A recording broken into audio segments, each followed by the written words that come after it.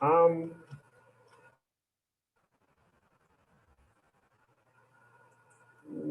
First of all, I want to define precisely what Red Plus is.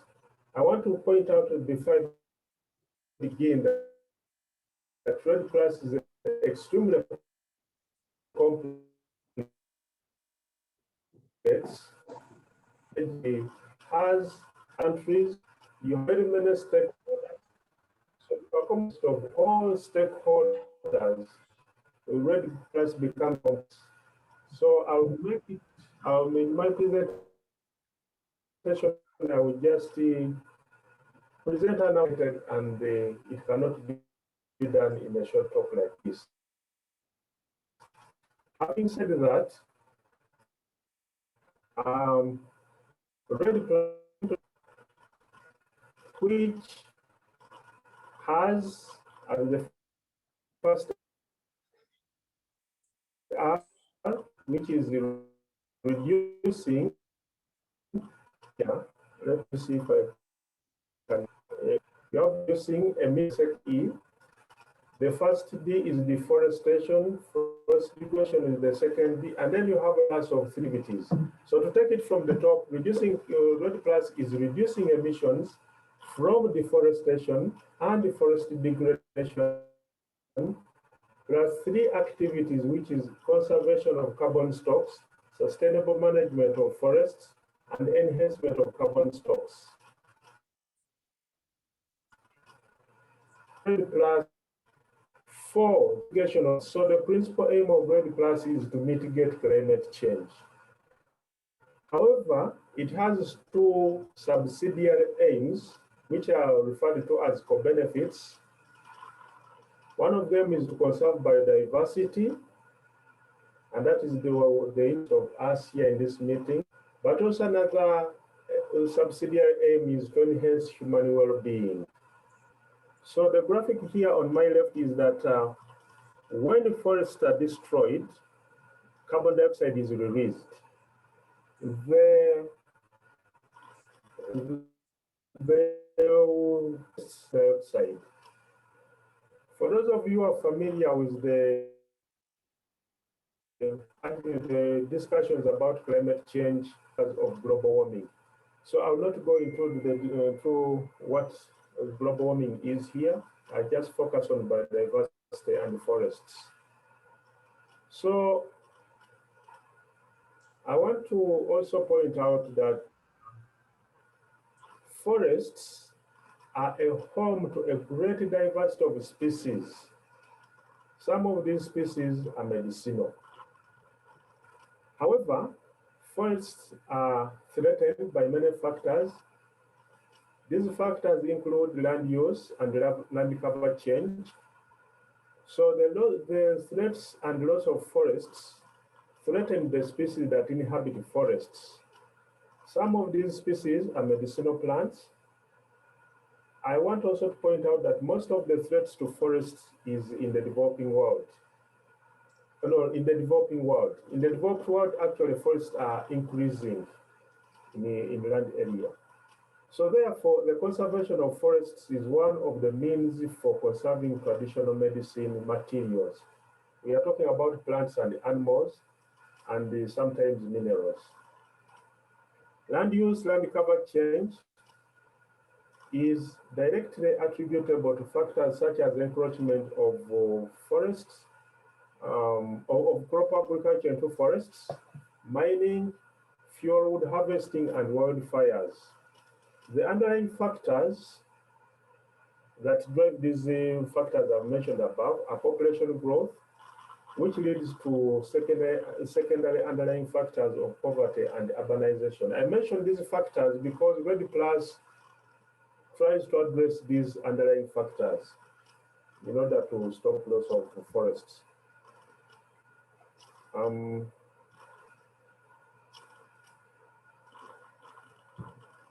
So in Uganda, we are experiencing very rapid forest loss.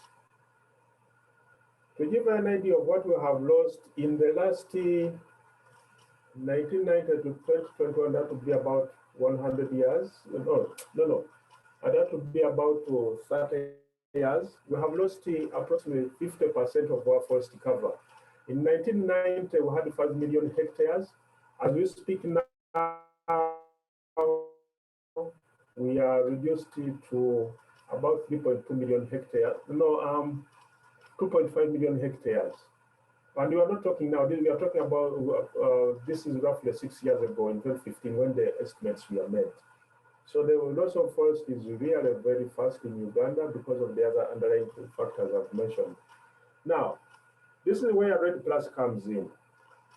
RED Plus is a new global strategy which was first discussed in international meetings in 2005.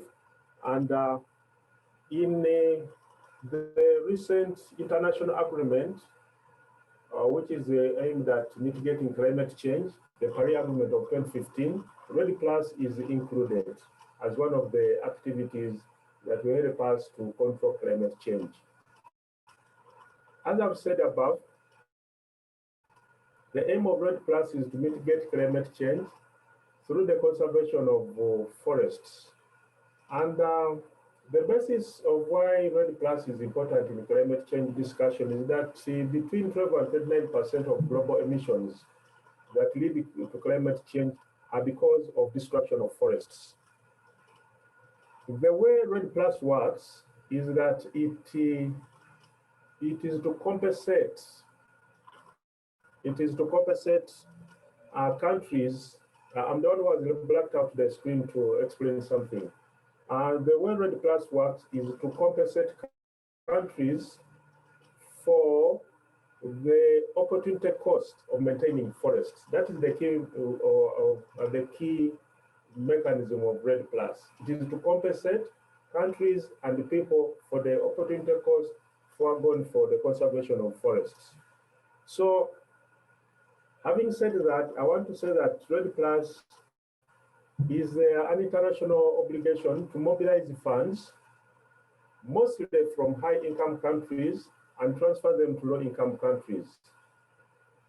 For this to happen, countries must demonstrate that they have indeed conserved the forests or enhanced forest stocks.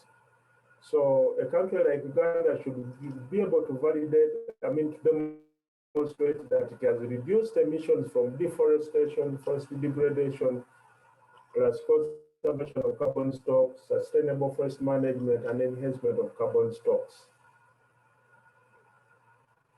I hope I will have a minute to explain these things. Well, what we mean by carbon stocks basically is that conserved forests as they are, sustainable forest management, self-exploration, the planting of trees, lost forests. In the past, I want to say also that RED Plus have to cause unintended harm. And you can observe this convert when we talk about harm to biodiversity.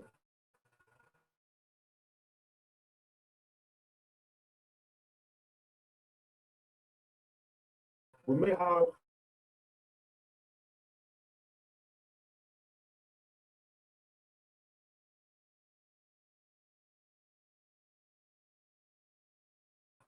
have areas that forest the livelihoods. So in the framework of RED Plus, things which I'll mention them. I mentioned this because I'm going to explain countries that are important must demonstrate that they are not going to destroy biodiversity and people's livelihoods and well-being. I now want to turn my attention to how RED Plus is implemented. Now, RED Plus is at the national level. It's not at the global level. It is already done at the country level and level, but it by design should be done at the country level to avoid problems of double counting and other unintended. So anyway, Red Plus is planned to be implemented in 3 phases, which is about preparing for Red Plus in the country. In Uganda, this took us about 6 years. It's a very complicated process. After that, you go into the implementation phase, which I'm going to explain, and then lastly, you go into the results-based action phase. Those are the 3 phases of Red Plus. Uganda so far has completed the readiness phase. So during the readiness phase, the country undertakes to develop national strategies and action plan. We have finished that. Build the capacity for Red Plus implementation. We have done that. Develop policies and measures for Red Plus implementation. That has been done. And design demonstration activities. This is what is missing so far for the country. The country recently contracted a consultant to design these demonstration activities. During the implementation, the second phase, the implementation phase, this is aimed at implementing and testing national strategies, policies, and action plans that we are developed in under phase 1. This phase may also include activities that we are done in the readiness phase, which I will not repeat. Lastly, and this is where Red Plus really gets into play, the study phase, which is the results-based ready actions, the results-based actions phase. This is the point in time when a country and other stakeholders maintain forests and they are paid against the verified demonstrable activities. We have not reached that phase. So a country that is going to participate in the Red Plus process must design and have in place these 4 documents, which I'm mentioning now. The first one is the National Strategy or Action Plan. The second one is a baseline. A country must demonstrate a baseline of the emission level against which it is going to demonstrate progress for the conservation of forest. And this is called the National Reference Emission Level or Forestry Reference Level. There's a slight difference, there's a big difference between these 2 terms, but I don't have time to explain the difference. So also a country must put in place a system for monitoring forestry stability or changes. This is the National Forest Monitoring System. Then also a country must have in place a document and a plan to protect people, such that they are not harmed, as I mentioned before. This is the Safeguards Information System. This is to make sure that the country will be able to report how it is protecting biodiversity and the people.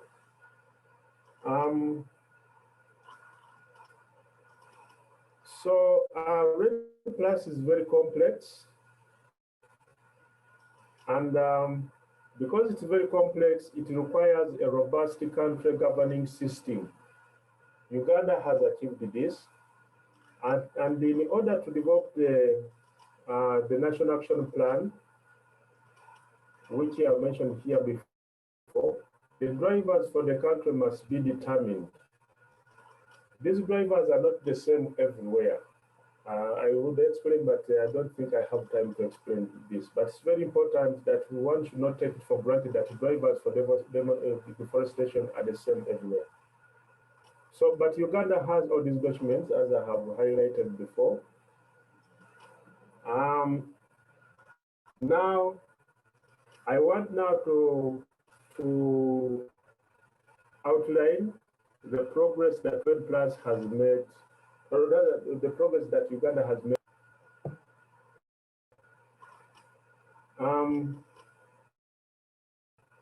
Uganda has put in place the management and governance framework. This is very elaborate because the coordination of Red Plus is in the Ministry of Water and Environment. Many different, about 80 different ministries are involved in Red Plus. And then you have civil society organization, NGOs. So the stakeholders and the sectors involved in Red Plus are really very many. So it requires a very elaborate management system to be in place. This has been created, and the other documents have also been put in place, the ones I've mentioned above. The most important document that we have in the country right now is the strategy. This will briefly refer to as the strategy, but this is the National Strategy and Action Plan. So this strategy of ours for Uganda has identified 5 major drivers and has proposed 7 interventions to address these drivers. The drivers that have been highlighted in the strategy are wildfires, fuel wood extraction, roundwood extraction for construction, a smallholder agriculture expansion, and large-scale commercial farmland. These are the drivers that must be addressed if we are going to conserve forests. So the interventions are promotion of climate-smart agriculture, sustainable production of fuel wood, large-scale commercial timber plantations, restoration of natural forests in the landscape, promotion of energy-efficient cooking stoves, integrated wildfire management, and intensification of livestock management. So, of course, my problem here is time. I cannot explain any of these interventions, but this is where the country has decided that it's going to emphasize efforts in order to conserve forests.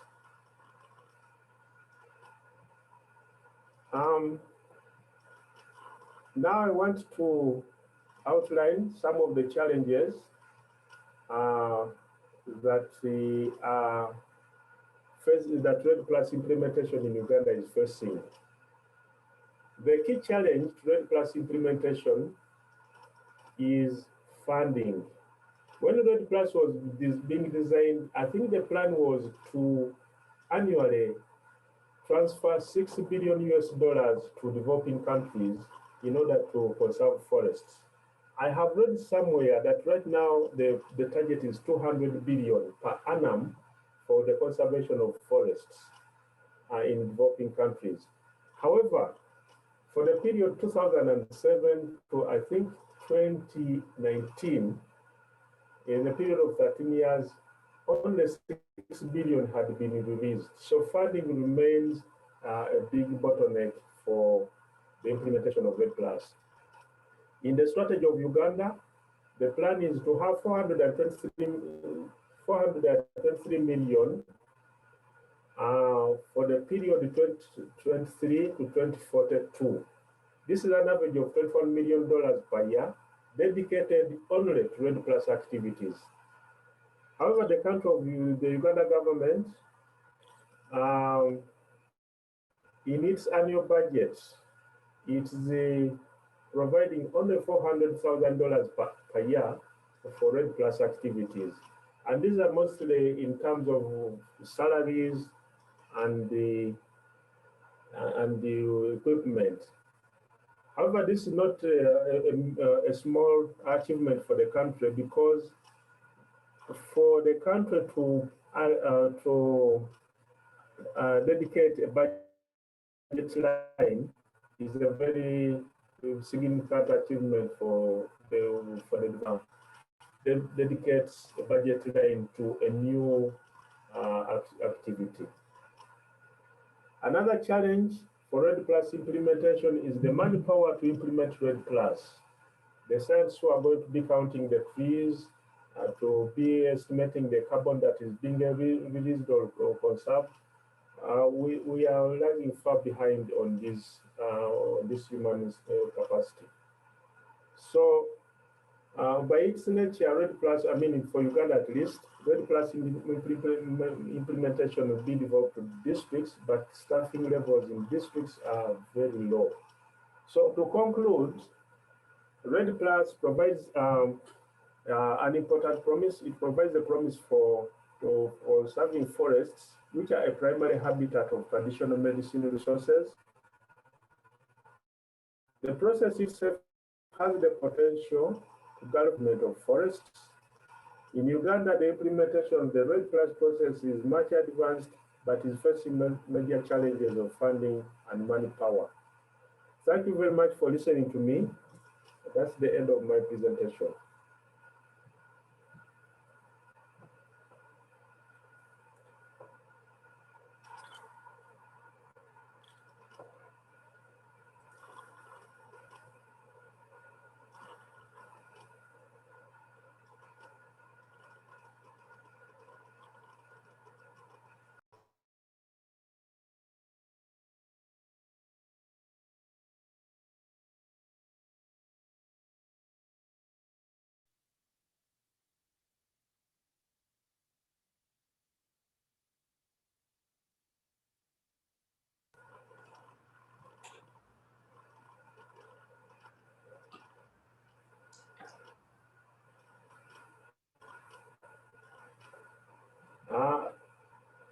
Secretariat, am I still online? I can't hear anything. Yeah, there was a question by Clement. Yes, Professor Tabuti, you are online and we can hear you well. Thank you for that keynote address. I have a question. I think it's in order to ask a question at this point. You rightly point out that trade is a big, complex animal, or elephant, and for a country such as Uganda, it's a massive task to deliver on this. However, you have also highlighted the progress made so far. My question relates to private owners, people who have forests that are natural. How is this RED Plus project going to help those important stakeholders in achieving the RED Plus goals, especially given the fact that perhaps they might not be in position to assess the carbon stocks, which is a very important variable in this debate of RED Plus? Thank you. Thank you, Collins. Your question is, you're asking, how does a smallholder farmer assess funding of RED Plus? Is that the question? I hope I've understood. Yes, I hope I've understood it to mean that, well, how does a smallholder farmer assess funding? Right now, the country is planning to see how all stakeholders benefit from RED Plus funding. To begin with, the country contracted a consultant to come up with the demonstration activities which would inform how RED Plus is going to be implemented and include all the smallholder farmers. The results from that study have not come out to guide implementation of this particular aspect. Having said that, there are some initiatives to aggregate, they call it carbon. Instead of saying trees, they say to aggregate carbon. So there are interventions that are aimed at aggregating carbon to sell in the world market. Some of these interventions are trees for global benefit in Mbale, where EcoTrust is organizing farmers, putting them together in collectives, and then these farmers can sell their carbon through a group, but not as individual farmers. Okay, thank you. Professor Tabuti, there is another question from Dr. Grace Nambatia. Yeah, Professor Tabuti, thank you for the presentation. You informed us that almost over 50% of our forests have already disappeared. And well, first of all, that's a good program to mitigate climate change. And you also briefed us that you already have a national strategy and action plan, which is good. You've shared with us major drivers, interventions, and you even have mapped out the challenges. It would be interesting to probably factor in a plan for exploration, because when we look at the plan for 2023 up to 2042, Uganda will have no more forests from the way they are disappearing. So in the new normal, COVID is setting stage for programs to put in place new normal strategies. It would be nice to to really see how this root class can be sensitive to the fact that COVID is here, in a sense that we need these forests. Probably another issue is manpower. There are lots of unemployed people out there, and maybe throw more light on what makes manpower be a challenge. And lastly, root class probably should take note now that we have an Act of Parliament of Traditional and Complementary Medicine. Could it be factored in the SMART plan and the new normal to ensure that we really save these forests? Thank you. Thank you, Dr. Nambatia. Dr. Nambatia did not ask a question. She improved on the presentation. She gave some thoughts about how to improve red class. Thank you very much.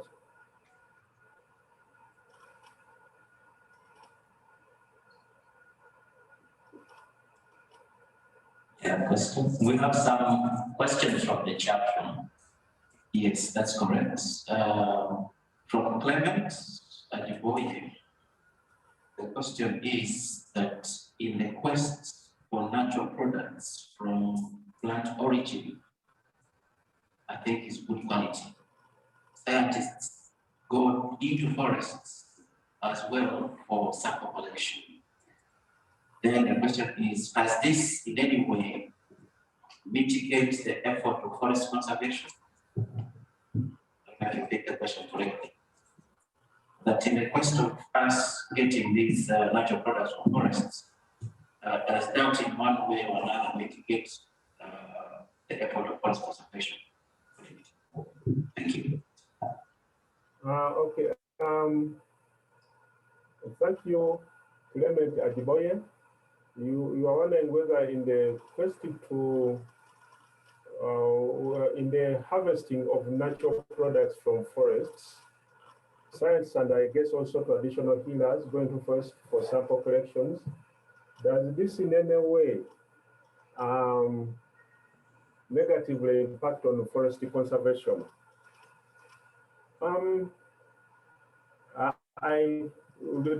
This is probably not meant only for me, but I think it's meant for the entire group. Everyone can have their thoughts about this. Me personally, what I think here is that, first of all, Red Plus should not stop activities that have been taking place for the livelihoods of people. That's very clear, that if we can't stop people from accessing forests to get traditional medicines. Secondly, if the harvesting of medicines is an activity that's likely to harm the forest, Red Plus must make sure that people who need these medicines are compensated and are given alternatives for not going to the forests. This is very complicated because if the medicine that you need is in the forest, you must go to the forest. There's no substitute. So therefore, the government or whoever is interested in conserving the forest must therefore make sure that the forest increases. So what is taken out should be replaced through replanting, basically, because the traditional medicine plant, if it is a tree, and you debug it consistently, it will die away, especially if it is being used for commercial purposes. So for small homestead exploitation of medicine, this is not a problem. But if it is for commercial purposes, for example, Prunus africana, as it is being exported to Europe, this creates a problem, and therefore the forest must be replanted. Another thing is that a true cost must be attached to, if you are going to export Prunus africana back, we must capture the true cost of Prunus africana back. Right now, as I know, a kilogram of Prunus africana is probably 11 cents of a dollar. However, in Europe, I think it's sold for maybe $10, but the harvesters in Cameroon are getting 11 cents. So policies and the actions must be created at the country level to make sure that we capture the true cost, the true value of the bag. So this is simpler so anyway, to answer clearly that the harvesting of traditional medicines will probably harm the forest. However, Red Plus is there to address such imbalances and market failures to make sure that as we harvest the forest, we have in place measures to conserve the forest. Thank you. Thank you, John. There are still a number of questions, but before I go to those questions, I was wondering what efforts are being taken, especially in Uganda, to plant, say, forest to empower private farmers to plant, say, trees like Prunus africana to kind of reduce on forest encroachment, especially the barking of those trees. Are there any efforts taken nationally or by organizations? Yes. There are various initiatives to conserve the forest and replant trees outside the forest and in the forests. The Uganda Wildlife Authority is at the forefront of planting trees in the forest. That is called reforestation. So they are doing this a lot in the forest that they are responsible for. Then you have other projects like a FIFOCO, that is a forest income enhancement something project, which has been running for about 10 years, and it has been facilitating Ugandans to plant trees. Then if you're moving around the country, you'll be seeing a lot of small plantations. Some are big, some are small, but I mean, big, small is relative, but some are probably 5 hectares, some are 20 hectares, and you're seeing these all dotted around the country. This is the active involvement of the government through planter growers scheme. The problem with these plantations is that they are focusing mostly on exotic species. That is the normally eucalyptus and the pine. However, Uganda Wildlife Authority, for it is interested in indigenous species. Whereas these other projects, the FIFOCO, SPGS, they're mostly looking at sawlog or timber species, that is pine and eucalyptus. And then you have other projects like I've heard that in northern Uganda, you have a project where it is for horticultural crops, the oranges, but it's really big. Then you have trees for global benefits in Imbale. So the projects to assist the farmers plant trees or smallholder farmers are really many in the country. Thank you.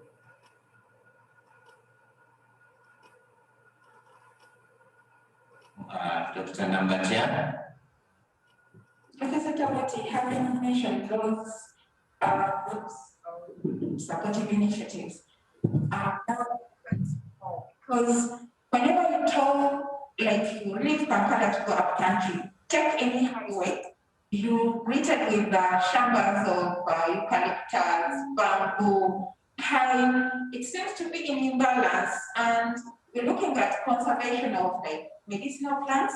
You say Uganda Wildlife Authority supports that. So are there efforts to ensure this is done in balance? Because really, you find like go to Mitiana, upon Mitiana Road, you just see eucalyptus, and it seems to really be to me to pose more challenges, the issue of balance.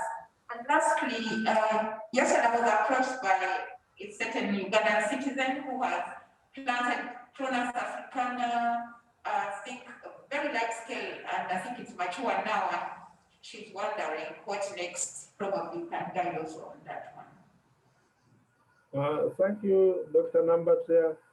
The line was breaking, but from what I could hear, you were saying that currently tree planting efforts for exotic species, you find and so on. And then so this is not good for biodiversity, agreed. Then you're also saying that for people who are actively planting species like Prunus africana, how are they being compensated? The line was breaking, that's how I understood it. I hope I understood you correct.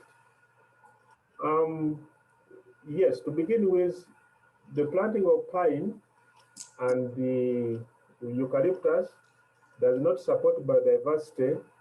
However, it also supports the conservation of forests because it is aimed at reducing pressures on protected areas. So if we have a good stock of pine, a good stock of eucalyptus, then we shall have solved the problem of firewood, fuel wood. We shall have solved that. Then people will no longer be going to forests to cut down trees for timber. So it helps to reduce pressure on forests. Now, if somebody plants Prunus africana, they'll be compensated, but you know the metric for Ready Plus is the biomass. So whoever is going to pay the person who has planted Prunus will base on the biomass, which is translatable into carbon. Yes. Okay. Okay, Professor Tabuti. Dr. Collins would like to add something. Yes, thank you. Professor, you mentioned something about, I think in relation to the question on how you go into the forest, harvest medicinal plants, and then how that translates into conservation. We did some study in Rwenzori, very interesting. I think this is 1 year back. And yes, we saw that some trees were being targeted. In fact, in Rwenzori, 73% of the sample trees were of Prunus africana. And the impressive thing about the study was that all the Prunus was being redeveloped. And so almost 35% of those that were developed were dead, or they were dying, or on their last knees. And so we are saying, what can we do to educate our people who go in these forests to harvest these natural products? Because I think that there must be something we can do.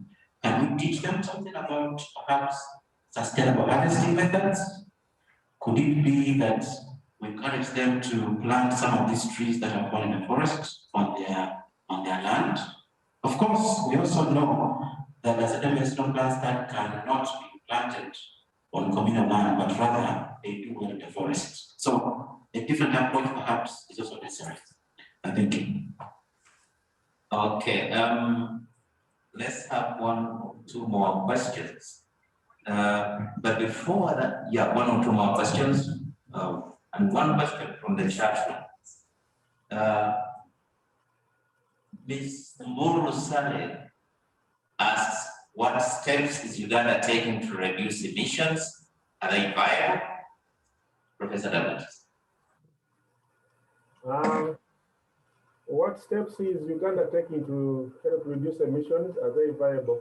The thing is, Red Plus is about emissions from forests, but we also have emissions from transport, emissions from building, emissions from cooking. We have a comprehensive strategy in the country for reducing emissions from all sectors. And this has to be reported after every 2 years in our nationally determined contributions. And I don't have details for the other sectors, like air, transportation, and so on. But I know that a countrywide strategy under the Climate Change Department is in place. What steps is Uganda taking to help reduce emissions in the forest sector, which is the gist of this presentation? Well, right now, I don't have details, but a significant amount of resources have been procured for tree growing in the wetland regions of northeastern Uganda. The activities are many. Maybe the problem we are having here is that no study, or maybe I'm not aware, that it appears there's no study that has been done to collect information of who is doing what. I know for a fact that Danida is doing a lot of work in climate smart agriculture in Western Uganda, no, not Western Uganda, in the Arua area.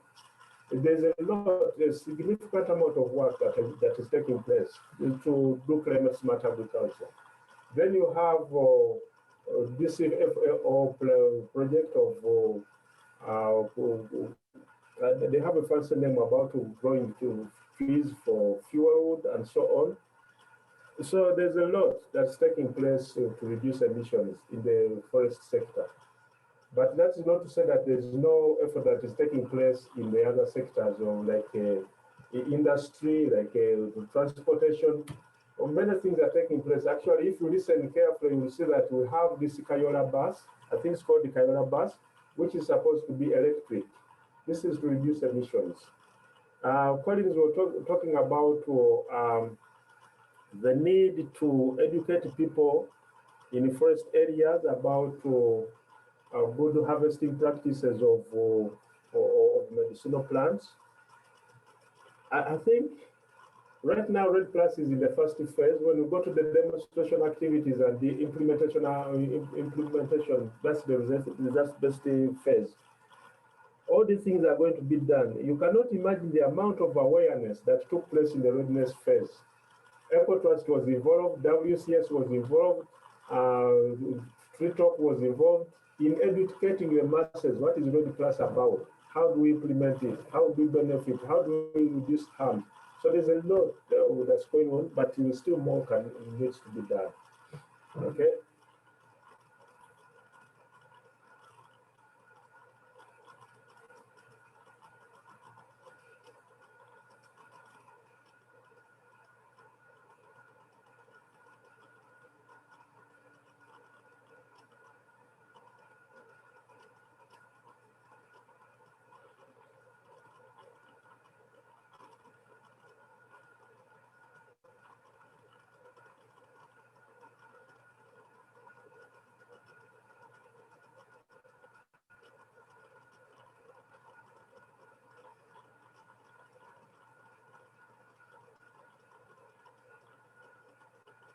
Patrician.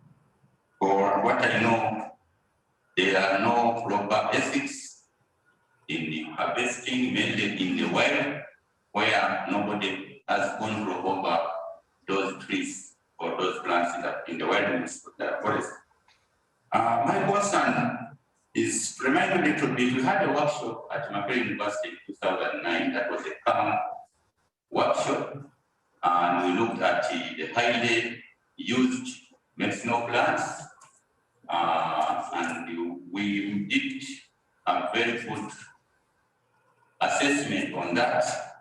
And we had a concern whereby we had to design a new method of conservation apart from the ex situ conservation, which has no control. We were looking at the in situ conservation, whereby at least the companies or people concerned, or institutions concerned, would conserve the type of plants or type of trees which they need to use, mainly in the areas of herbal medicine production.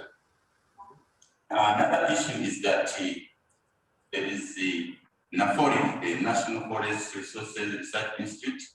I think it would be of value to have a connection with this institution, because when I visited their place a few months ago, I found that they have really done a good job on conserving most of the medicinal plants. And we also have a program looking at training or turning the use of medicinal plants, mainly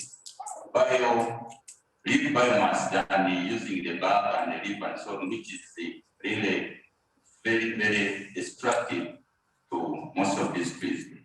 To my view, I think on the strategies you have, the 7 strategies, and conservation strategies, I think we could include the national strategy on conservation of medicinal plants. I think it would work because as we are now here in this conference, we are looking mainly at the natural products industry of Africa. The natural products of Africa we are looking at is the medicinal plant or the medicinal side of it. Thank you very much. Next quick question and the last one.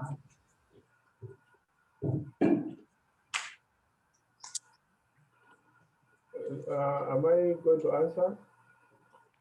Yes, go right ahead. Go right ahead. Let's be brief.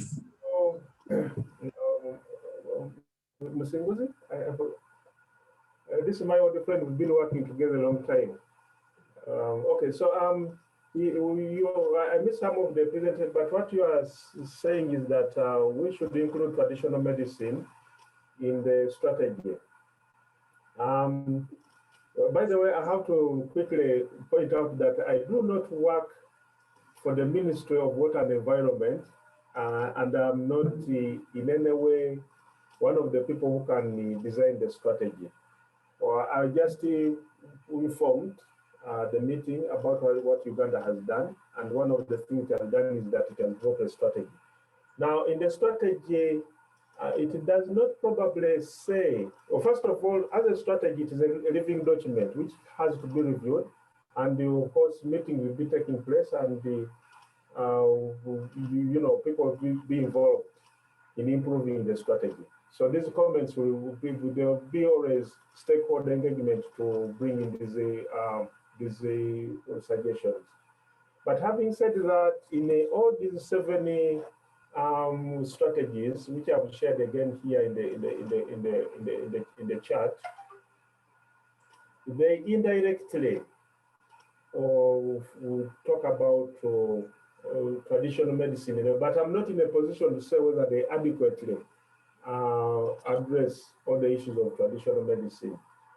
But every time you conserve a forest, whether through stopping a wildfire, whether reducing demand for trees in the forest, you are in a way supporting the conservation of a forest and traditional medicines in passing. But that's all I can say. Okay, thank you, Professor. Thank you. Good morning. Thank you, Chair, for giving me this opportunity. Thank you, Professor Tabuti. You were once my lecturer at Makerere University, and I'm glad to be with you at this conference. I'm Dr. Komakechi Richard, and I would like to say that one of the ways how we can conserve and multiply our dwindling populations of medicinal plants in the forest is actually to explore the use of technology. Countries like South Korea, they do what is called micropropagation of medicinal plants. And it is through this micropropagation that they use in multiplying mass population of some of these medicinal plants.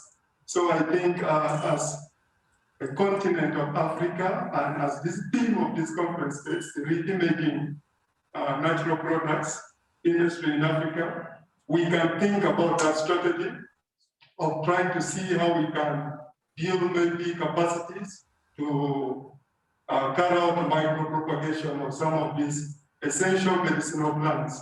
And by the way, studies show that most of these medicinal plants is very difficult to propagate using the traditional methods. And maybe exploring this kind of technology and going by doing micropropagation could give us the solution to this kind of problem. Thank you. Okay, thank you very much. Ladies and gentlemen, we now invite our next speaker, who is Ms. Sana Malomile Kadimenge.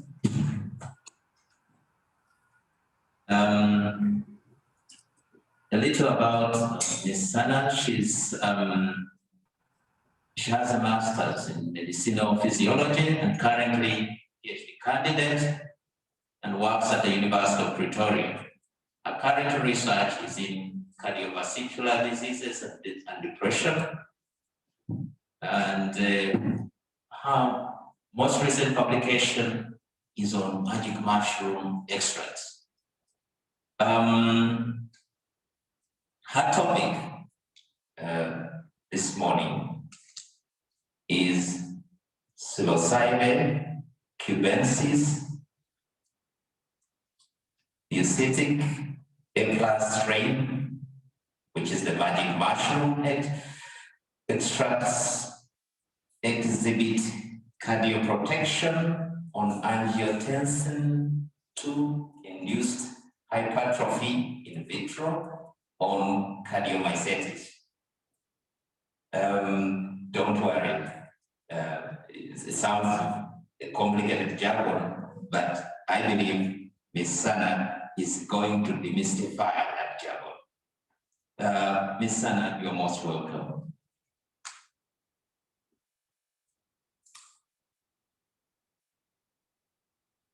Do we have her? We are going to set a recording. Oh, okay. That's good.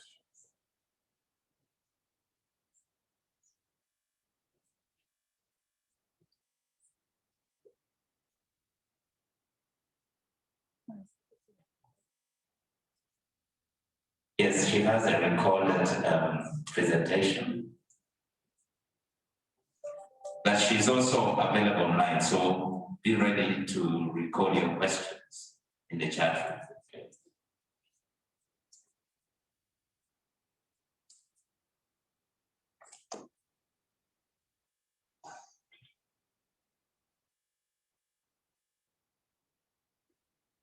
Okay.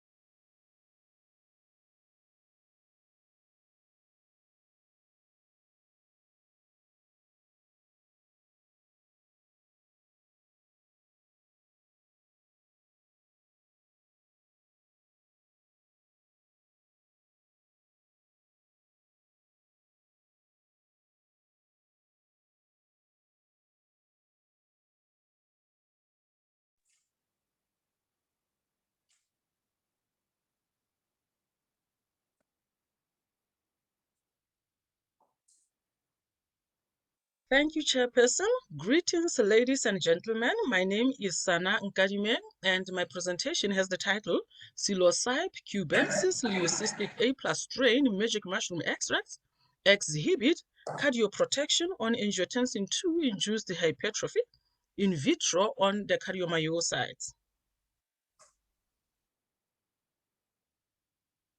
Depression is a burden to society and affects about 300 million people of all ages globally, and the number is said to be increasing. The disease is responsible for about 800,000 annual deaths by suicide. Depression is associated with chronic stress, chronic diseases, and also aging.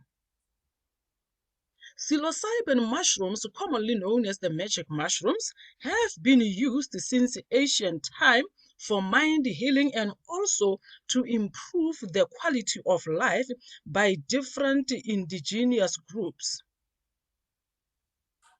Recent studies have also shown that psilocybin, which is the natural psychedelic compound that is found in the magic mushrooms, that it has remarkable and very significant antidepressant effects.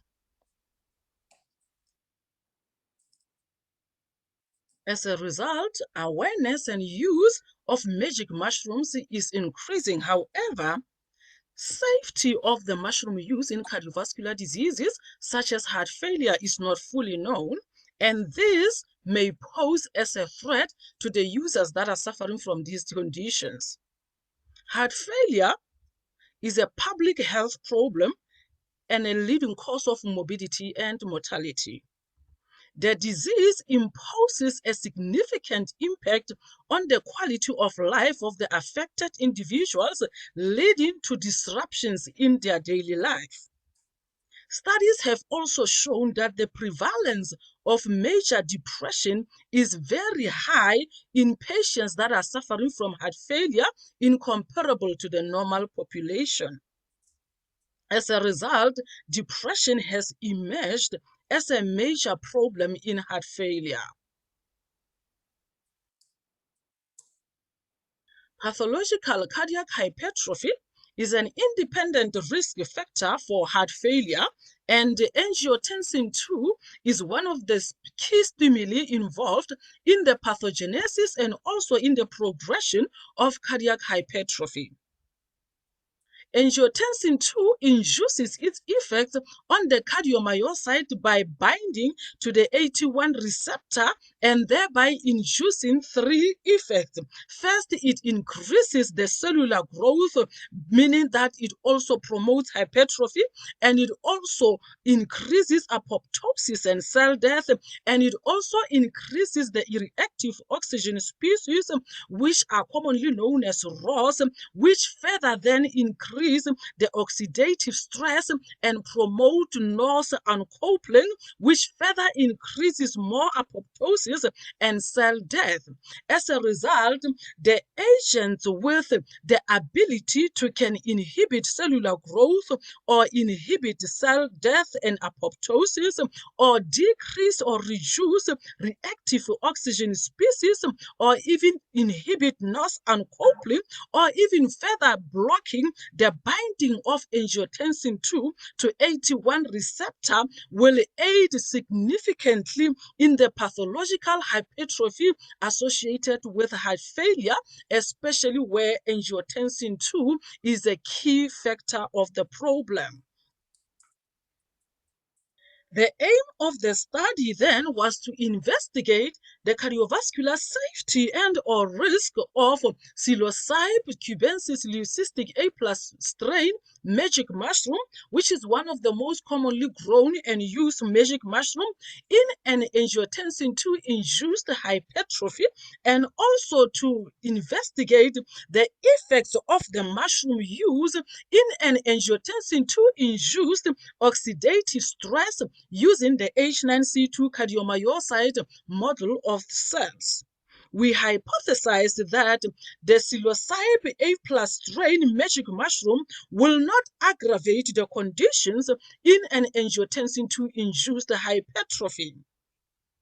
Ethical clearance were applied and the project was approved by the University of Pretoria Research Committee. Since magic mushrooms and or the psilocybin mushrooms are Schedule 7 substances in South Africa, the project also had to be approved by the Medical Control Council Committee from the South African Health Department. The first thing under the method that had to be done, of course, was to grow the Psilocybin cubensis leucistic A+ strain mushrooms. And the spores for these particular mushrooms were purchased from the Spore Sport Company.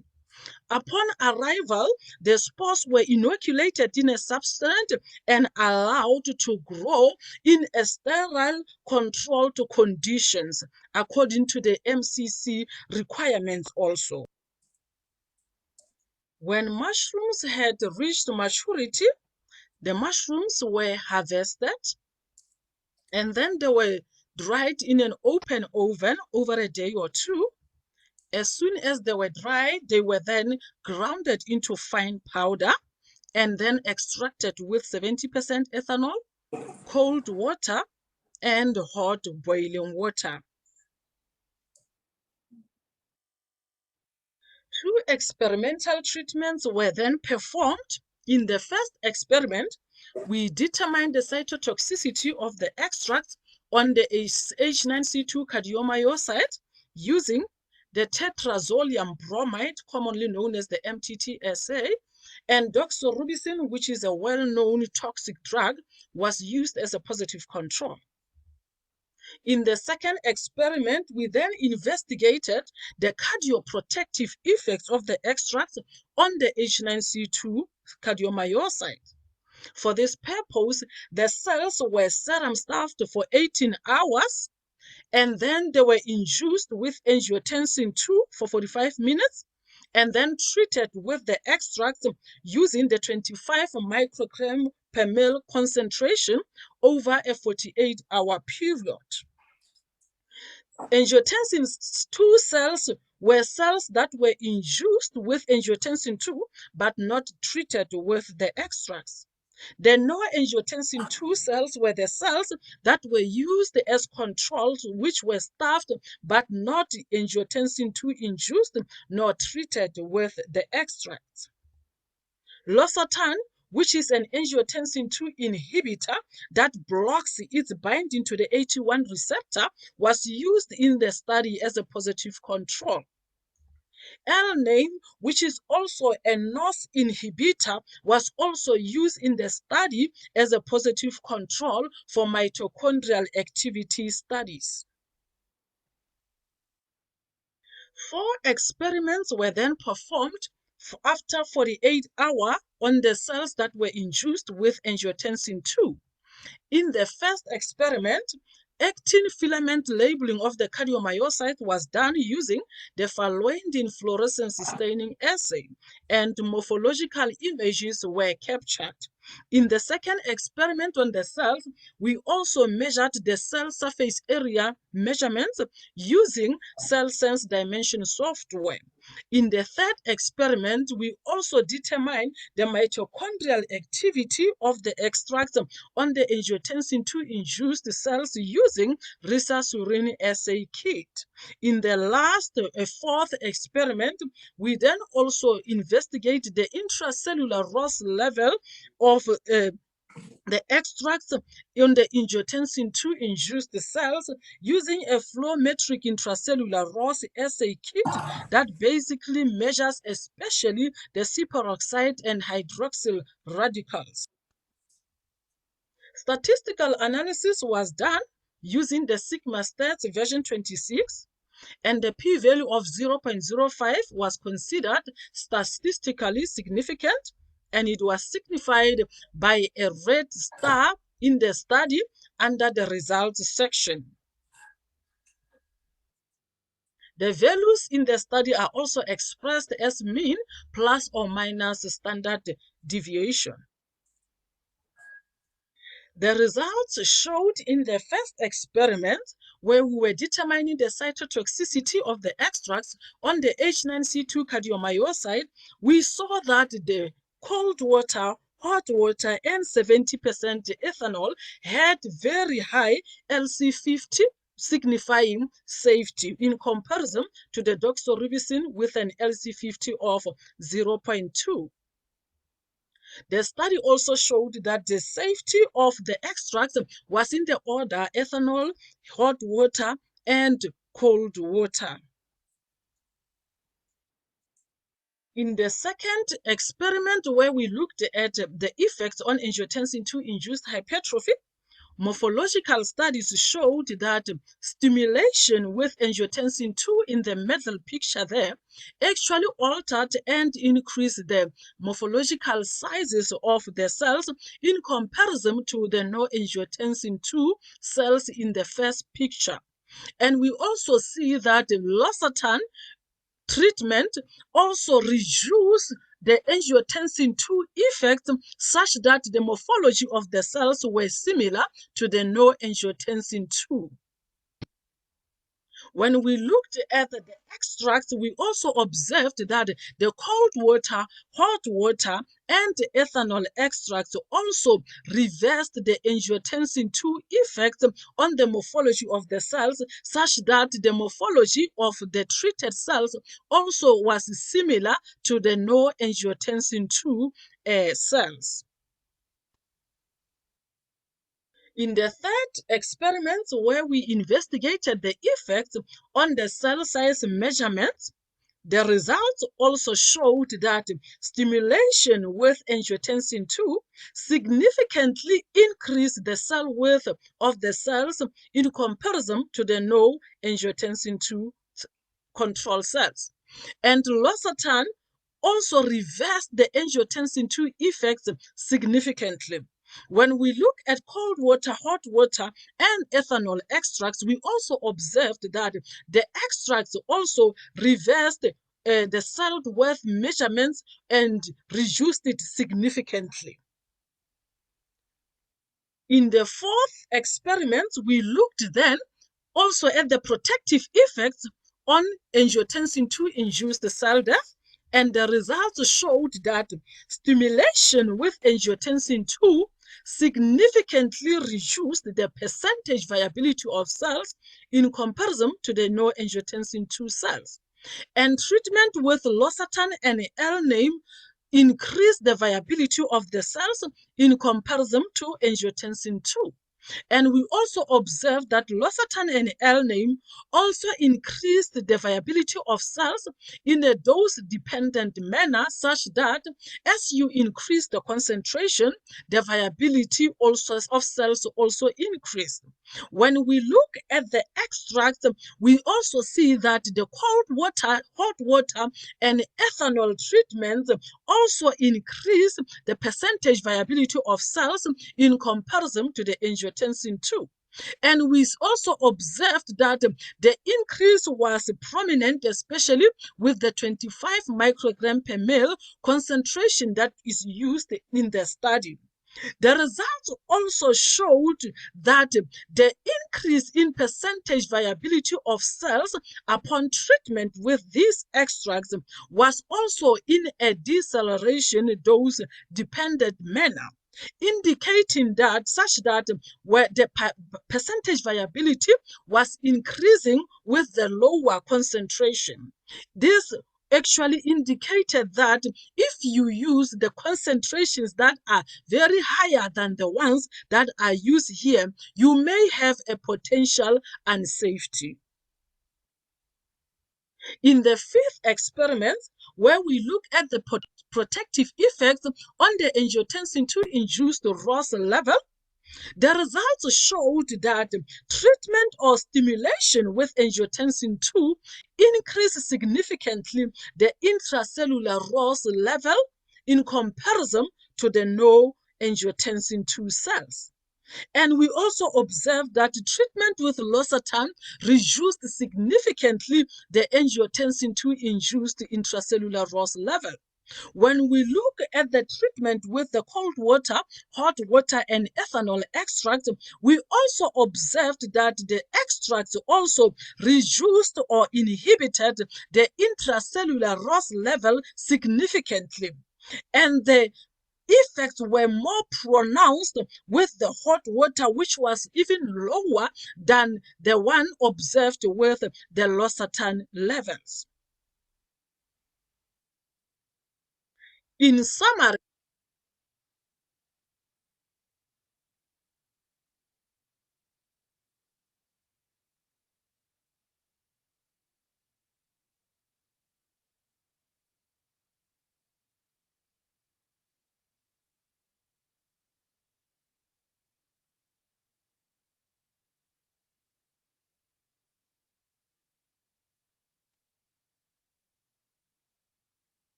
Sana, it appears your presentation stops at the discussion area.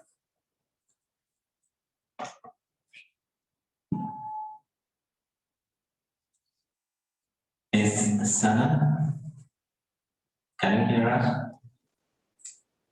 yes, I can hear you, Chairperson. Thank you.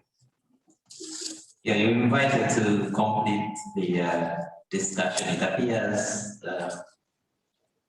what we have here. It ended at, or should I finish it off? Chairperson? I'm not sure if they can hear me.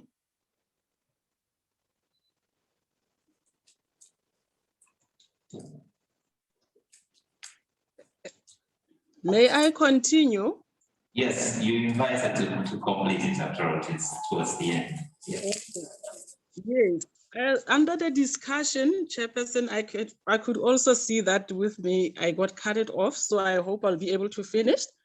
In summary, what we then observed was that the cardiomyocyte cells that were induced with angiotensin II significantly increased the cell surface size of the cells, indicating hypertrophy. Angiotensin II also significantly decreased the cell viability of the cells, indicating an increase in cell death, cell injury, and also apoptosis potential. And also angiotensin II increased significantly the intracellular ROS production, indicating an increase in oxidative stress, cell injury, and potential apoptosis. And all these effects were similar to the findings from other previous studies where angiotensin II was used. It also increased hypertrophy, and the cell surface was one of the key factors that were induced. It also decreases the viability of the cells, and the oxidative stress also was increased. So our findings were similar to other studies, also indicating that there was definitely a pathological hypertrophy that happened. But then when we looked at losartan from the results, we could also see that treatment with losartan that basically inhibits the angiotensin II effects at the AT1 receptor reversed all these effects significantly.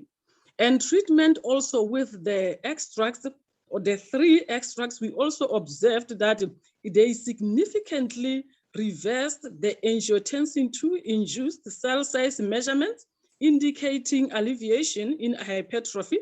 They also decreased or reversed significantly the angiotensin II induced ROS levels, and indicating that there is safety with the use of the extracts, and they also improved the angiotensin II induced cell death, further indicating safety. And all these results also, they indicated to us that there are presence of compounds within the extracts of psilocybe A+ strain magic mushrooms with the potential to can help, or with the cardiovascular potential, cardioprotective potential. The extracts also were not toxic with the concentrations that was used in the study. And also from the study, we could see that the extracts will also be considered safe with regarding to the LC50 that we observed. So in conclusion, the results proposed that psilocybe cubensis leucistic A+ strain magic mushroom extracts did not exacerbate or aggravate the angiotensin II induced hypertrophy conditions. Instead, our study actually showed for the first time that the mushroom extracts demonstrated potential cardioprotective effects against a pathological hypertrophy, oxidative stress, and cell injury or cell death. The study also supported medicinal use of the mushrooms under control, and also cautioned the use of high concentration. And we'll also like to acknowledge Mr. Molland and Ms. Moahi, who assisted with growing the mushrooms and also with the statistics, and to also acknowledge the HW-CETA and the MJ MedTech for the funding that we received for this study. Thank you, Chairperson. Thank you, Ms. Sana, for demystifying that medical jargon, and also for this presentation on that groundbreaking study of the magic mushroom. And I'm sure it will go a long way in relieving the suffering people with depression or cardiovascular issues. Yes. And my little question, however, is do you have plans to have this magic mushroom extract developed into a usable natural product for a drug? You got cut it off, Chairperson. If you could please repeat the question.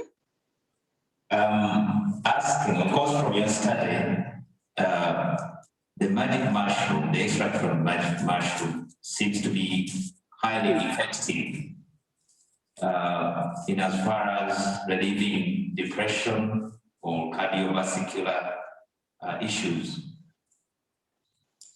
And having found that it is effective, do you have any plans to develop that extract into either a natural product that can be used, or do you have plans to have a drug process out of this? Yes, thank you, Chairperson. If I hear you correctly, because my network is pretty bad this side, but the plan is to package the mushrooms eventually. And we understand from the study that many studies have been done on the psilocybin compound itself, which is within the mushrooms.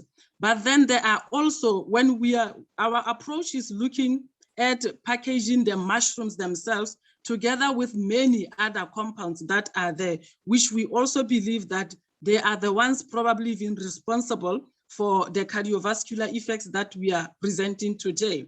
So in future, we are definitely in a road of going towards making or developing a product, but it will not be a product on the company, it will be a product on the mushrooms themselves with they are all different compounds that are we understand will be present within the mushroom. Okay, and before I hand over the microphone, I would like to know whether you have plans to grow this mushroom massively on a large scale, so that people can find them in supermarkets and so on. With regard to yes. Oh, that's beautiful. Yes.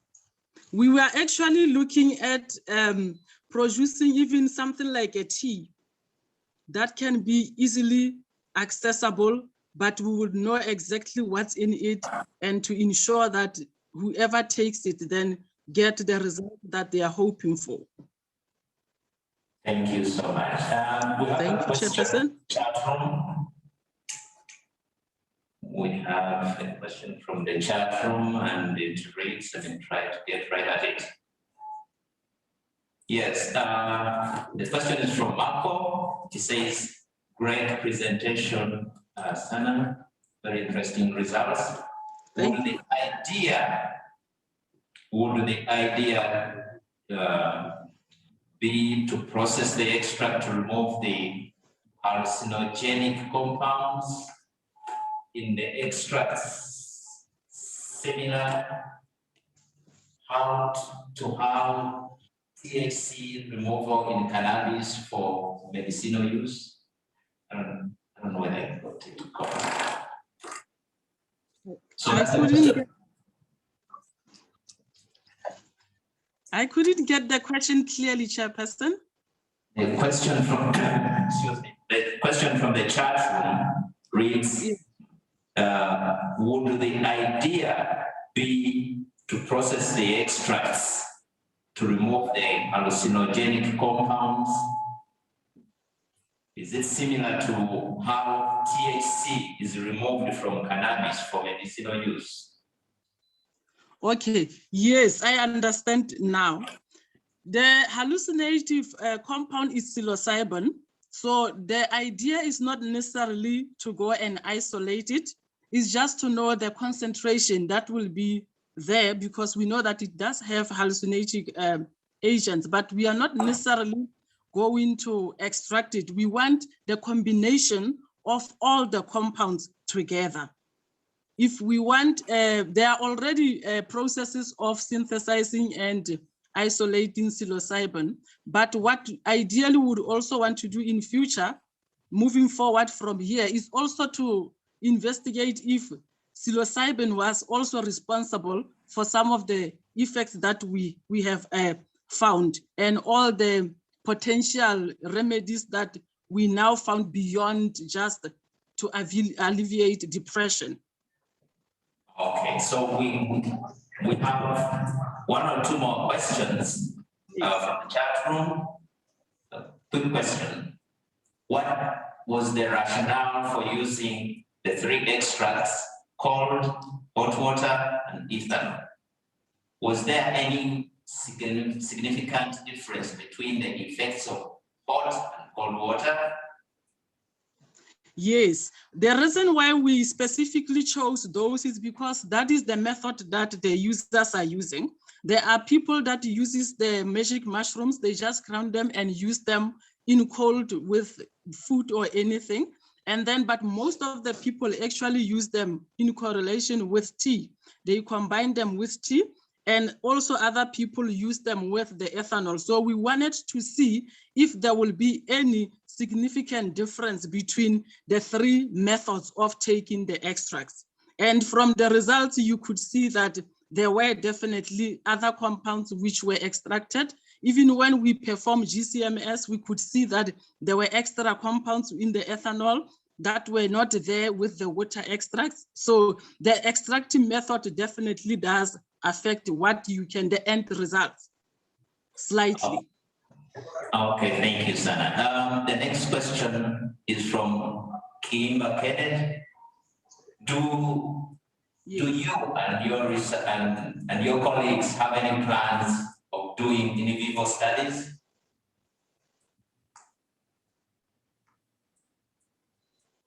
Chairperson, you got cut it off. Please repeat it. Sorry. Yes, yeah. So this question is from Kimba Kennedy, and it's saying, do the researchers, you and your group, have any plan of doing in vivo studies? Yes, you are cut it off, Chairperson. I can't hear.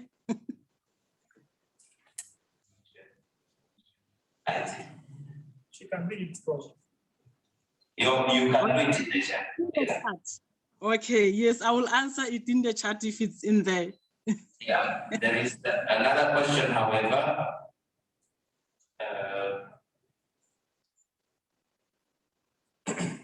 Okay, this one is from Dr. Iplet. Do you think there is much variation in the different species of psilocybin in psilocybin? Go guide the research in other species, or to guide research in other species. I can't hear. Please repeat it again. Let me repeat the question. Do you think there is much variation in the different species of psilocybin in psilocybin to guide the research in other species? I'm not sure if I heard the question correctly, but I'm thinking the question is in line with the species, like there's a difference between the species. Yes. Yes, sorry. Yes, Chairperson, there are, sorry, Chairperson, there are definitely differences within the different species of the mushroom, the psilocybe, like particularly this one that comes from the psilocybe genus. What I have seen so far, because I'm working with different types of psilocybin mushrooms, so they do differ. They do differ a lot. With the species are not all giving the same results. You will get certain compounds that are present with a different species, which will not be there in another species. So definitely the different species do produce slightly, they do differ, and they do produce different results as well. So the mushrooms that are coming from one psilocybe genus are different, and they may give different results. Thank you so much, Ms. Sana. Do we have any questions from the audience? Okay, in the interest of time, we can continue the discussion in our chat room. Yes. Right now, let's have the next speaker. Thank you. Our next speaker is Dr. Namukov Jane. She has a PhD in phytochemical and anti-plasmodial studies of medicinal plants used by both humans and chimpanzees. She's currently a lecturer at Makerere University, Department of Chemistry, and her area of specialization is natural products and organic chemistry. And her research interests are on antimalarials and microbial agents from medicinal plants. She's also interested in the synthesis of bioactive natural products.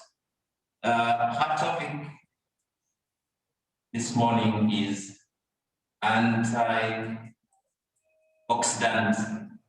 antibacterial activity and phytochemistry of Ugandan plants used to treat skin infections.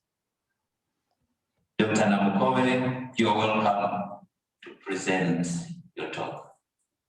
Thank you so much, Chair. Let me switch off the video so that I can get a better experience of because I know internet interruptions.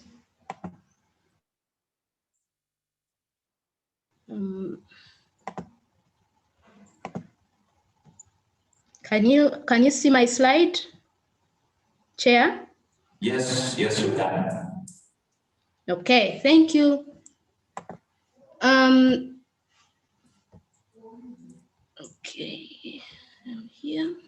Thank you so much, Chair, and thank you, the organizers, for giving me this opportunity to present my research results. And the topic of my presentation today is antioxidant, antibacterial activity, and phytochemistry of Ugandan plants used to treat skin infections. I'll start by introducing that and say that bacterial infections are common causes of illnesses and death. And actually, when it comes to skin diseases,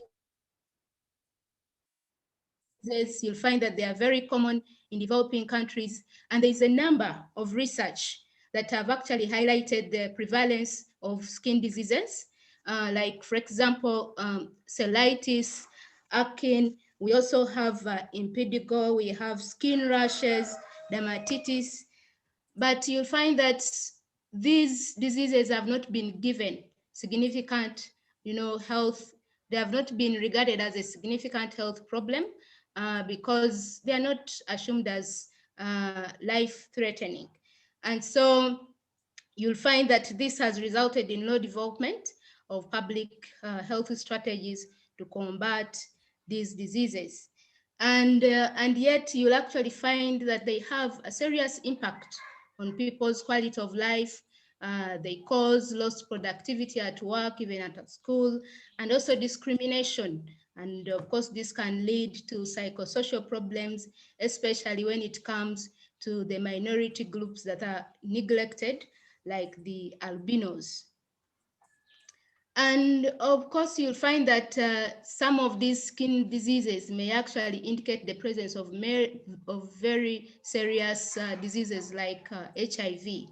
And you'll also find that many people develop these skin conditions due to UV exposure that actually cause sunburns. It lowers immunity against skin infections, premature skin aging, and consequently, you'll actually find that you get skin cancer due to UV exposure. And of course, even the other thing is these days people are using chemicals, very bad chemicals to lighten their skin, and actually this causes, it lowers the immunity against skin infections, but also it can cause cancer. You'll actually find that there are various topical and oral synthetic drugs that are being used to treat skin infections like erythromycin, fluconazole, cefixime.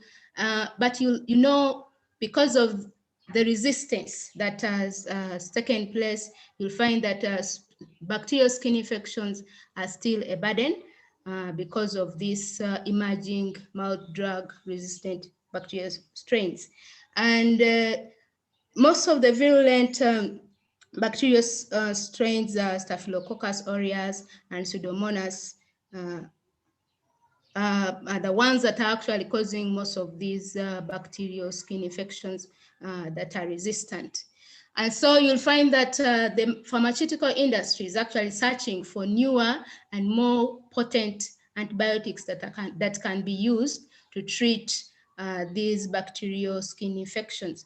And of course, plants have been sought for the new sources because they've been used since time immemorial as cosmetics, but also to treat various skin infections. But of course, we know that when you use herbal medicine, it actually reduces the burden of drug resistance because of the concoction, because of so many bioactive ingredients with different activity sites that are in this herbal medicine. So it reduces the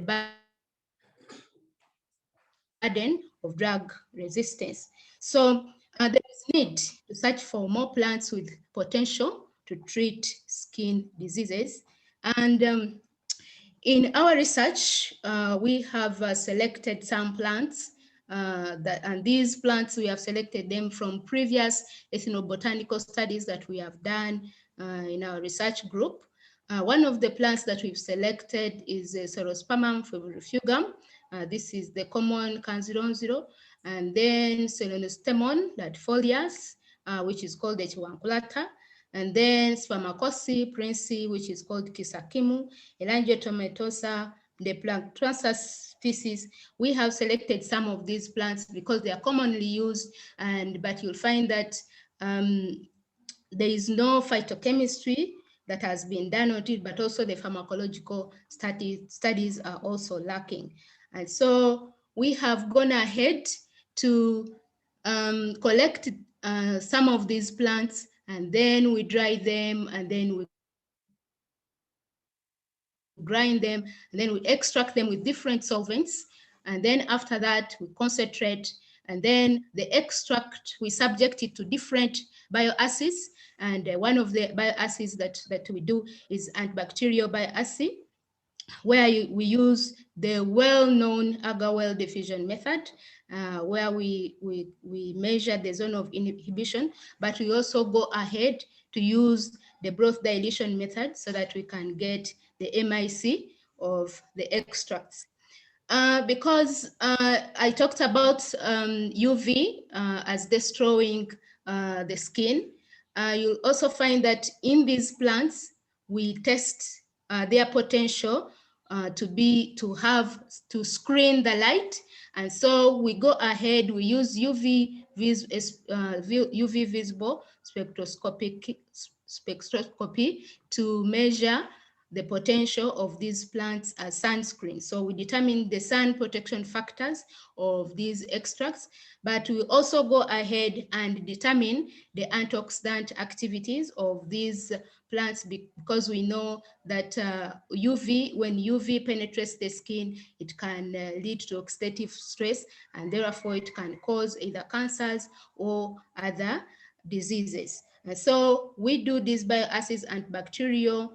We screen also extracts for their sunscreen potential, but also we do antioxidant activity using the DPPH radical scavenging assay. These are well-known, recognized methods that we use. And after that, when we find that the extracts are active, Then we go ahead and isolate compounds from them. And then after that, we elucidate their structures to find out the compounds that are responsible for the activity of the extracts. And so I will go ahead and look at some of the results, some of the significant results that we have seen so far obtained. When you look at Can0, we found out that the ethyl acetate extract was very, very active. And of course, when you compare it with the positive control ciprofloxacin, you'll find that the zone of inhibition was 19, and then that one of Cipro was 25. And then we went ahead to determine the MIC, which was 6.25 milligrams per ml. And this was for S. aureus. When it comes to P. aeruginosa, you'll actually find that you had 14, and then the MIC was 25 milligrams per ml. And then Kisakimu, this is S. princessae. You'll actually find that the zone of inhibition was 18 millimeters, and then MIC was 6.25.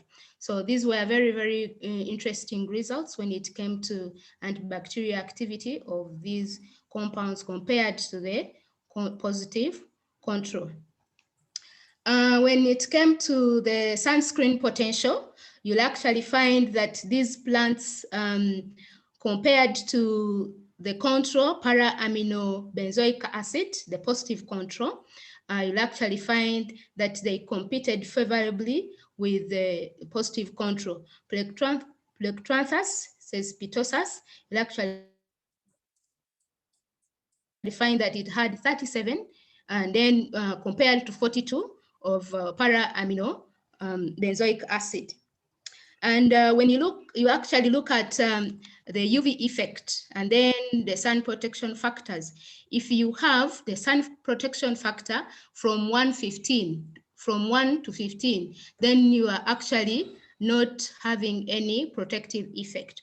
But if you have an extract and it has a sun protection factor from 15 onwards, like for example, when you look at that graph, you can see that you are screening off almost 93% of the bad UV that comes to your skin if you're using this as a sunscreen. And of course, when you look at a compound like Plectranthus, you'll see that it has 37 as the sun protection factor, and that means that it can actually screen off almost 96.7 and above of the bad UV that actually reaches the skin. And so you'll find that these plants, they have a potential to act as sunscreens when they are incorporated in cosmetics. And when we also looked at the antioxidant activity of these extracts, you'll find that they competed favorably, and actually most of them were even more active than the positive control, which we used, which is ascorbic acid. So we use vitamin C as the positive control. And when you look at Elangia tomentosa, you actually find that it was way much more active than even the control. And also other plants like Sorospamum, Plectranthus, Spermacosi, all these were actually more active than the vitamin C. So that means that these plants actually have a high antioxidant activity that can actually reduce the oxidative stress that happens when UV penetrates the skin. These results have been, we have a paper that we have published on these results in the Tropical Medicine and Health, which is a BMC journal. And so after getting the extracts that had very good antibacterial antioxidant activities, we went ahead and isolated so many compounds. I'm not going to tag which compound to which plant because the work is still ongoing, but I'll say that we have we have isolated like quercetin. This is a very good antibacterial compound. Rutin, very good antibacterial and antioxidant compound. And then the other very interesting compound that we have isolated is called Betalinic acid. This compound is actually very, very good, and it has even reached clinical trials. And of recent, in this year, there's a group of researchers who have actually shown that this compound can inhibit SARS-CoV-2. For us, we're looking at it in the antibacterial aspect, but other researchers have actually shown that this compound can inhibit SARS-CoV-2, and therefore this plant can actually also be used in inhibiting SARS-CoV-2 when it comes to prevention and treatment of COVID. Another compound that maybe I can just go back a little bit on this compound. As a chemist, you'll actually find that at carbon number 3, you'll appreciate that the presence of that OH group is very, very important when it comes to the activity of this compound, because the OH group is actually acting as a hydrogen bond donor, and therefore it is actually a site of activity of this compound. And of course, another compound that we isolated is called choline, and this is a very, very also good compound that has good antibacterial activity. And of course, you can actually see that we have presence of so many OH groups, and this actually makes this compound to have very good bioactivity towards so many organisms. It actually has antibacterial, also it has antiviral activities, but for us, we have looked at the antibacterial aspect of it. And so with this scientific information of activity, we have shown that these extracts actually have potential in treating skin infections, especially the skin bacterial infections, but also other diseases that come with UV exposure to the skin. And so just like Dr. Nambatia said yesterday, that African problems needs African solutions.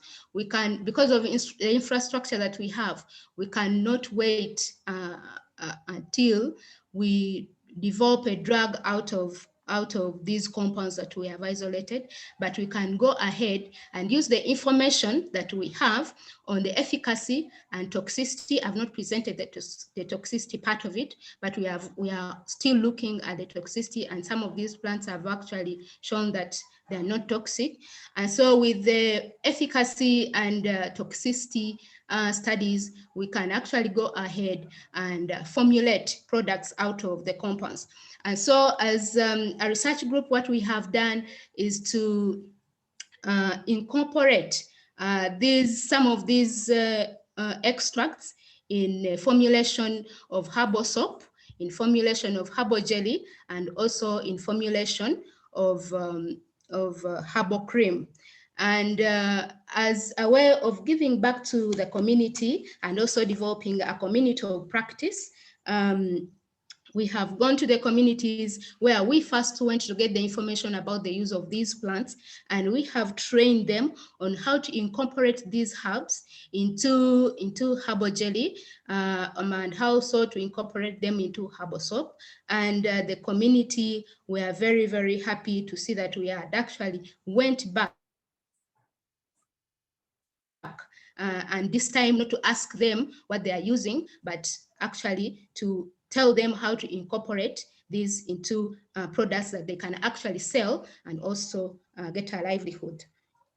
And we have actually moved to different communities in Kayunga, we have moved to Buyende, and we have moved to those groups, some families where you find that they are only albinos and actually suffering from the effects of UV, whereby their skin becomes prone to infections. And we have actually teamed up with a group of an albino association There's a lady I'm working with, and very soon she asked me whether we can actually make a cream, a sunscreen cream that can actually help albinos, and we are going to do this.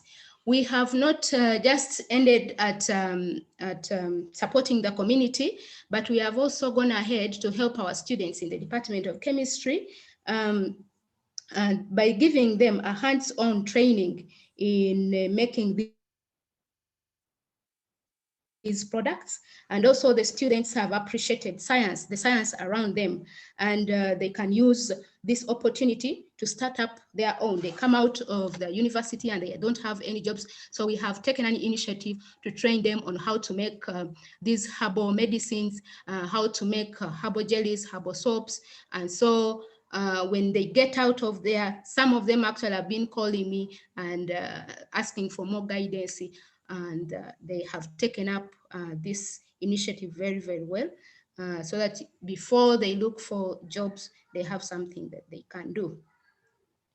And so in conclusion, I can actually say that these results indicate that these plants have potential in treating skin bacterial infections, and the compounds can be used in formulation and standardization of herbal remedies or herbal cosmetics.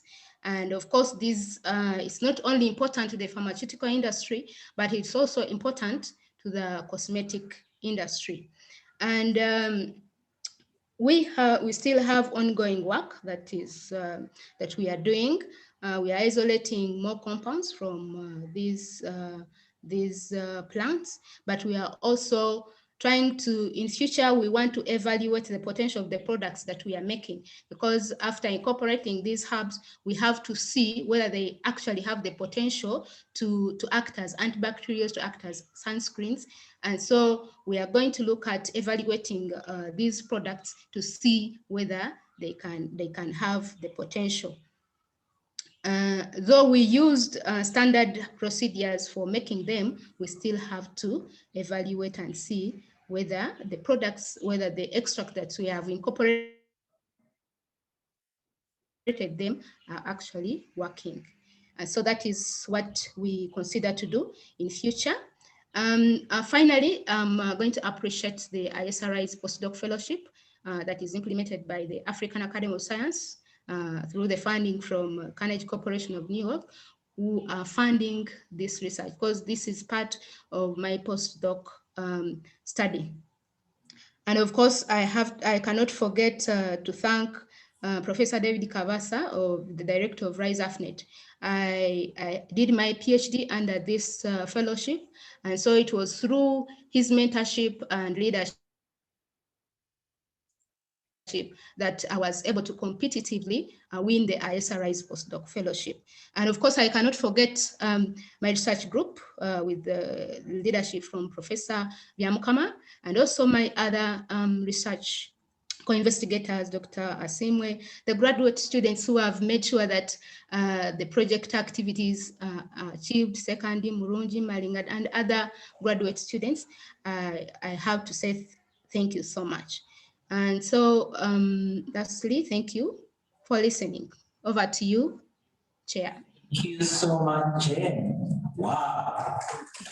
That is, you really nailed it. I mean, judging from the chat room is really busy with lots of questions. But I think in the interest of time, we shall look at some of them, then we go for our break because we'll run late. The first question is from Dr. Toby Godwin Anywa. Yes. Very interesting presentation, Jen. I'm wondering if the combination of the different herbs will produce a synergetic effect with a greater UV screen effect than positive control. It would certainly be a good candidate for commercial sunscreen. Yes, thank you, Chair, and thank you, Godwin, for that great question. Of course, when you combine, that is why we are active, because you are looking at these plants singly, but when we found out that other plants had antibacterial activities, then others had more sunscreen potential. So when we are formulating these we decided to combine the two so that we can actually get that synergy of a plant with antibacterial and then a plant with sunscreen. So indeed, combining these two will bring synergy in the activity. And this is what we are actually planning to do. And this is what we have done when it comes to the formulations that we have made. Okay. Now the second question is from Professor Namrita Rao from University of Pretoria. Yes. She says, very nice presentation. In DPPH studies, the lower the value, the better the sound. So ascorbic acid seems to be better.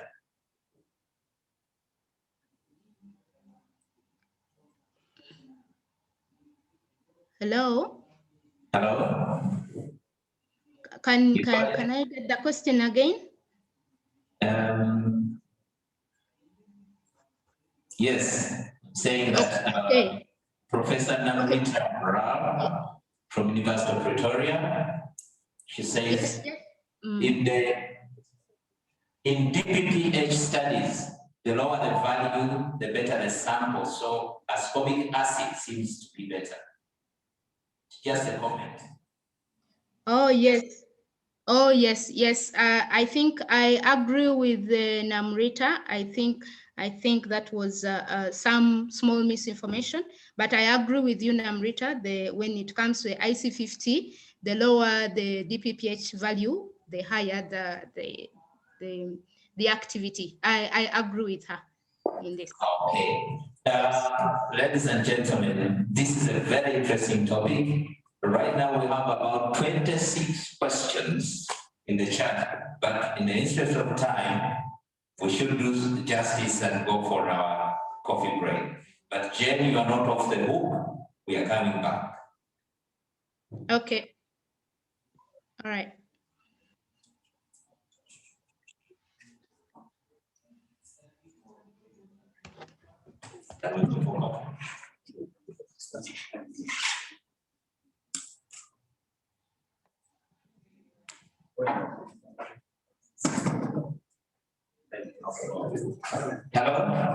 Hello. So we only have a 10 minutes break. So better get going for coffee.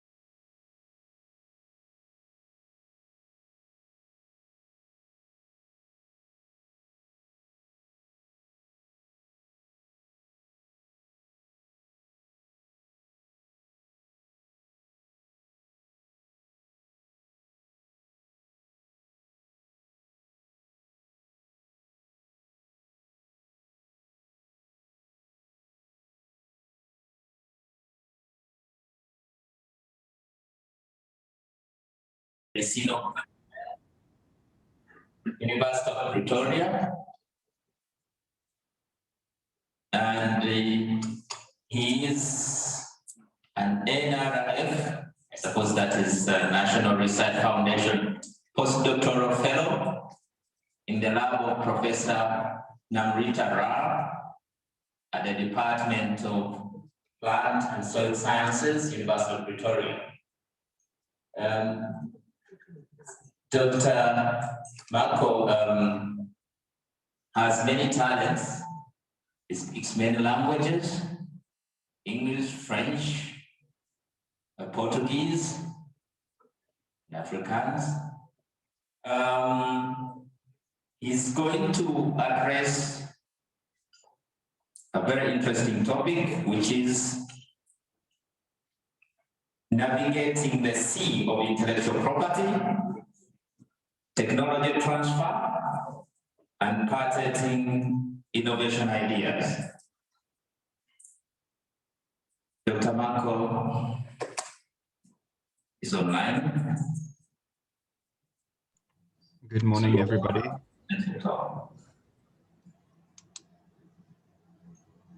I just want to find out, there should be a recorded presentation. We have it. We're trying to make sure it is being played here.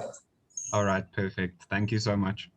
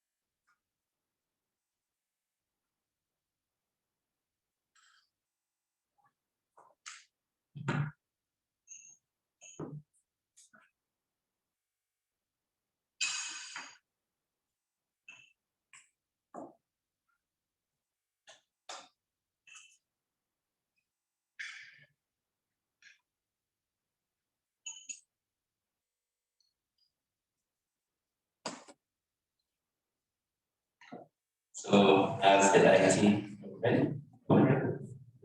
Just a few seconds. Yes. As they get ready, this is a very interesting topic, because it's one thing to produce your product, it's another to have all the rights.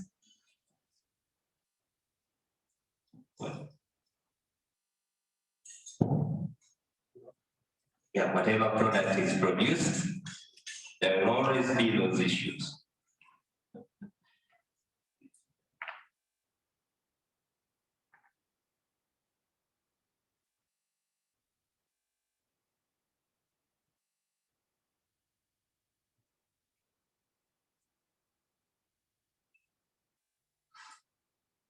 So I think this topic is going to educate us on how to navigate that turbulent sea, intellectual property.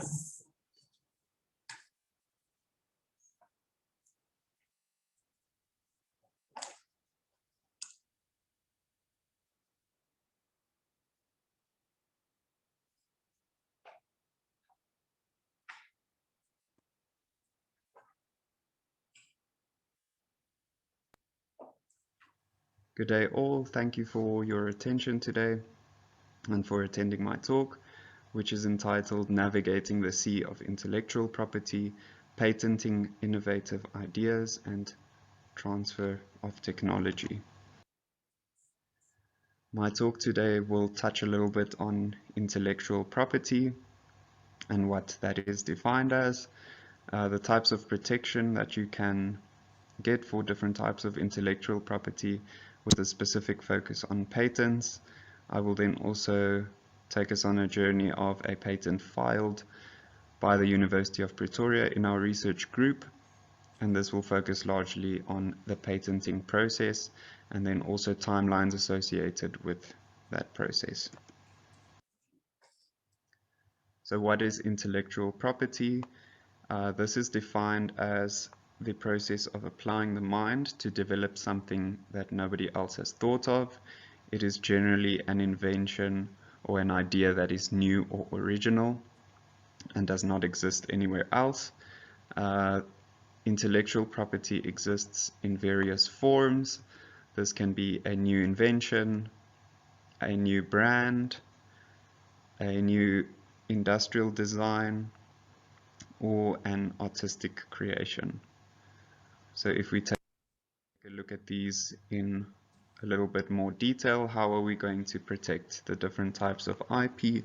There are trademarks which protect a specific trader offering goods or services which are distinct from others. This is generally given for brands.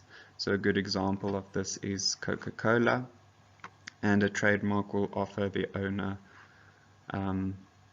of the trademark the ability to exclusively use, sell, or license that brand.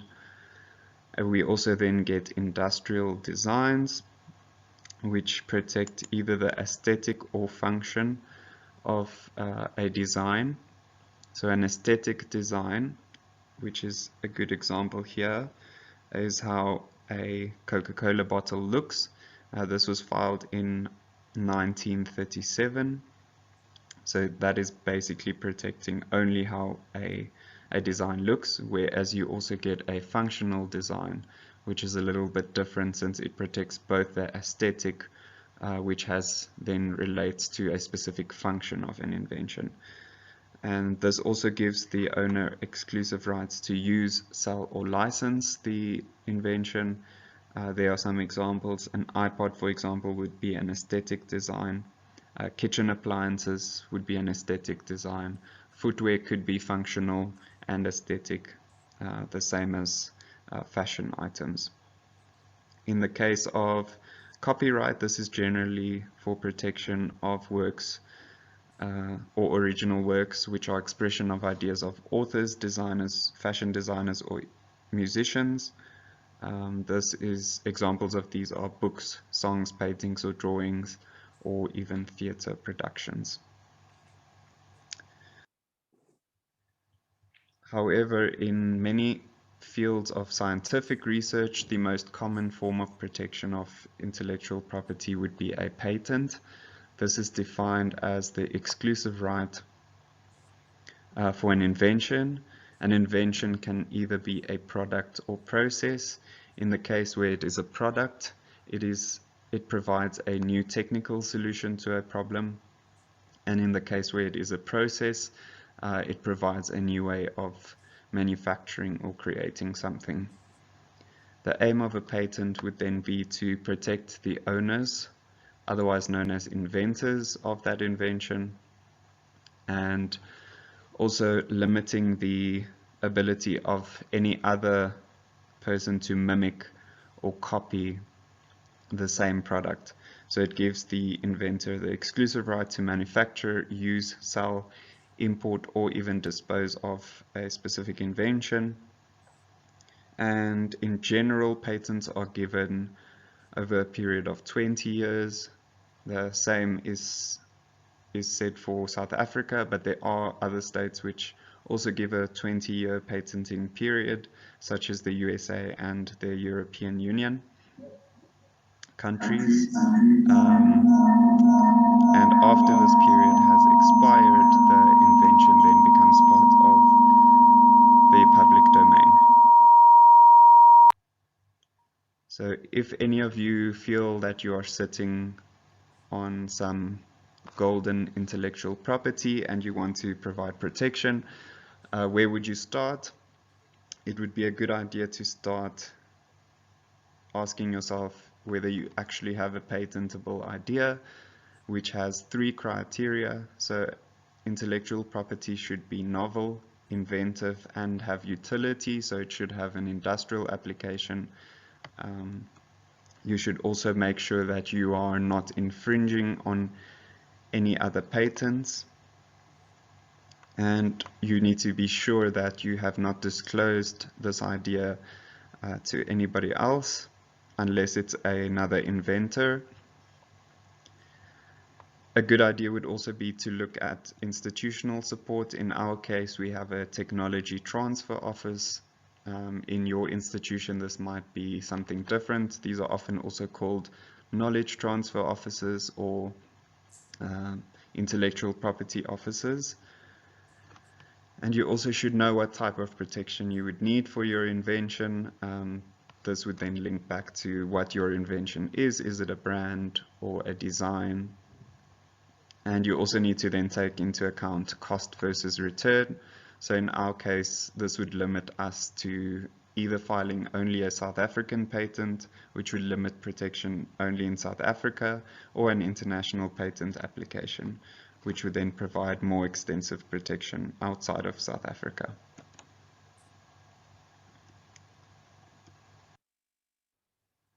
So now I'm going to take you through a case study for one of the patents which was filed for an invention that we researched in our department. And this was filed in May of 2013, so it's been quite a bit of time. Just a bit of background on the invention.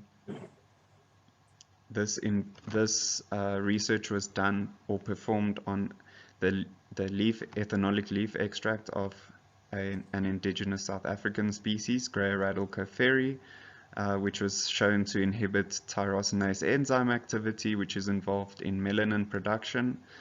It was then also further tested in vivo in clinical studies to prove efficacy on an irritancy study, a skin even tone study, and also in a UV-induced pigmentation study.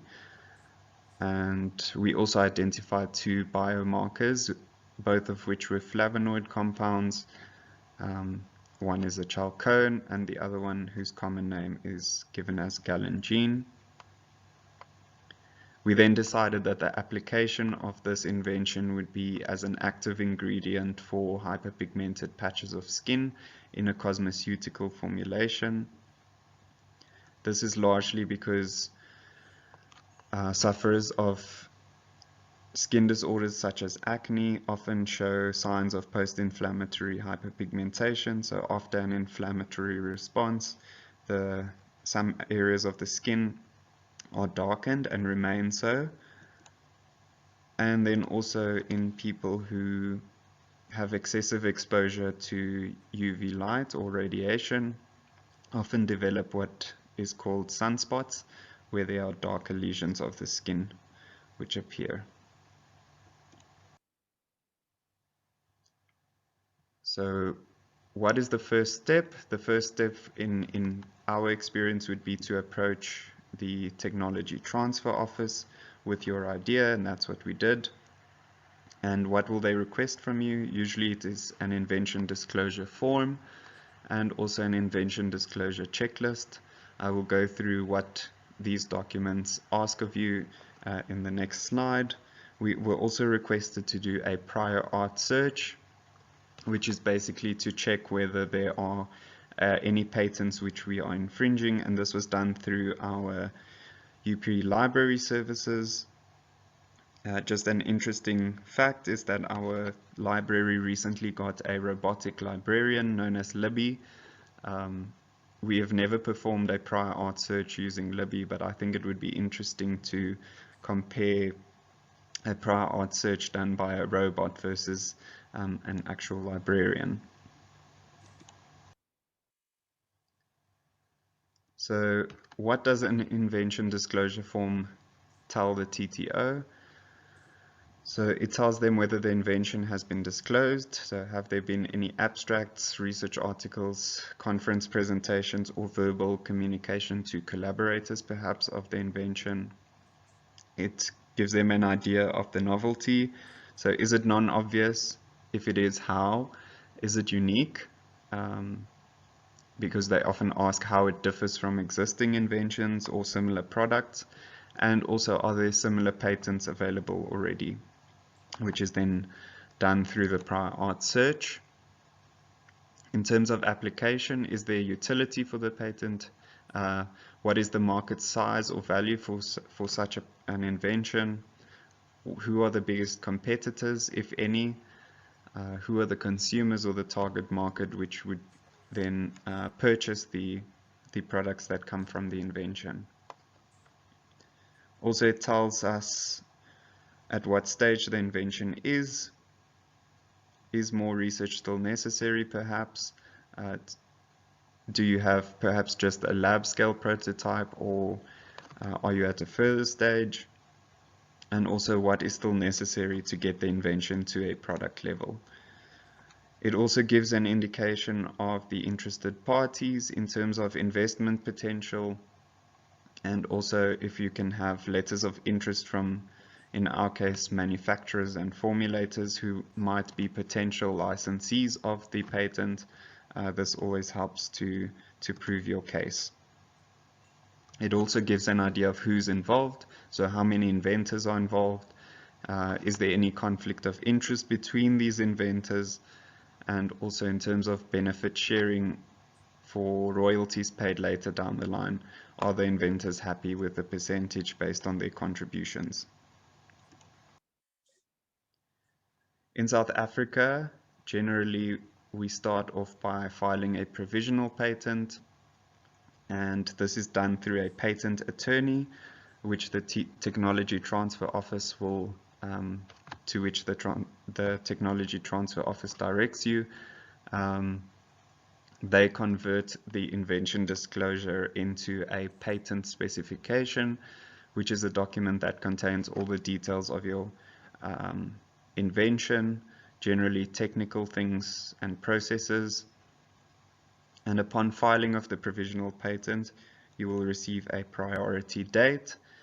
What this means is that the patent is not published, or there's no details of the invention given to the public. However, you have a 12-month period where you can disclose any information related to the invention, and you can also experiment further.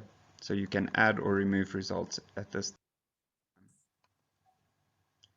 The next step would then be deciding whether to file a complete patent. So this is done within the 12 months of the provisional patent filing. You will receive a new priority date, and you can also decide then whether to just limit your patent to South Africa, which is not the case for us. We decided to file an international patent application, or a PCT. It's called a PCT since it is filed through the Patent Cooperation Treaty. The specification was then reviewed by an international search authority known as the World Intellectual Property Office, after which you should receive a receipt of submission. So the receipt of the reports from the World Intellectual Property Office would be after 4 months of filing their PCT application, and this is known as the first written opinion. So what is a first written opinion? Basically, it is a review document of the patent specification which you have submitted, and it gives a list of references or documents related to your patent, which are defined as prior art, or these reference documents then affect the novelty or inventiveness of your invention, specifically the claims which you have filed in your specification. And luckily for us, we had all claims being novel and having an industrial application. However, where our patent lacked a little bit was in terms of inventiveness, so none of the claims were considered as inventive. So if we look at the timeline for that, it is 4 months after the filing of the PCT that you will receive the first written opinion. So you then also get time to amend the claims. This is generally 2 months after the international search report is received, and you need to amend the claims or remove the claims which are not novel, inventive, or have an industrial application. This is generally done under guidance of the patent attorneys, who often have to make changes in how the claims are written. In our case, the main problem was that the inventors found documents that reference the other two Grayer species found within the Grayeaceae family, and they argued that the chemistry of all three species is similar based on one of the reference documents, and this is where we then had to amend the claims. Another option is to decide to request a supplementary international research report, or an SIS. This can be done 1 month after the PCT has been published. So this is after the 18-month period, and it is an additional report where you can request a different international search authority. So any international search authority that is registered apart from WIPO, you can select 2 or more than 2 international search authorities to do another review of the specification, in which case they will you can check whether there's a difference in opinion from the original examiner. We did not go this route and rather decided to wait for the filing of a demand period. Now, filing of a demand can either be done as a Chapter 1 or a Chapter 2 demand. A Chapter 1 demand is basically where you use the initial search report without arguing your points, and this report is then submitted to the countries where you file in the national phase, so the countries where you select to file the patent, basically. In our case, we went with the Chapter 2 demand, where we wanted to respond to the first written opinion and give our arguments for the similarity in chemistry. And if you're able to change the examiner's opinion, which was the case in our patent argument, you will be issued with a new report, and this new report is then used to file in the national phase entry of your selected countries. So just the timelines for these, how they differ.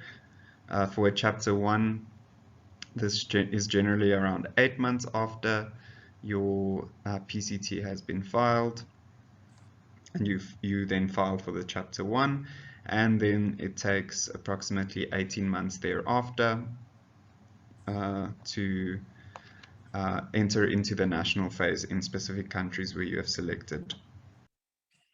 Then the timeline for the Chapter 2 filing of demand would be after a 10-month period, you will file for the Chapter 2, and after 16 months after the filing of the PCT, or 28 months from the priority date, you will receive the PCT preliminary examination report, or the report after the first written opinion, after which the patent goes through the 18 months before it will reach national phase entry.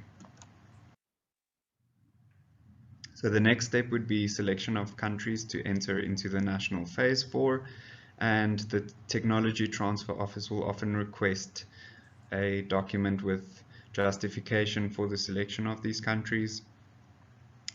Largely, since the filing of patents is expensive and governed by fund availability, and each Technology Transfer Office will have an annual budget. And in this case, we had to consider cost versus reward. So we selected 7 countries to file in. These countries were selected based on a variety of reasons, largely the Asian countries, because post-inflammatory hyperpigmentation is prominent in these countries. And then also some countries were filed because manufacture of similar products is quite extensive. And so once you select the countries, the patent is filed into each specific country of selection, and this is called entering the national phase.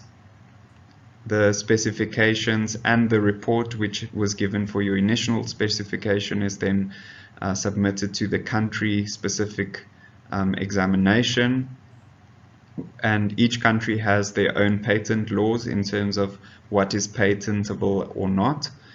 And with successful applications, you will be given a notice of allowance, and once grant fees are paid, the patents are granted. And once you receive a patent grant, you should receive a certificate of grant. These look vastly different for each of the different countries that you have filed in, and I'm happy to say that we have received patent certificates for all 7 countries that were on the list. And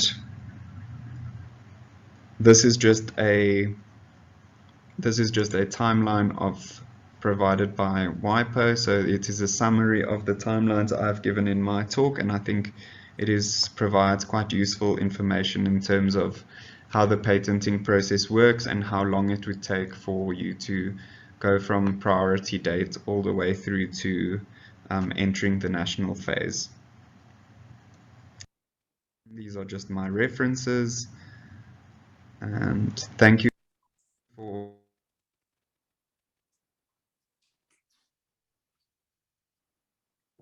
Thank you, Dr. Makerere.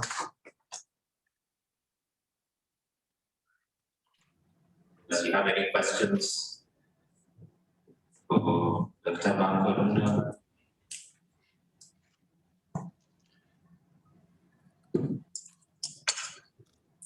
Yeah, there is a question from Dr. Nambatia.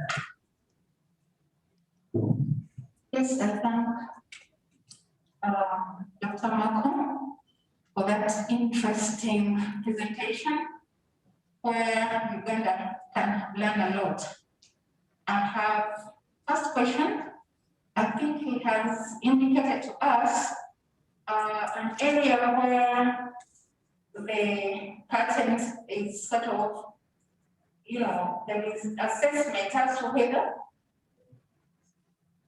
Okay, there is a part where there is need to establish whether the invention is very new, and there the checklist is, has it been presented in form of an abstract, research, or a conference like we are in here?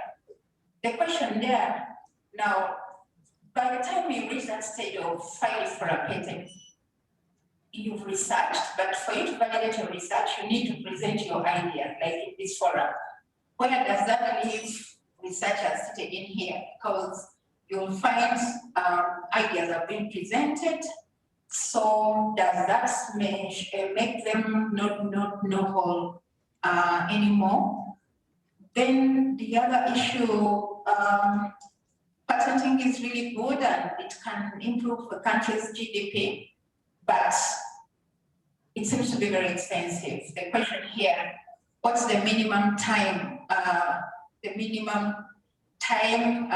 takes vis-a-vis the cost, and maximum as well as the cost. The other issue, reference to the Ugandan system, patenting being very expensive, especially when you talk about traditional knowledge. Government put up an initiative called a Presidential Scientific Initiative, under which support to patenting can be done. But now, when government puts in money, it also looks at what the money has done, and in most cases, its value addition. For example, you bring your concoction, it has always been used and worked. On that basis, you bring it in to really standardize it. Government feels at the patenting time, there should be benefit sharing between government and the provider of the formula. Provider of the formula feels uncomfortable. What is your take on that win-win situation? Thank you.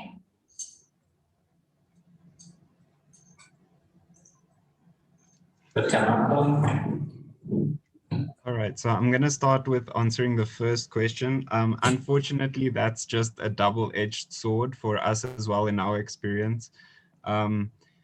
You have to kind of weigh out the benefits of either just getting the research out there, if that's your aim, or then would you want to really take this from just the research level to a product level. We've had cases where we've had to basically put on hold research publications and presentations at conferences in order to first file a provisional patent. So my suggestion would be, I'm not too sure how the Ugandan patent law works, but if you file for the provisional patent in South Africa, you can still add results and you can disclose information about the invention, but then it's already protected. So my suggestion would be to file a provisional patent first, and then you have 12 months to, then you can present and reveal all the information that you want to.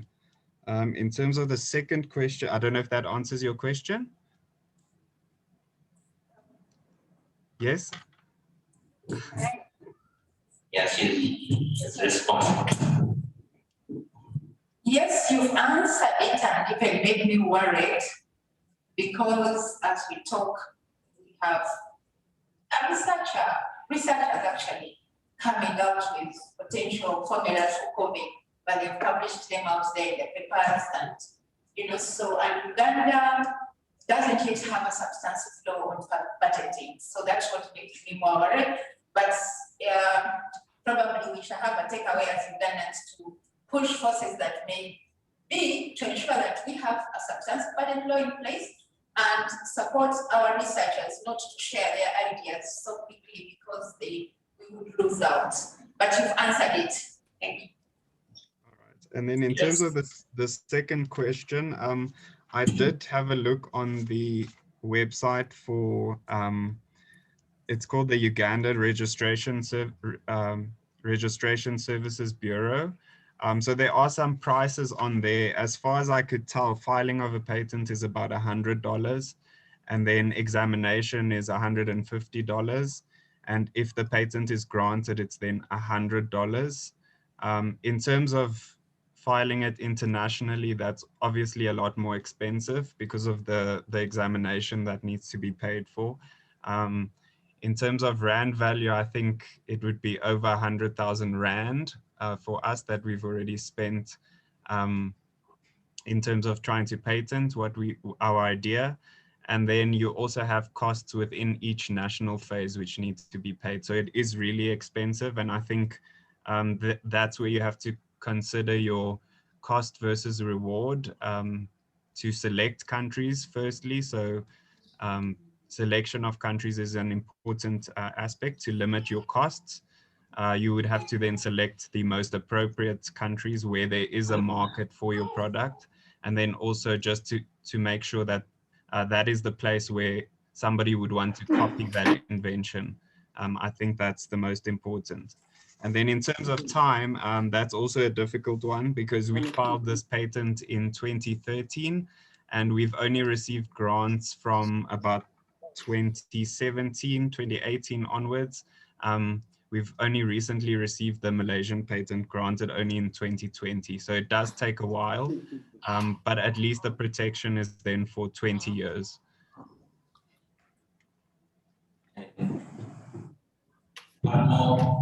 One more question. Thank you. There is one here and then Dr. Bruce. Okay, thank you, Dr. Namukov, for your presentation. Patenting is indeed a very complex affair. But my question is with regards to your experience in South Africa.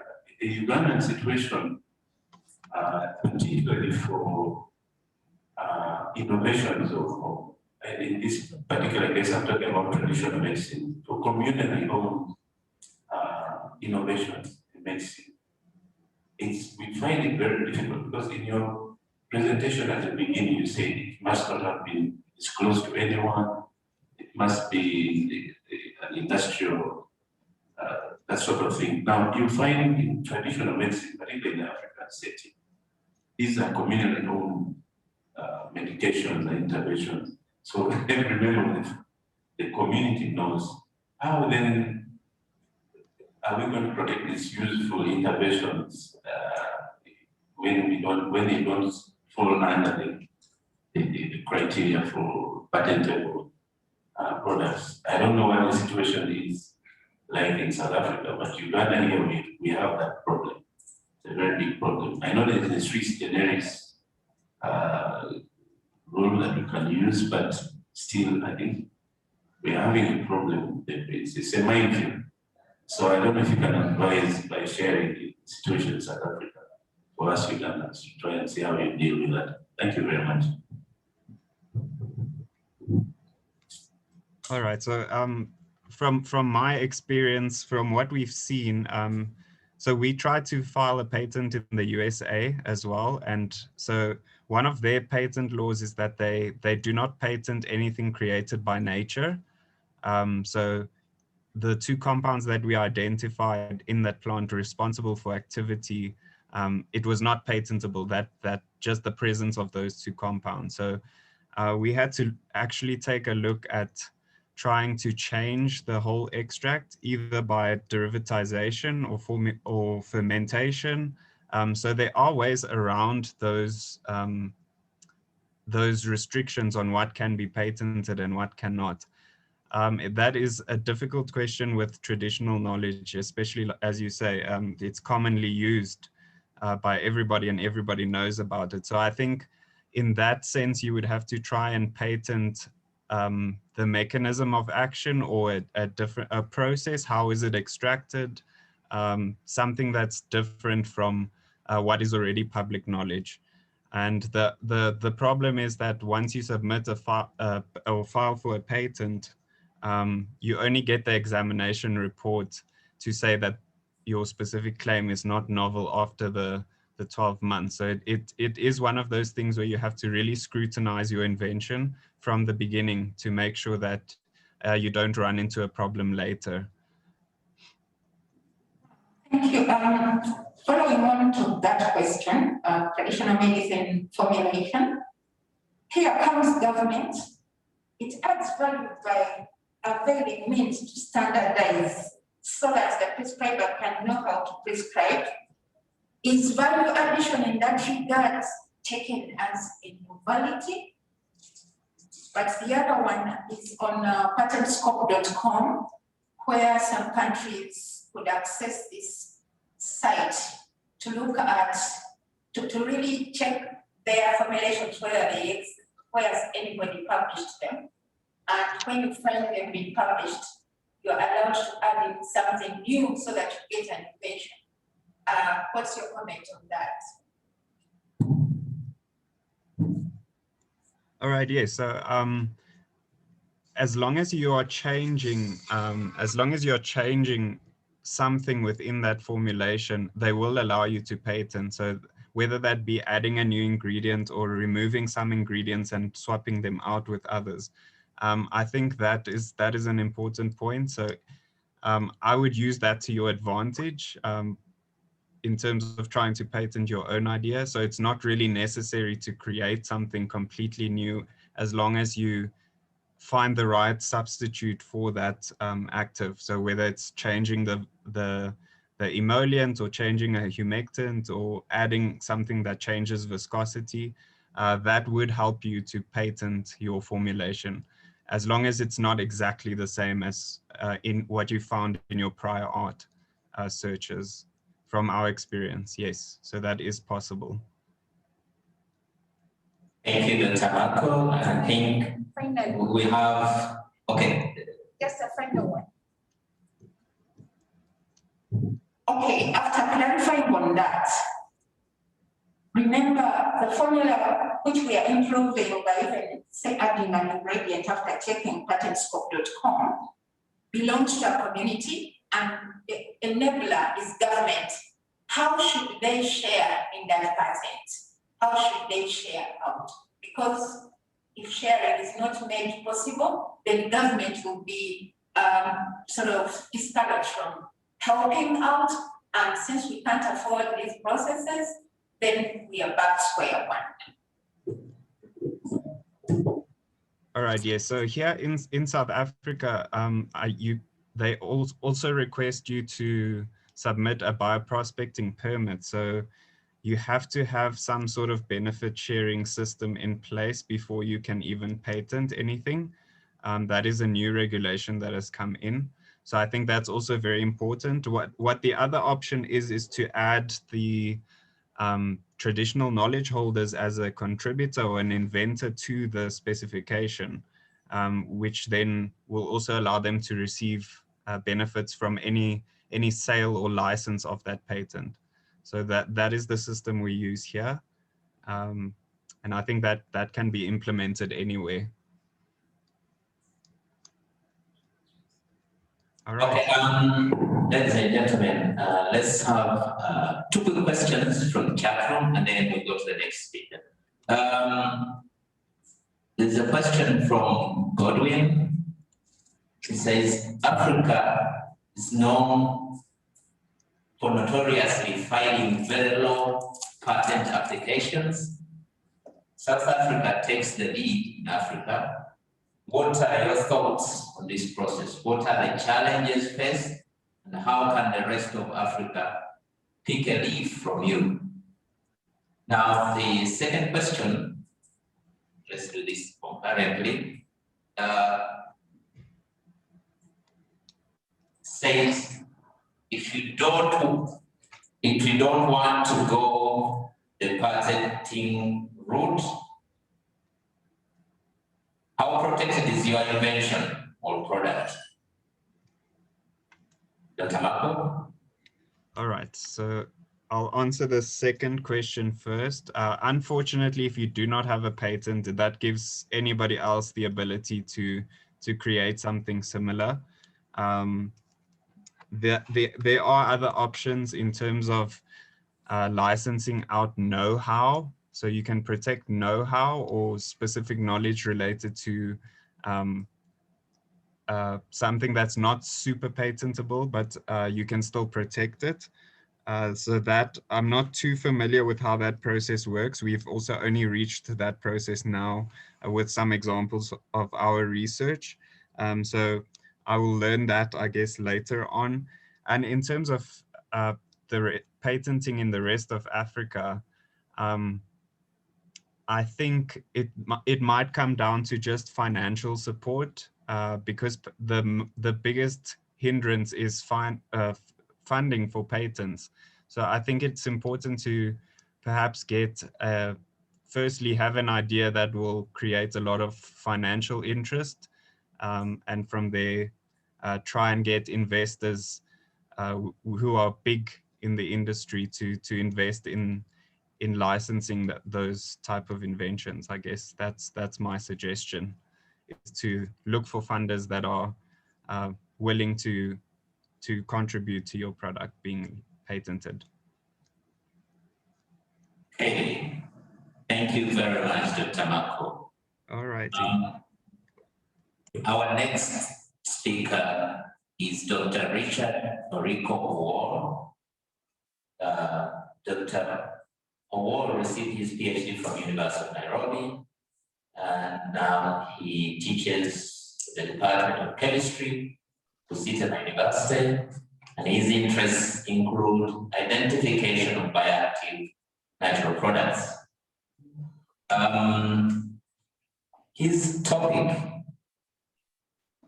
is isolation of new flavonoids from selected Tephrosia species and their effects on cytokine production. Dr. Owor, please. Thank you, the session chair, for your kind introduction.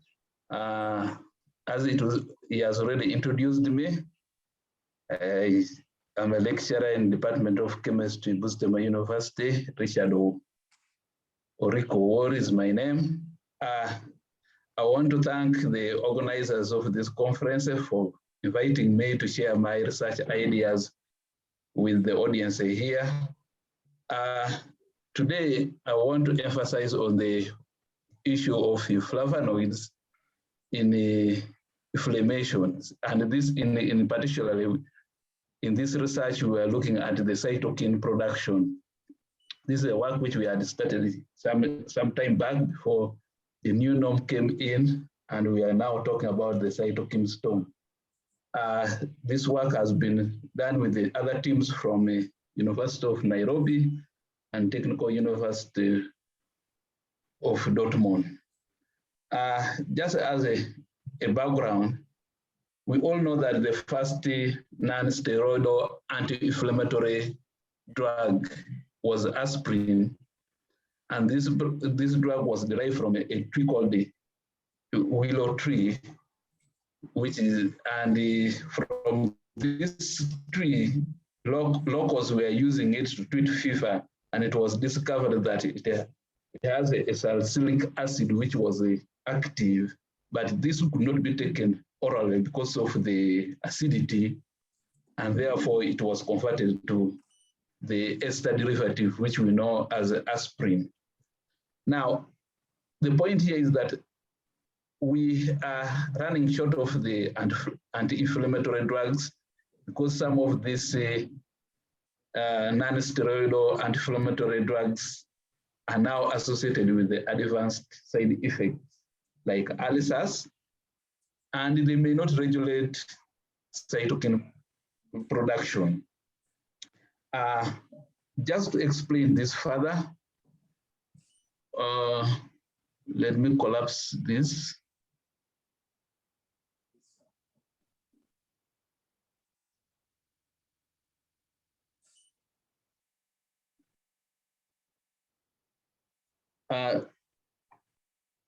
To explain this further, when there's an infection in the body tries to respond and control the infection. And this infection could be as a source of bacteria or a virus or injury. Now, in our case here, I'm demonstrating this using a bacteria as an example, which on its surface of a bacteria, a gram-positive bacteria, it has what we call lipopolysaccharides. Now, this content can be detected by the immune cells through their toll-like receptors, and this goes through a series of channels, and they activate the DNA to produce the cytokines. Now, these cytokines then control inflammation, but if it is at a high concentration, they can lead to development of chronic diseases, which include diabetes, heart disease. But the best explanation of this probably, if you look at the virus which causes cervical cancer, it also goes through the same process, and at the end of the inflammation, you'll end up with the cervical cancer. That shows you how it's important to link inflammation with the cervical cancer. But there's a cross link between the cytokines and the prostaglandins, that the cytokines can initiate the further production of prostaglandins. And these prostaglandin processes, which we always experience as pain, are always controlled by dexamethasone and ibuprofens, aspirin, and others. But if there is this link of the cytokine, then this pump still continues through a prostaglandin E receptor and still produce more cytokines. And probably that's why people are using DEXA to control COVID. Probably I don't understand that. But having said that, now these other drugs, I'm just having a problem with it. Okay, these other drugs like the NSAID, just have some problem with this point. Have other advanced side effects, we have seen that, and cytokines, we have seen that they are very expensive. So we're looking for a cheaper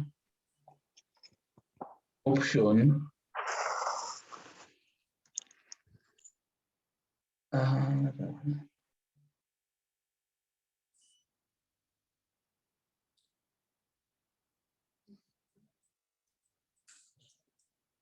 A cheaper option, which are the flavonoids.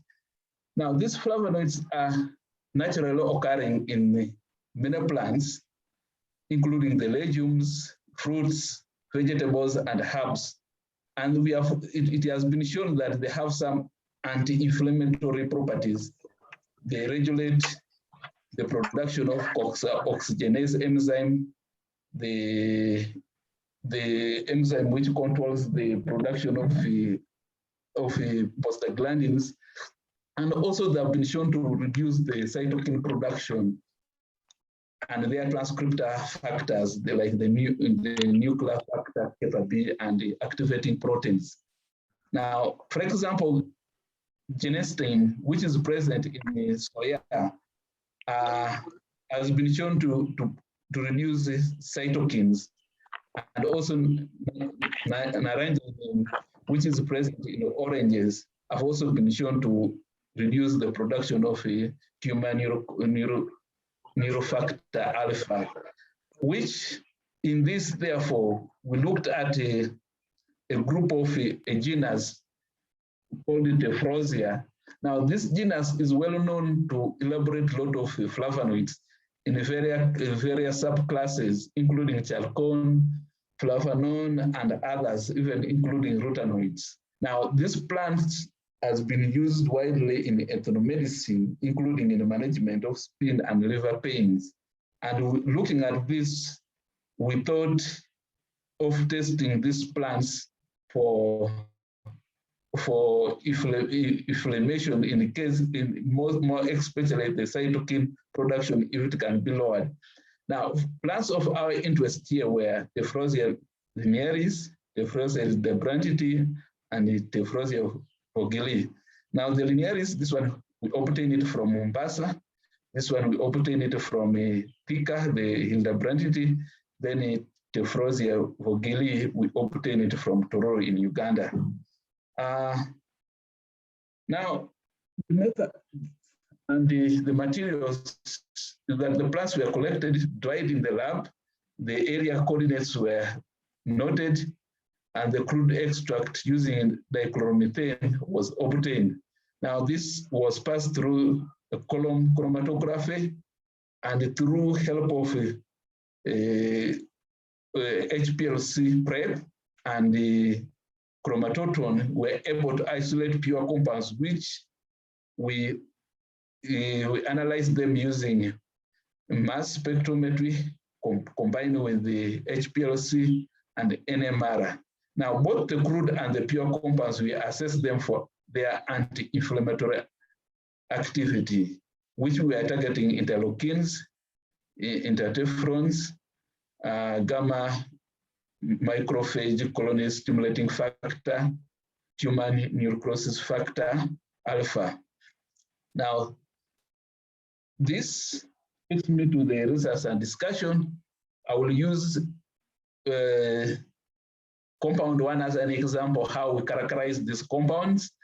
We use a combination of the mass and the mass spec and the NMR. Now, when we analyze this compound one and we put it in the mass spec, we found that it had a molecular mass of 313, which was corresponding to C17H15O7. Knowing with our literature that these plants from this genus exhibit a lot of flavonoids, we suspected that this compound is a flavonoid based on their UV absorption and the mass spec and the formula. And therefore, we're looking here at a flavonoid skeletons. Now, this from the proton NMR, it was very distinct that we saw a peak at around this region, which we concluded this must be a methoxy protons. Then this particular proton at this point it is like our point for start to know that this compound is a flavone skeleton, and this is usually H3 of a flavone skeleton. Now, also, there was an interesting coupling here, which was between this proton and these other protons. They were showing a kind of ABX coupled proton. If we are talking of ABX coupled aromatic protons, we are meaning that this proton was coupling with this, and this one was also coupling with this. So this is a kind of a J3 and a J4 coupling. Now, therefore, we could possibly see that there are two methoxys, but then we are proposing that this is the skeletons, but there are other substrates in the A and B ring, but this proton we could definitely define it as a 6.66, basing on the literature. Now, from carbon NMR, we would see these peaks, but the two methoxy protons in the carbon, they were shown at one single point. That means that they have almost equivalent points, but this is the carbonyl group. I can say carbonyl carbon. Then we have here aromatic protons, and we do not have an aliphatic, and therefore it helps us to still zero on this structure. We don't have an aliphatic group attached to this ring. All of them are aromatic carbons. Now, from this, therefore, we wanted to verify that if 6.63, it was really H3. And from this, we could see that H3 had a 3J coloration, which I'm showing here with red, to 1' and 10, and the carbon 10. Then it had 2J coloration with the H4, with the C4 and the C2. And this, which I'm representing them with the black, because if you see the contours are really very low. Now, then we are sure that it is at this point now. The ABS6 system, we could not fix it yet, and we are wondering whether it is in a ring A or in a ring B. That we use the help of HMBC. We looked at this proton at 6.66, which is at this point. They were colorating with the C2 and 5.58, and these two protons are coupling each other, and therefore they're seeing this carbon here. Now, this ABX system, therefore, must be in a ring B. Then the singlet protons, which we saw them in the proton NMR, they must be in ring A, and there could be this kind of substitution. Now, we can switch this methoxys either to come to position 3 and oxygen to come in position 3, or the methoxy goes to position 4. The same applies this side, but not to go much into the dynamic. In that case, we use the noise to help us to distinguish where is the position of the methoxy. When you look at the green color here, these protons in green color, we saw it had a good coloration with the H2, which is at a position, this one here. And therefore, we could only fix this methoxy here, and we can't move it here. Otherwise, it would have a coloration with this. And also, the one in red, here, this methoxy had a coloration with H5, and therefore we concluded that this is the structure of this compound 1. And therefore, compound 1, we established it as a 7 here, 4' here, dihydroxy, 6, 3' dimethoxyflavone. Now, this compound, when we did a literature search, we found it was a new compound, but it was similar with the geraldanone which is this, and therefore we call this one as a 6-methoxygeraniolidone. Now, other compounds which we isolated from Tephrosia linearis, there were 7 new compounds, those ones which are highlighted in red, plus other 18 known compounds which are in black. This is still from 17 known compounds which are in black. I highlighted them in black. We used the same technique of elucidation, and we found that from Tephrosia hildebrandti, got this as a new compound, compound 8, and other 8 known compounds. Now, when we come to Tephrosia vogeli, we identified 2 isoflavone, which is compound 9, and other known compounds. And all of them, incidentally, they are flavonoids from this. Now, these compounds, I will only talk about the known one, the new ones. We evaluated them for anti-inflammatory assay, and we used a bacteria cells to cause inflammation on a peripheral blood. And in this, when we caused this, there was a inflammation, and therefore the cells were producing the cytokines. Now, from this, we can, if I demonstrate with this, we can see that in the media, there was some slight inflammation, but the moment you introduce the pathogens, there's an increase of inflammation of IL-2. And then when you add ibuprofen as a control, it is kind of reduced, in most cases, it reduced them, and therefore concluded this could be used to test our product. Now, when we tested our product, this is a percentage in comparison with the product released from the LPS. We found that the crude of these compounds, some of them, they instead were provoking the production of the cytokines, like in some of these cases, others were reducing. But when we look at the individual compounds, especially compound 3, which is a linoflavone C, these compounds were suppressing the production of the cytokines, because this is in comparison with the LPS control.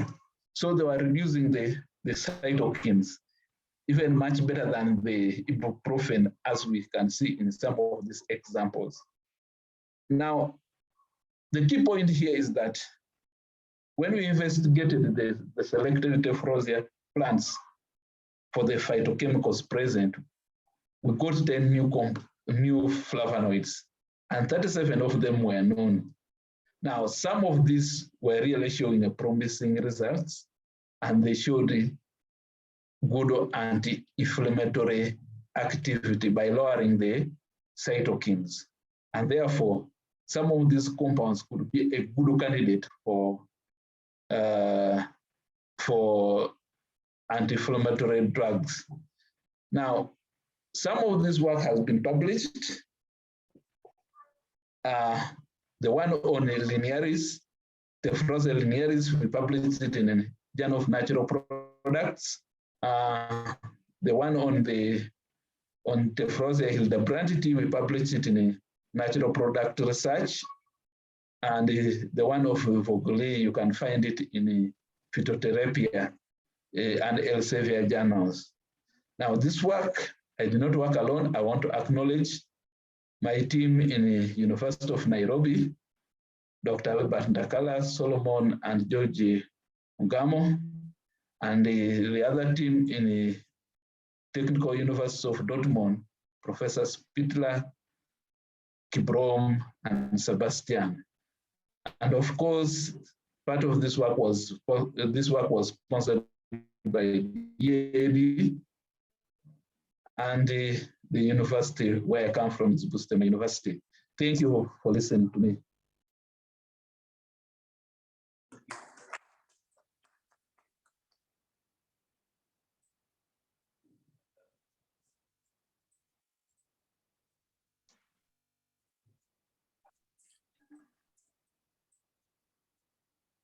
Any questions?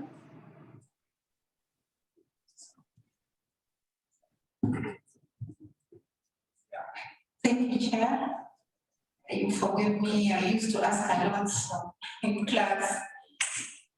Number one, I'm sample presenter, Dr. Richard Orico. My first question is, where we've seen, I think, is it soya? Genstein? Okay. What happens when we're dealing with GMOs? Do those substances still react the same way? Then the other question is on the cytokines. I've noted a cytokine missing IFN beta, which currently is very critical in management of COVID-19. People found with substantial levels of IFN beta may not come down with COVID as opposed to those who don't have.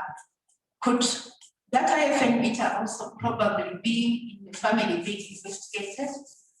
And the work is really very important, given that lack of assignment of usefulness of traditional medicines most times is due to lack of indicated biomarkers that can really be assigned particular roles. So this is really great, and in this area of COVID, they need to look at those entities that can lower down the cytokine storm.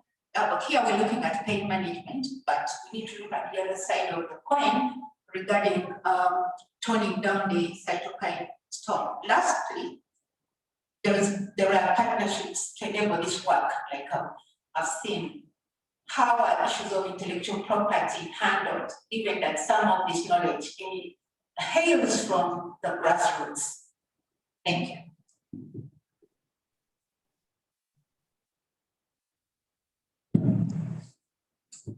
Chair, can I? Yes, please. Okay. Issue of the GMO, if the isoflavone, the isoflavone would be present. Now, I may not confidently answer this. This goes back to the biotechnologist, because the genes which are particularly involved in the plant defense, and they are there. If those genes are not present, definitely the isoflavones will not be synthesized. For example, there was an interesting group in Dortmund, and they were doing biotechnology. A good example is the Antimitha. We know that it has a complicated stereochemistry. So they studied the plant, and they were able to identify the genes which were able to synthesize these compounds, and they put it in the bacteria, and the bacteria were synthesizing this. So the major point here is what I'm trying to say is the gene expression. If the gene is not tampered with, then it may have it there. But if it is tampered with, it will not be there. I did not get the other issue of the cytokine. I didn't know which cytokine we're referring to, but just to respond it in general, for us, we are looking at a model of a bacteria point of view. Actually, by the time we were doing this work, we didn't know about COVID. It was not yet the time, the COVID had not surfaced. But when I had just submitted the first paper to Journal of Natural Products, that's when I started hearing about the COVID. That was around 2019. So probably that was a missing point of one of the cytokines. Now that we know some of these key markers of the cytokines, study can be expanded along that line. And this should be really a good time for us to build capacity along that line. Issue of the intellectual properties, we're doing this research based on an academic point of view. We're dealing with a basic kind of research where we are looking at, we are just screening the plants. What is there that people are using to treat themselves. Is there any interesting compound? And that was the basic plan. We are not moving the product level. And as we are thinking now to move Africa from the points where we are, we should be looking at the issue of intellectual property. I think that is another point we have to move to. Thank you very much.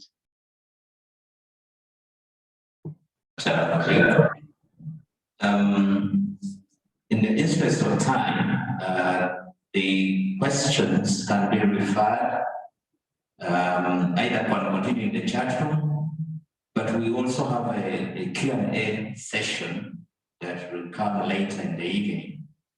Before we go to our next presentation, allow me to recognize the presence of Professor Kagonyera, our former VC, and now currently VC cover. He's the only professor who has specialized in being not VC, but Chancellor. And what other title do you need? You don't need any other title, but other essence to add is also honorable. Thank you. So our next presenter is Dr.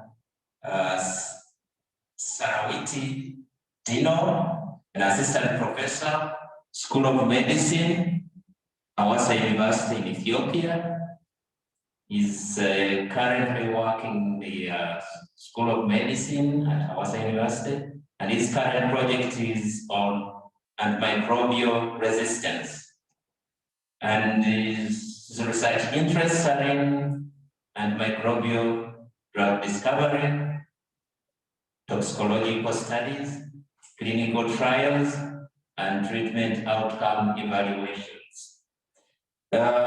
His presentation topic is antibacterial activity and the combined effects of the essential oil and isolated compound from a kind of Cabericho mesophyll tuber. You are very welcome to present your talk, Dr. Dino. Thank you very much.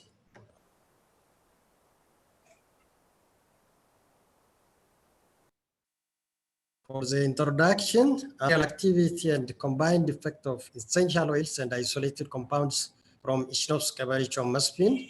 This is a part of a PhD work which was conducted in Mbarara University of Science and Technology.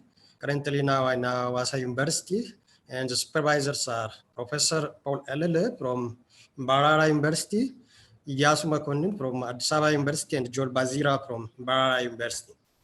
This is a plant which I stated is a plant during the early period, and this is a plant when it starts flowering, and this one is a fully blown flowering plant, and this is the tuber which I stated. So, as we know, nature has provided the human being with healing remedies since the early human beings, and this is originated from bacteria, including the fungi and the plants. So the modern medicines, the renowned modern medicines which we know, like vincristine, anti-cancer, quinine, anti-malarial, and others were developed from plants. And the use of plants as a medicine is now re-emerging because of perceived low cost and alignment with social, cultural, religious, and spiritual values, and as well dissatisfaction with conventional healthcare, and even emergence of resistance and the like, which results to failure in treatment. Ichnos Cabericho is a plant in the Asturiaceae family, and it is an endemic plant in Ethiopia. And the plant is used commonly for human and animal infections, including wound, skin infections, and as well black leg disease in animals. It is also used for cancer and hypertension and other chronic disease. So why this study is conducted? It's because we human beings use science for managing our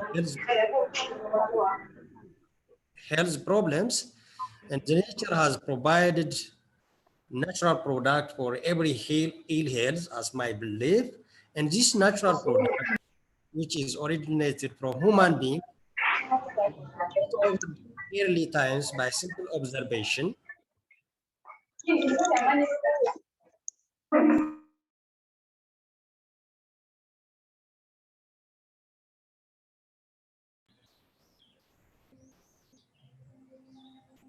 Can you hear me? Hello? Is it audible?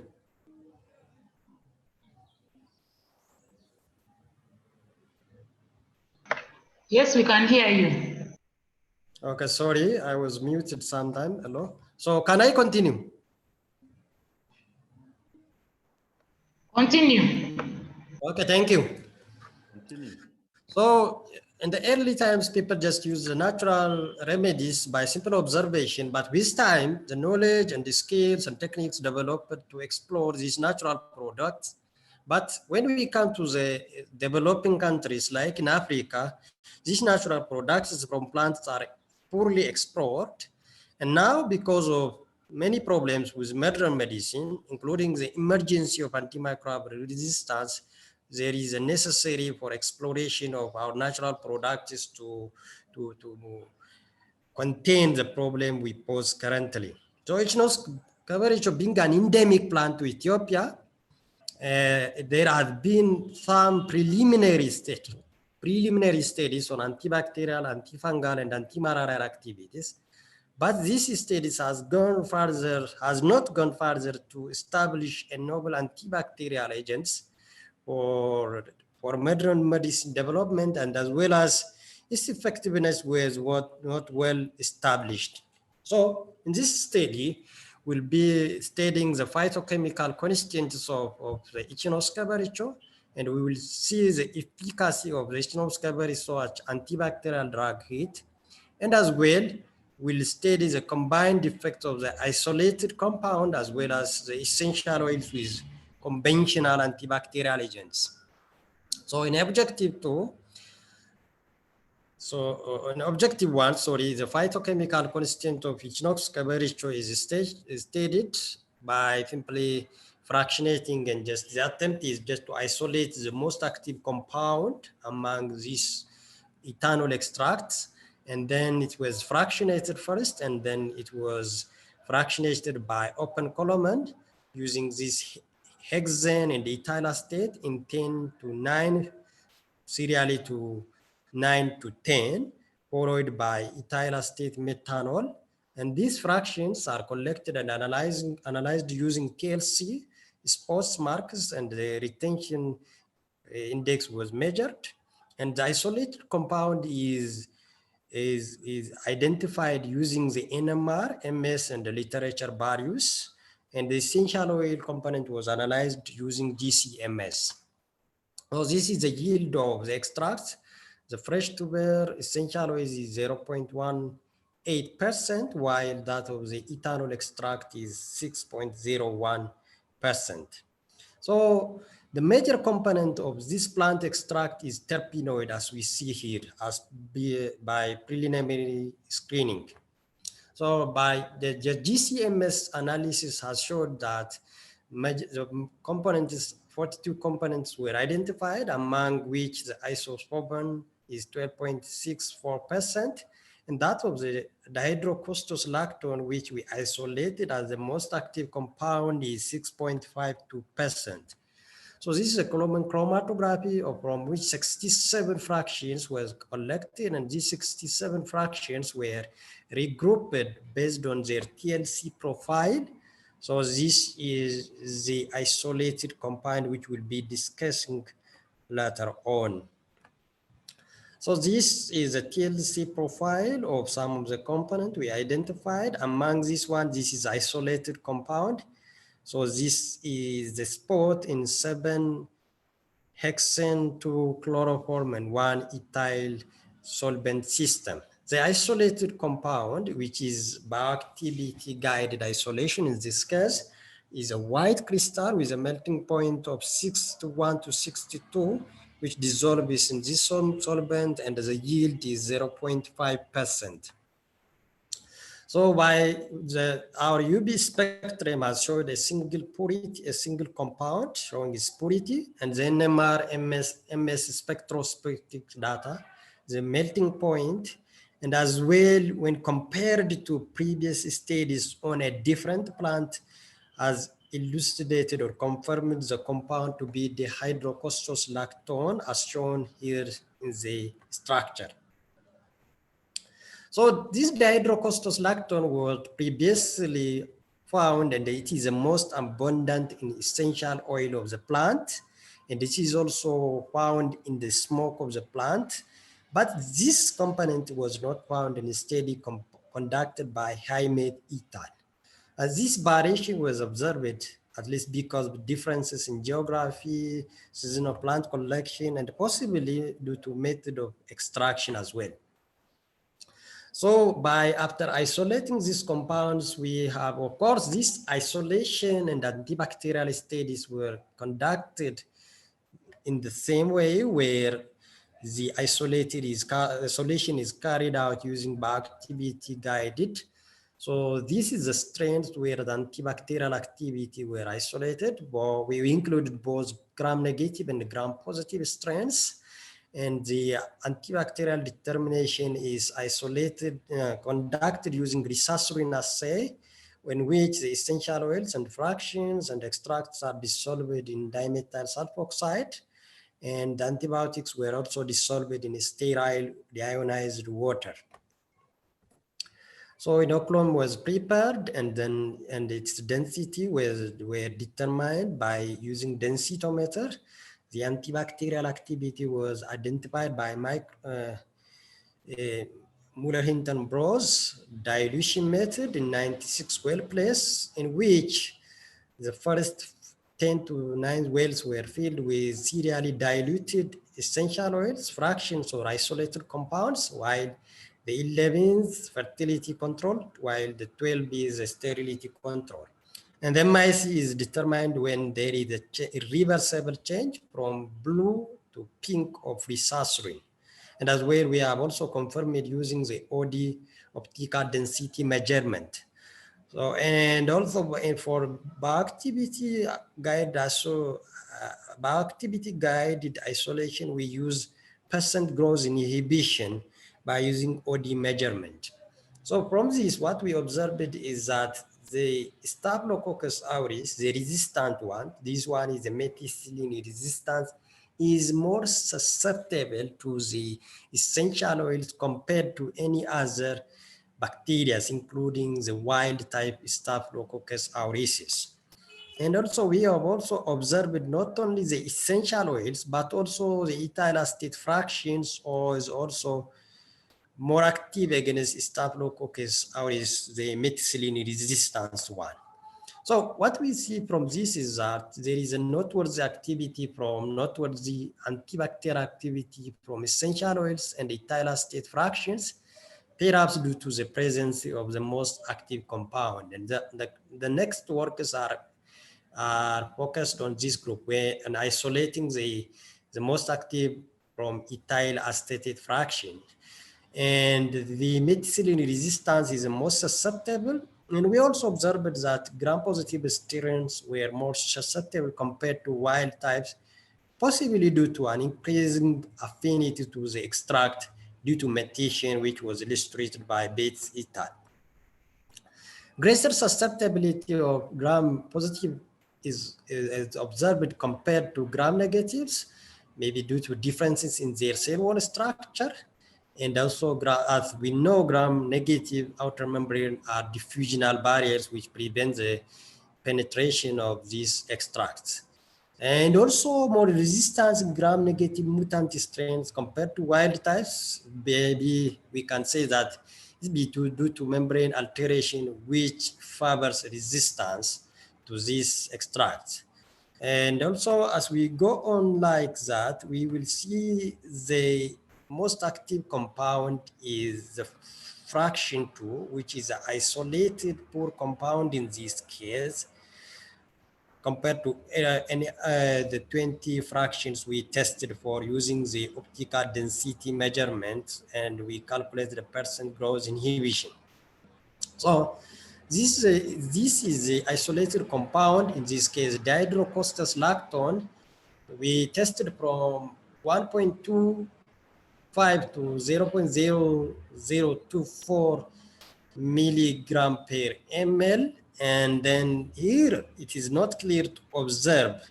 It's not clear to observe the MIC, but when we tourniquet the concentration range from 0.07 to 0.02, we can clearly see that the MIC is around 20 microgram per ml. So from this study, the isolated compound dihydrocostus lactone is a terpenoid, and the previous studies has established.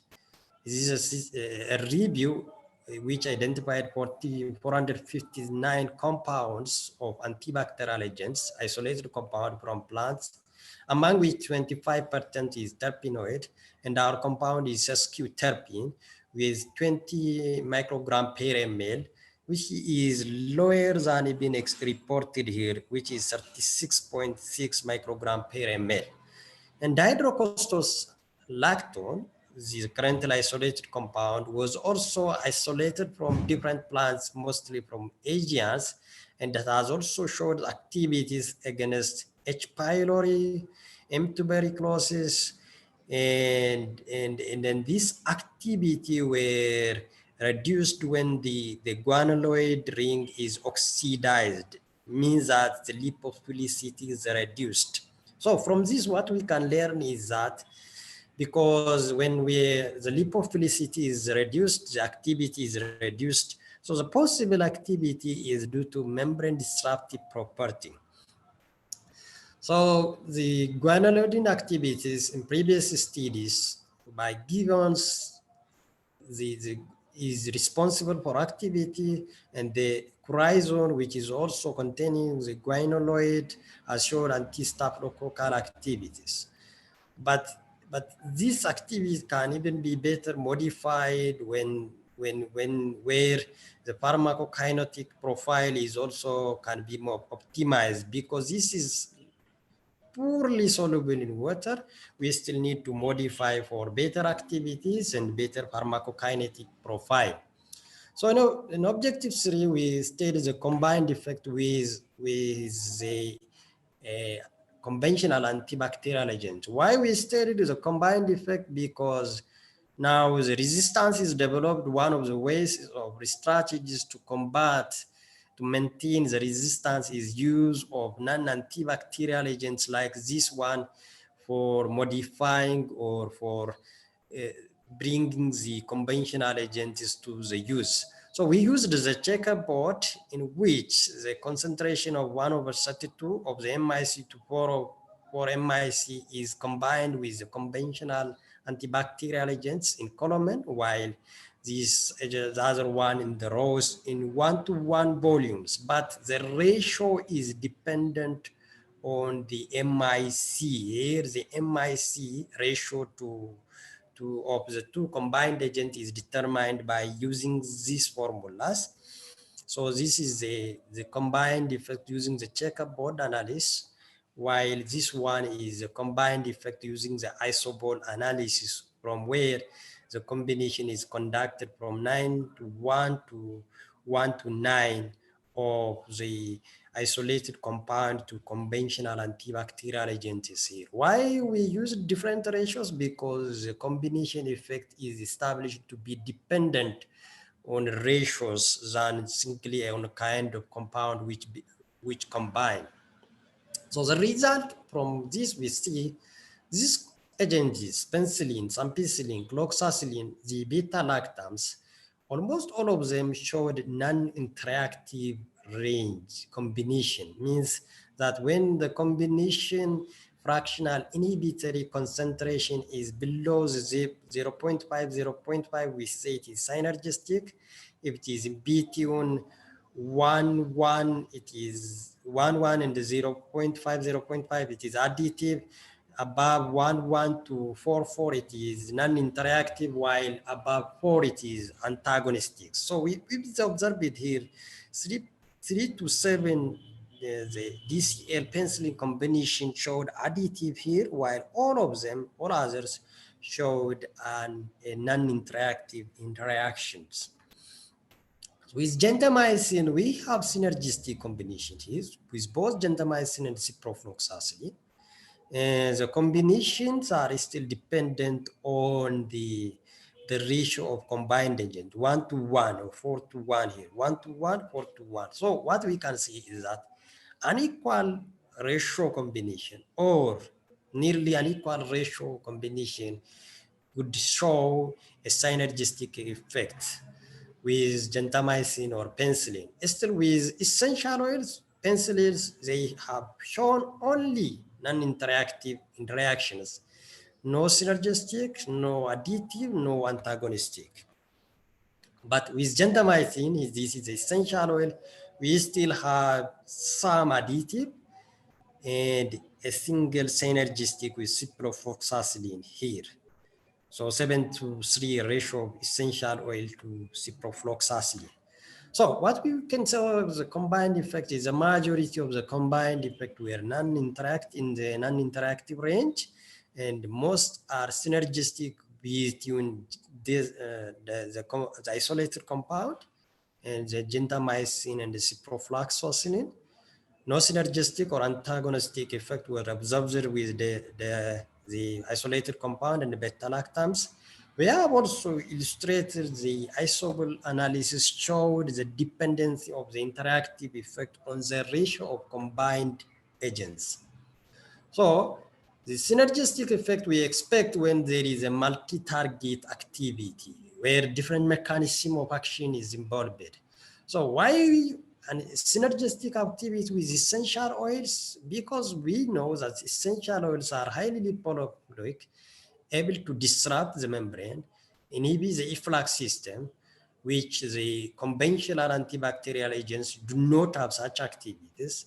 So they act in different ways. So similarly, the isolated compound is highly lipophilic, could possibly show because of this mechanism involved with essential oils.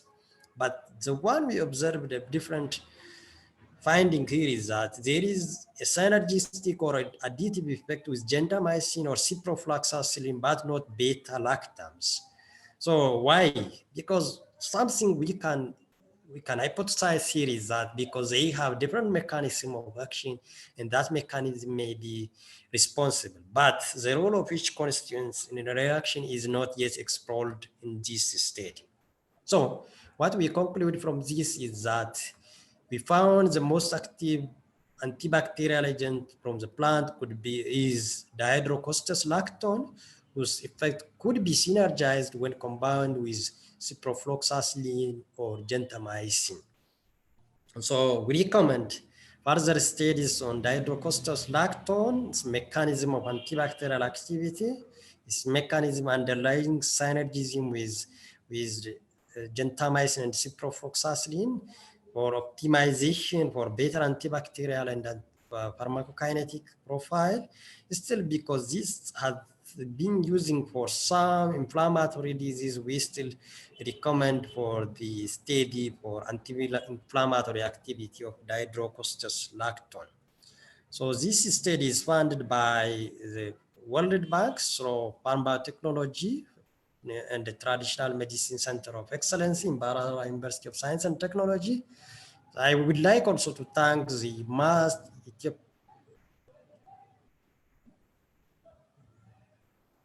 Hello?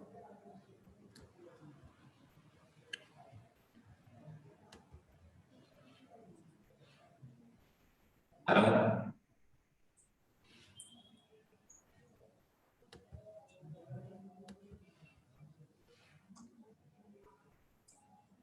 Yes, that was the presentation from Dr. Dino.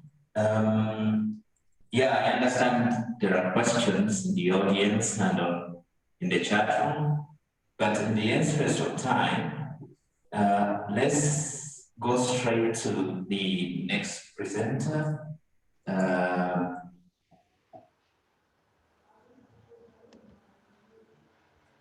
Before we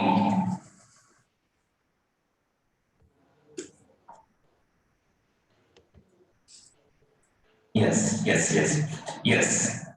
Yeah, I'm being assured that the next presenter will be brief. And of course, she cannot afford to hold us for long because, the laws of nature demand that we go for lunch. Our lunch is cooling, I'm told. So our next presenter is Dr. Patience Tugume. Dr. Tugume holds an MSc in botany, majoring in plant pathology and microbiology. Interestingly, she also holds an MBA in accounting and finance. And she also has a PhD in botany, specializing in natural resources economics. She also belongs to a professional body. She has an SCCA from Glasgow University, UK, and she's a lecturer at the Department of Plant Sciences, Molecular Biology, Microbiology and Biotechnology, College of Natural Sciences, Makerere University. She's so interesting, and so her presentation this afternoon is traditional therapeutic uses of aloe species in Eastern Africa and their potential for drug discovery. Dr. Patience, are you ready? Yes, I'm ready. Oh, yeah. I'm glad. Yeah. So, Professor, Brother Dr. Tugume, you have the floor. Thank you very much, Session Chair. Thank you, the organizers of the conference, for giving me this opportunity to present. And right now, I think I should share my screen. I'm presenting a poster. I would have been there physically, but I couldn't access the venue, the challenges in press, but I'll still do what I can manage now.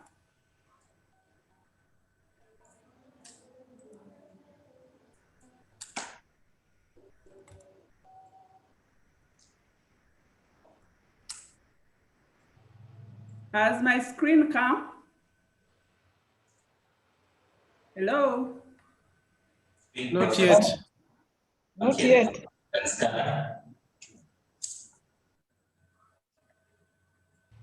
Yes, we have it.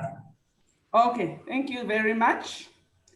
As already said, my presentation is about traditional therapeutic uses of aloe species in East Africa and their potential for drug discovery.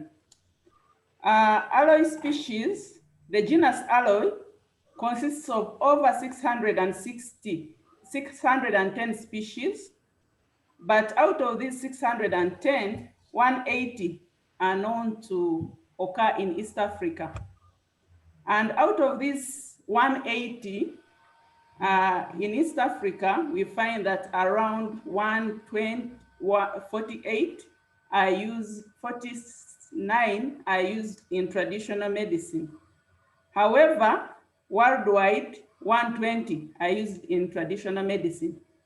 So, and we know that the use of traditional medicine, use of plants in traditional medicine can be a springboard to drug discovery.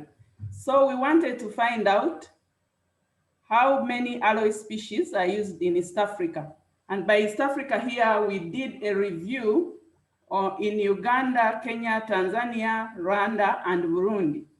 The aim of our study was to collect and synthesize literature on the traditionally used aloe species in East Africa, because most of the literature available is scattered in different reports, theses, articles, and some of which were not easily accessible. So we wanted to put them in one single report, which could be easily read and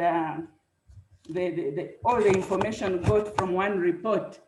So our methods, we used a documentary review, and we searched English-only articles on ethnobotany, traditional medicinal uses, bioactivity, toxicity, phytochemistry, trade, conservation, etymology, and distribution of aloe species in East Africa.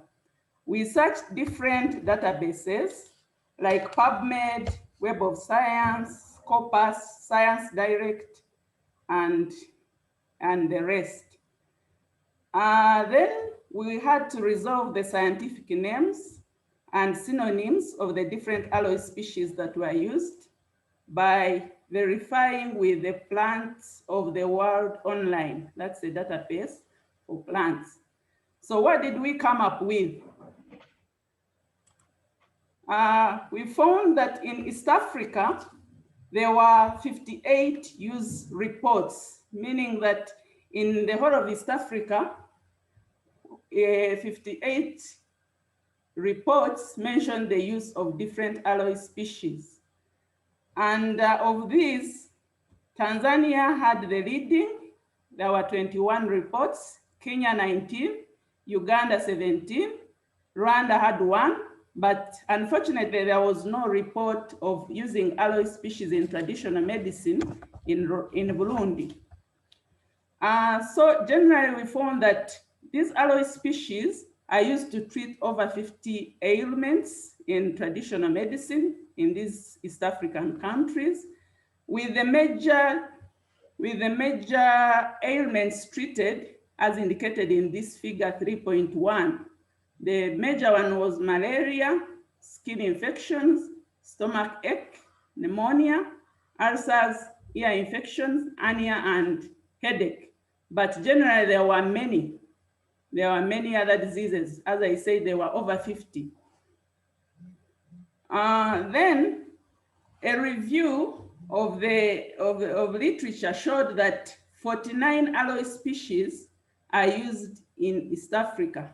49 aloe species are used, and of these, 48 species had direct reference to their use in traditional medicine, meaning that the difference of 7 were not directly used in traditional medicine, but there was evidence in literature about their phytochemistry, biological activity, toxicity, and we concluded that because of such studies, they must have been used in traditional medicine. So even when such uses of traditional medicine were not mentioned in the studies we reviewed, we assumed that the 7 aloe species must have been used also in traditional medicine. Then phytochemical analysis was done on only 36 of the species reviewed in East Africa. And of course, the main phytochemical compounds were phenolic compounds. They are the ones reported. Then biological activity and toxicity was done on only 16 species. Yet we find that aloe species generally, most people use them. So the mere fact that only 16 species were studied for toxicity brings a question, because literature revealed that some of these aloe species, which are traditionally used, are toxic, are poisonous to man at high doses. For example, literature mentions aloe aegiodonta, aloe christiani, aloe balai. Those are toxic and poisonous to man at high doses. Then some other species like aloe felox, aloe ergonica, and aloe lateritia, those ones were reported to be toxic to brine shrimp. Then also prolonged use at high dosages of some of these aloe species, like aloe microsiphon, aloe vera, aloe volkensi, exhibited serious side effects in humans, some of which were mentioned as colorectal cancer, abdominal cramps, bloody diarrhea, dehydration, dermatitis, dizziness, kidney damage, miscarriages, hypoglycemia, and very many others.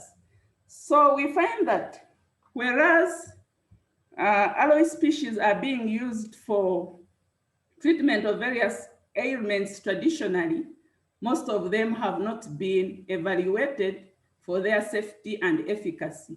So there is need to fill such gaps in order to develop new drugs which are beneficial to humans, but at safe dosages. Thank you.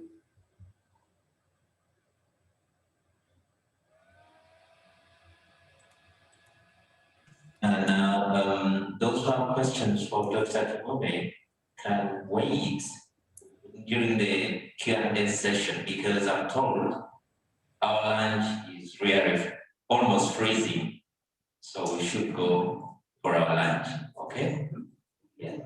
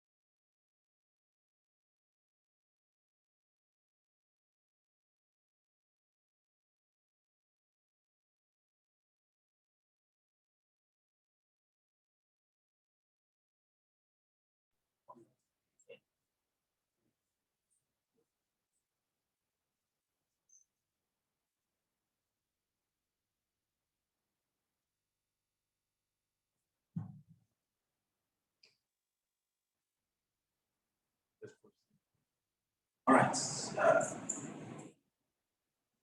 Welcome. Welcome back from that lunch break.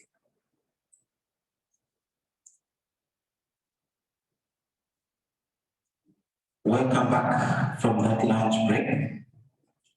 And there is a slight change in our timing, as you notice, it's 14:21. So we are late by about 5 minutes from the appointed time of starting. However, we can still start. My name is Collins Bulafo. I will be your moderator for this session. We have 504 setting papers. And to start us off, I want to invite Dr. Madina Muhammad Adia from Makerere University to talk to us about the ototoxicity of the leaf extracts and anti-plasmodial activity of the compounds isolated from the extracts of Cladodendron botaniifolium plant species in Uganda. Dr. Madina, take the floor.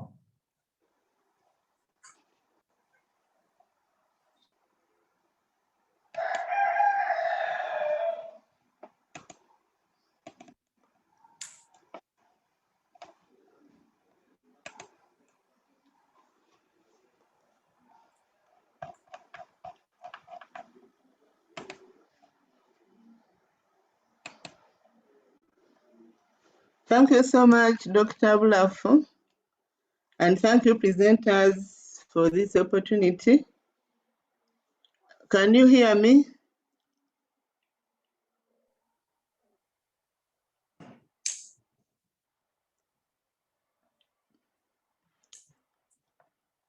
Hello?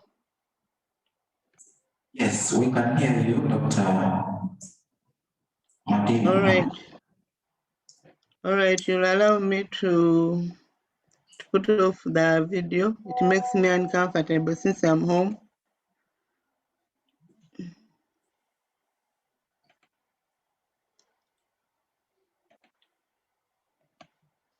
So oral toxicity of the leaf extracts and antiplasmodial activity of the compounds isolated from the extracts of Cladodendron rotunifolium, plant species found in Uganda.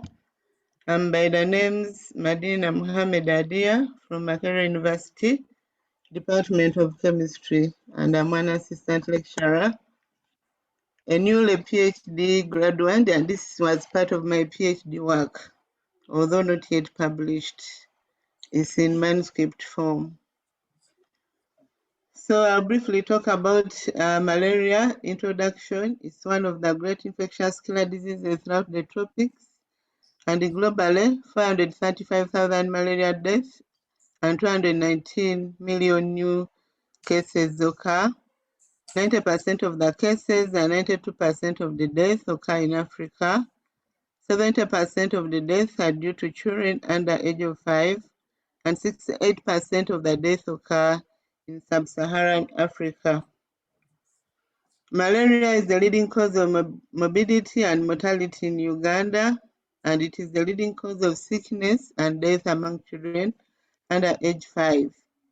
Household expenditure for malaria treatment is a high burden to the Ugandan population, leading to an indirect impact on the economy.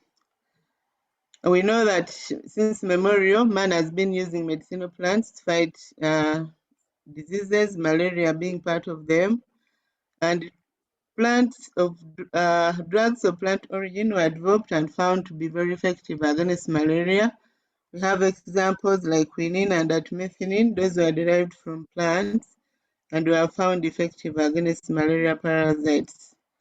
Over 60% of Ugandans seek care from traditional medical practitioners, and we know that traditional medicine is readily available and cheap. So there's resistance of the Plasmodium falciparum to artemisinin that was detected in the 5 countries in the greater Mekong sub-region. So because of that, there's a need always to discover more remedies against the malaria parasites. brief about the malaria cycle. It undergoes 2 stages of reproduction. One takes place in the mosquito, is where we have sexual reproduction, and our sexual reproduction takes place in the human being. So in the mosquito, we have both the female and male gametes which mate, and then after mating, they produce gametocytes, which later on develop into sporocytes that burst. And once the sporocytes reach the salivary glands of the mosquito, then once that mosquito bites the skin of a human being, then it will transmit those sporocytes into the human being. So we see a mosquito biting the hand of this pregnant lady. A pregnant lady was used in illustration here because we know pregnant mothers normally have low immunity, and also just like children under age 5. So once bitten on the skin, the sporocytes move to the liver and processes occur there, where the sporocytes develop into schizons. Schizons mature, and then sporocytes, they burst and sporocytes come out, spread into the liver, and finally move up to the brain. Once they reach the brain, then a person will start feeling fevers, chills, and high temperature. And that's when one realizes maybe they have contracted malaria. So what was the problem? That there was limited information on scientific evidence of efficacy, safety, and identified compounds of some plants used in malaria treatment by the traditional medical practitioners in Uganda. So that necessitated for the study, because lack of such knowledge can lead to improper medication in terms of dosage and may also lead to toxic effects of the patients. And objectives are to determine the bioassay of the plant extracts of Chlordendron rotunifolium, to determine the toxicity of the extracts, and also to determine the structures that are isolated from this plant, which would act as markers for the herbal remedy. So the study design, this plant was identified from an ethnobotanical survey. Plant samples were collected and air dried. Crude extracts were prepared. They were purified, but at preparation of crude extracts, toxicity tests were done, and also antiplasmodial tests of the crude extracts was done there. Then after getting pure compounds, their structures were determined, and also antiplasmodial activity was carried out on the pure compounds that were isolated. So this plant, Chlordendron rotunifolium, was collected from Pretoria, Uganda, found in Mpigi district. That is the plant. It's called Chisekeseke in Uganda, and it belongs to family Lamiaceae. And plasmodial activity or tests were carried out on both chloroquine-resistant and chloroquine-sensitive strains. These strains were found in Stockholm University and also in Cambridge. So in Stockholm, there's NF54 and FCR3. NF54 was from a patient in Netherlands, and it was chloroquine-sensitive strain, whereas the FCR3 was of Gambian origin. Then the 3D7, the chloroquine-sensitive, was from Cambridge, whereas the DD2 chloroquine-resistant was also from Cambridge. We did it in 2 different places because of lack of available tests. The extracts were done in Stockholm, whereas the isolated compounds were done in Cambridge, Kenya. So 3 extracts were prepared and tested for in vitro and plasmodial activity. Their IC50 values were calculated from a set of 7 concentrations for each extract. And the plasmodial activity was classified according to known literature, whereby highly active was for IC50 less than 5 micrograms per ml, promising activity for IC50 between 5 and 15 micrograms per ml, moderate activity IC50 between 15 and 50 micrograms per ml, and an extract was rendered inactive when it had an IC50 above 50 micrograms per ml. This is one of the representative tests for micromark 3 test. Here we have blood samples that were drawn from individuals of human beings of blood group O. They were cleaned with RNPIA and then kept at conditions equivalent to body conditions. so at 37 degrees Celsius. Then we would introduce the parasites, incubate them for 24 hours, then check for parastemia percentage. So we would use the samples at 1% parastemia, and then we would use the 96 well experiment. In the well, we would have both positive control and negative control. The positive control would have amodiaquine and chloroquine, whereas the negative control had water extracts. And then in between, we had the different concentrations of the extracts. And then after 24 hours, the extract would be smeared on slides, and then apply GIMSA and watch under the microscope of what would have happened to the cells. Acute toxicity was also done on Winster mice, and subchronic toxicity was done on albino rats. Using those groups, control 200 milligrams per kg and 400 milligrams per kg body weight for 21 days treatment period. This was done after approval from IRB from the Veterinary Medicine, School of Veterinary Medicine, Makerere University. So the treatment doses were selected on the basis recommended for plant extracts between 2,500 and 5,000 milligrams per kg body weight of animal at limited dose tests. Plant extracts were prepared from the powder using hexane, ethyl acetate, methanol, and water sequentially. Extraction was also done using dichloromethane, methanol, 1:1 volume by volume, and then different solvent systems from non-polar to polar were applied in column chromatography to fractionate and isolate compounds from the ethyl acetate extract of the Chlorindrome rotundifolia species. These are some of the representative solvent partitioning using DCM methanol, and these are some of the fractions from the extract, the DCM extract, shown on TLC plate. We also did column chromatography. This is the representative of medium pressure chromatography, and these are some of the fractions that were collected then. We also did preparative HPLC and analytical HPLC during isolation. Structure determination was achieved using NMR and the liquid chromatography mass spectrometer. Results of bioassay. This is a representative that we use for calculating IC50 values, and this is the control after 24 hours incubation.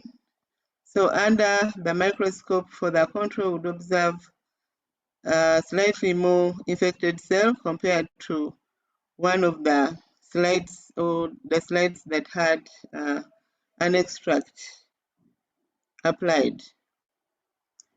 So IC50 values for the extracts, we had the water extract, the methane extract, and the ethyl acetate extract on the chloroquine sensitive strain and also on the chloroquine resistant strain.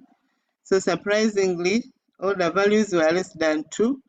So the extracts of this plant were concluded as being highly active against those malaria strains that were tested.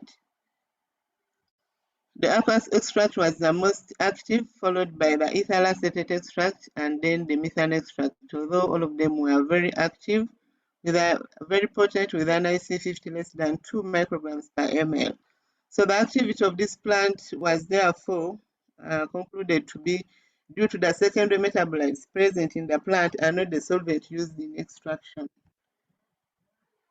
Acute toxicity results for the 3 extracts show that all the values were above 5,000 milligrams per kg body weight, which is considered safe for consumption.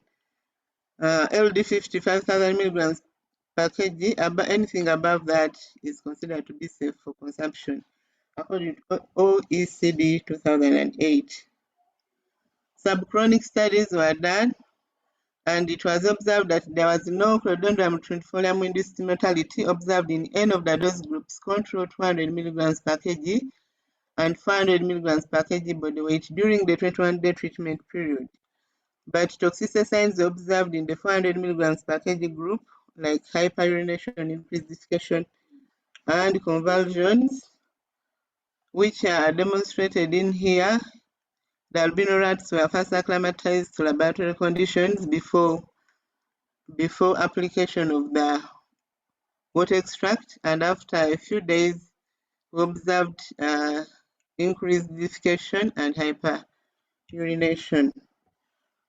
After 21 days, the organs were observed for different changes. The liver, control 200 milligrams, we see mild hepatic degeneration of the perivascular of the hepatic perivascular veins, whereas in the 400 milligrams, there's multifocal hepatic perivascular degeneration.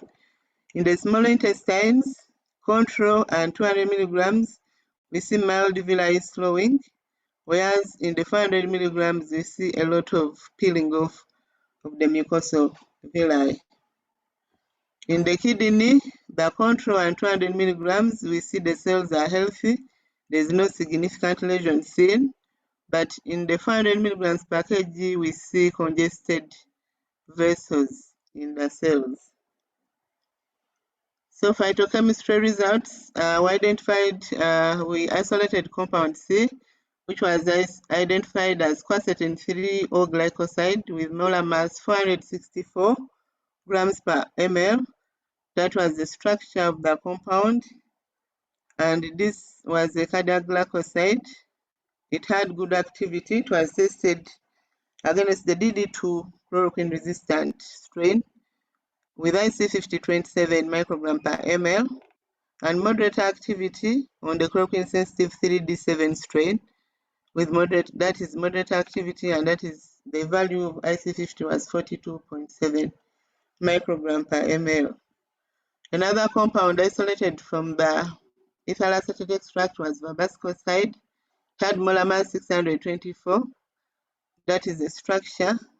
The common name is verbascoside. It was also tested against the 3D7 and the DD2, and it had IC50 17 micrograms per ml and 23.8 micrograms per ml, which is good activity for both strains.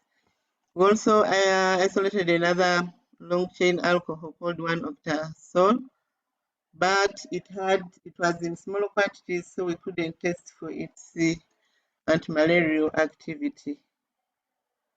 So general conclusion is that the study revealed for the first time that plasmodial activity of this plant, which has never been reported before or tested before, and it was the first time the activity of the compound verbascoside against malaria parasites was reported, because it was reported for its anti-diabetic potency, but not anti-malarial potency. And if the plant is not administered in right quantities, it can be toxic and may cause intestinal, liver, and kidney toxicity if taken for a long time, repeatedly. So a dose of 200 milligrams per kg was considered safe for consumption. So this study was in line with development, Sustainable Development Goal 3, which is good health and well-being of community members who use this plant in treatment of malaria. And the results justify ethnopharmacologically the use of plants in malaria treatment by the traditional herbalists in Uganda, and this justification was confirmed by the fact that the Acas extract showed very high activity on both the strains of Plasmodium falciparum that were used in the study. The traditional medical practitioners of Pretoria will be encouraged to conserve this plant, which is endowed with antimalarial properties, and further research be done to show the synergetic effects of the compounds of this plant in combination against the Plasmodium parasites, because the isolated compounds were not very good, were not highly active as compared to the crude extracts. So it could be that the compounds work in synergy to have the high activity. So Chlordendron 24-folium powdered herbal drug can be developed with specifications which can contribute to antimalarial drug discovery, and also a clinical trial to be done with the Chlordendron 24-folium concoctions. I acknowledge the funders of this research, CIDA, Muthi Loril for Human Science and that.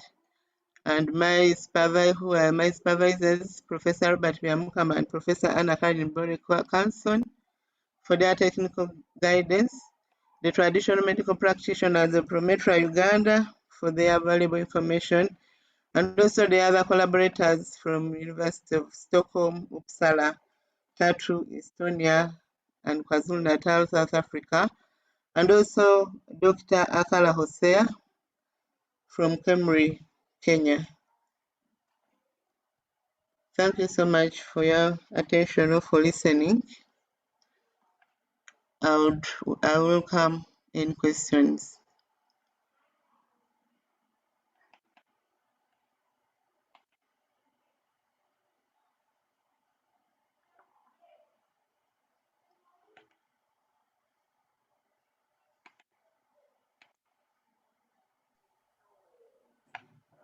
Yes, Grace, one question.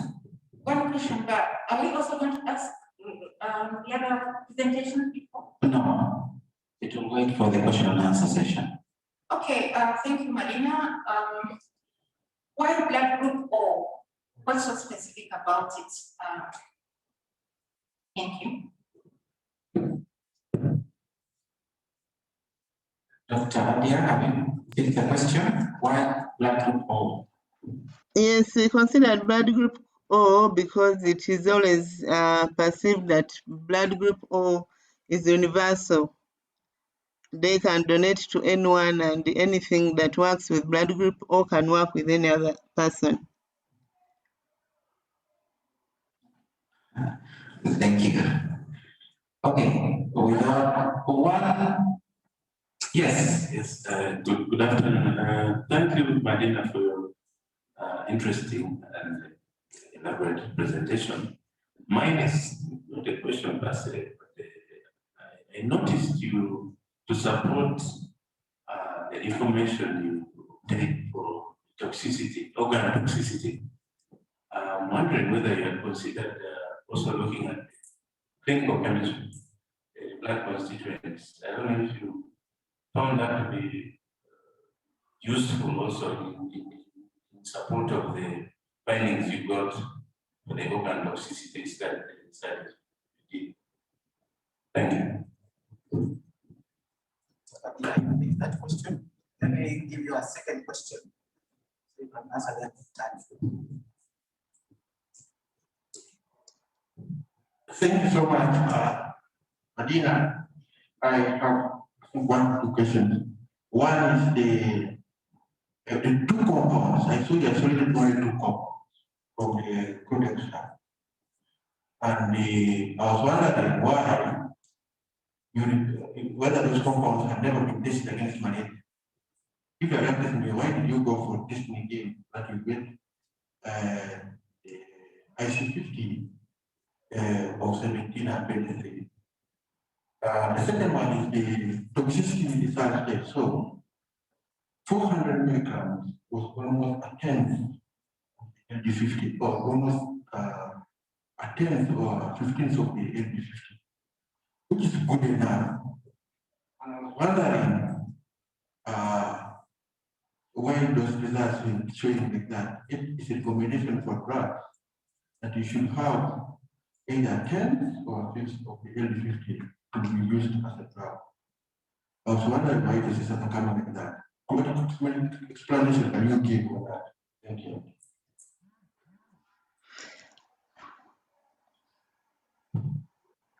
What are you? Yeah.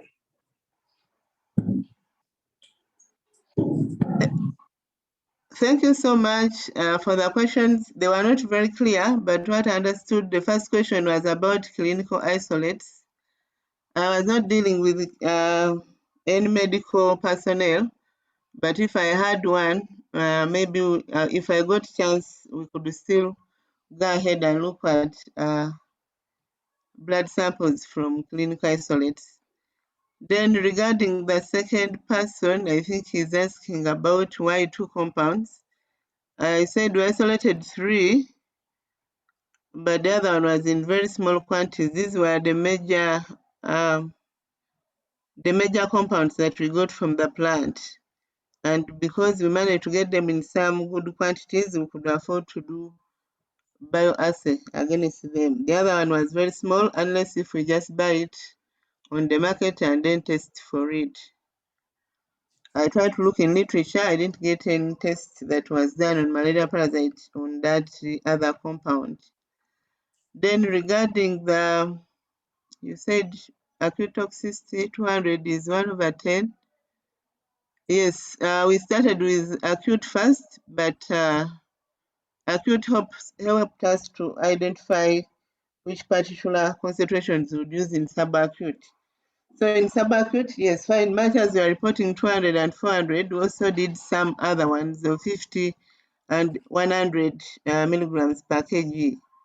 But since 200 was big enough to show that there's no toxicity, we decided to use the 200, which is high enough, to try and show that these extracts were not toxic. So by the time you reach 400 milligrams per kg, that will really be too much, and you can't use that much for 21 days consecutively before one gets cured. So that was extremely at the higher side, although we finally found out that at that concentration, we observed organ toxicity and also conversions in the albino rats. Thank you. Thank you.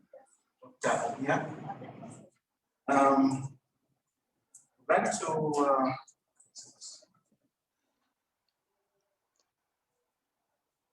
we'd like to move to the next presentation, and I want to invite Dr. Ebenezer Frimpong from the University of Northwest, and you're going to be talking to us about the appraisal of the use of medicinal plants for managing headache and migraine in African traditional medicine. Dr. Frimpong.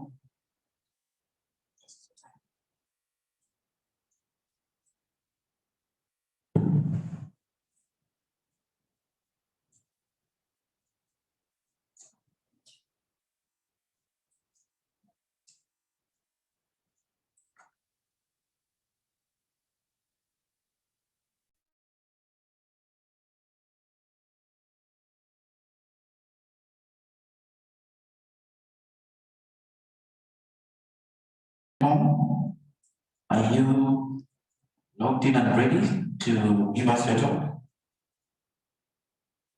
Well, I'm being advised by the Secretariat that perhaps Dr. Frimpong is not ready to go.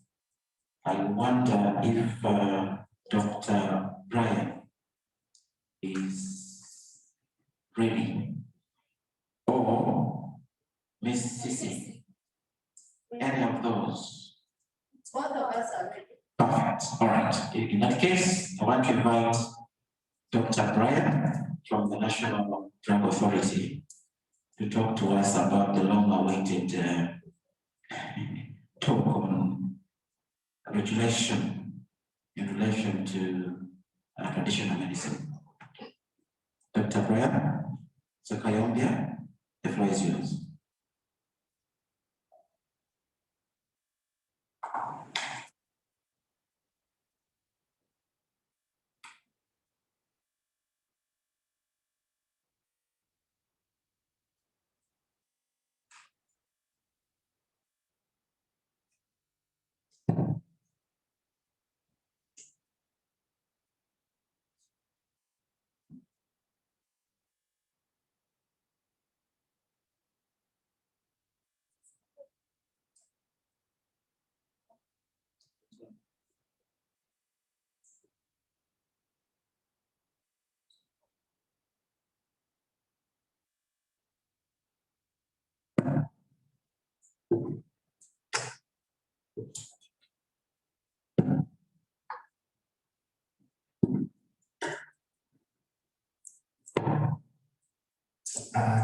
Thank you so much, moderator. Colleagues in the room. This one. Colleagues in the room and those virtual. So moderator, I'm surprised by you said longer waiting. Second,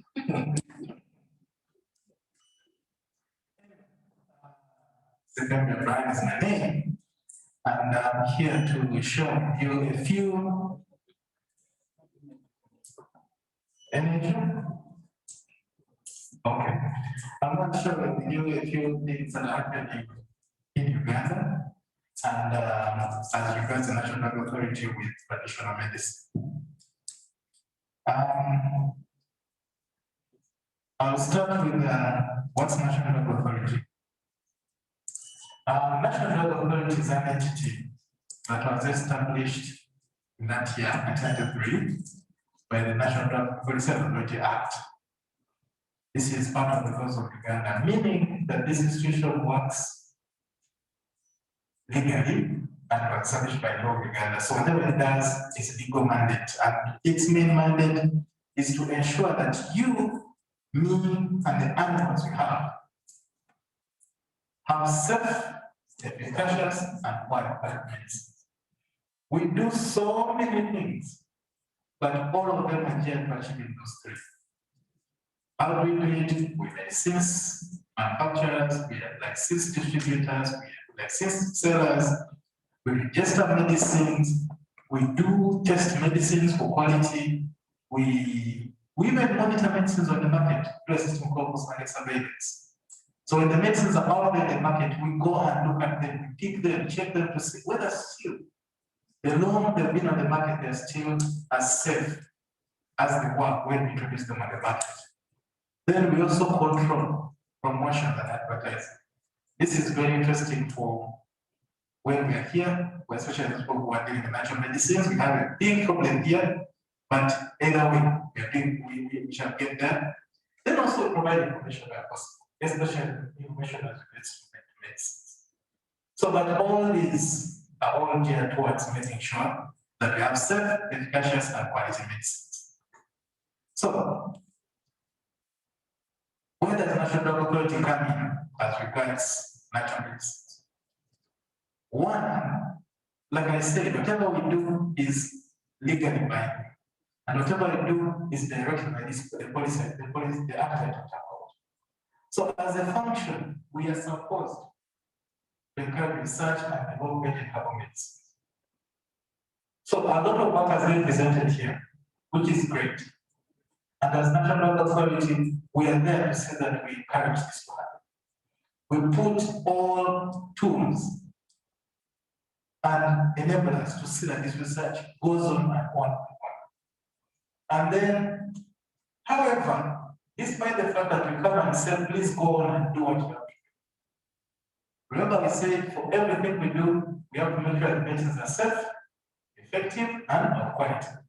So we also can come into your own research and examine your products. Like I said, we put enablers, but some of the enablers also put is to make sure you can have the capacity to test and see that your claim, whatever you're claiming, or whatever you found in your research is actually true. And I can confirm to you that that capacity has been built. And then, still, like I said, legally, we also, we go on further to see that we support those who do this kind of research, to make sure that whatever comes out of the research, especially as regards natural medicine, which is the reason we're here, goes on to have onto the market, if this research goes into market, something that is of the desired quality for Ugandans. So in other words, we can actually support you to improve what you have. So let me come here and say, okay, what do we mean by herbal medicine product? Why am I bringing it up here? I want to show you how NDA moves from how NDA comes into the natural medicines. And the definition of herbal medicine is there. We look at a finished, labeled herbal medicine product. Remember, it's supposed to be finished. So when still midway somewhere, we may not call it a herbal medicine product. And then it contains active ingredient. Active ingredient means what you put into your product and you say is the main thing in my product. Someone's been talking about alloy. When you combine alloy with water, this main ingredient is alloy. And so on and so on. And then for you to calculate the harmonics product, this may be a part of the plant, it may be a combination of parts of the plant, or it may be small like leaves or barks and all those things, and then you may have these things crude or prepared. But all these are all put into one preparation. And then the interesting part is sometimes it's also authorized to even may include some other constituents which may not be on the herbal origin, but of the conventional origin for purposes, like probably purposes of keeping safe, purposes of maintaining stature. We could include them, but as long as the initial ingredients are in the raw form, that product stays a herbal medicine. And now, here is the main thing. If this product is correctly applied and it contributes to preventing disease, maintaining wellness, we will watch those words. Preventing disease, maintaining wellness, and in addition to complementing professional care of chronic and acute health conditions. Now, this is a product that is preventing disease and maintaining wellness. However, in the law that I talked about, I missed this statement here. In the law that I talked about, we define the drug. And remember I said we ensure safe, effective, and quality medicines. Now, I define the drug as any substance or preparation that is used or intended to be used for internal or external application to the human or animal body, either to treat or prevent a disease. You realize that the two now are merging. I've received this question several times that herbal medicines are not part of what you people regulate. Now, from the definition of the law, these two match. And as such, National Drug Authority comes to regulate herbal medicines. But the main reason is not to stop them at any way. It's not to kind of put them at some corner. It's just to ensure that when this product comes on the market, the Ugandan animal that's in Uganda receives something of quality. And it's safe. So whatever we do, both for the conventional and herbal medicines, is to ensure those things. So what have we done as of now? I must say, we've worked with a number of herbalists, a number of innovators. I'll call them innovators now because these are interesting technologies. And we've talked to them about, okay, fine, because of our mandate and because of the jurisdiction we need to work, can you come, can we talk, can we sit on the table, and we ensure that the three are maintained, but also innovations are put out on the market. So as such, many have come in and hit to our call, and as I speak, we've not find over 190 products. What we are not fine. When you go into the conventional medicines, I mean the other medicines, the ones where we go to the lab and create and then assess and then see and then create a molecule which you formulate and make a medicine. For notification of medicine, especially the local medicine, we call you, we say, okay, let's do an assessment. You say your product contains Wabogia. Fine, let's go and check if there's Wabogia. We check out the facts there. Then let's see, when you packed your product, remember I said definition, packed and label. So what is in there? Are the organisms in there safe for human consumption or are they not yet there? Then if that is safe, then we say, okay, fine, and we come and here. These assessments we do in collaboration with the number of institutions, Natural Chemotherapeutic Research Lab is one of them, where we go, others go to Makerere University, and they go and do, we call it chemical analysis and chemical analysis. Now, when you come and say, okay, fine, look at these reports, okay, you say this is what's there, good. The organism there are safe for human consumption, good. What does your label claim? The label claims what label say is good. So we say, okay, fine. Okay, what's the literature available on this particular product? And by the way, I should say this method is used globally. In some country, I was reading a few days ago, they only allow this process to go if your product has been used as a herbal remedy for over 20 years. We are also getting there. But now we look at the available, the information available, references about this product. And then if these two are in sync, and also we assess the safety based on information available. And if those two are passed, then this product is notified. And like I said, when your product is notified, you actually, this is the interesting part, your product is put up on an NDA website. As all the products NDA is aware of. This is a good marketing tool for any manufacturer. Two, we call it promotion advertising. I talked about this in the beginning. That's why we have a lot of trouble for now. However, a number of innovators, a number of products, innovators have come and they've tried to move in that lane. To see that what they tell out, what they advertise to the people is what is good for the population. It's not misleading, it's not ambiguous, it's not alarmist, because sometimes you get alarmists. So really, we make sure that people consume information that is safe. So we are working with those. But then also we have a technical team. As a national development, we realize that a big percentage of Ugandans use these natural innovations. And as such, we built a whole team. A team with competence, technical competence, including tools. So as such, this team can support local herbal innovators in so many ways. One, we can actually go to their manufacturing facilities and we share knowledge, we share best practices. Like I said, this team has been supported with tools and capacity.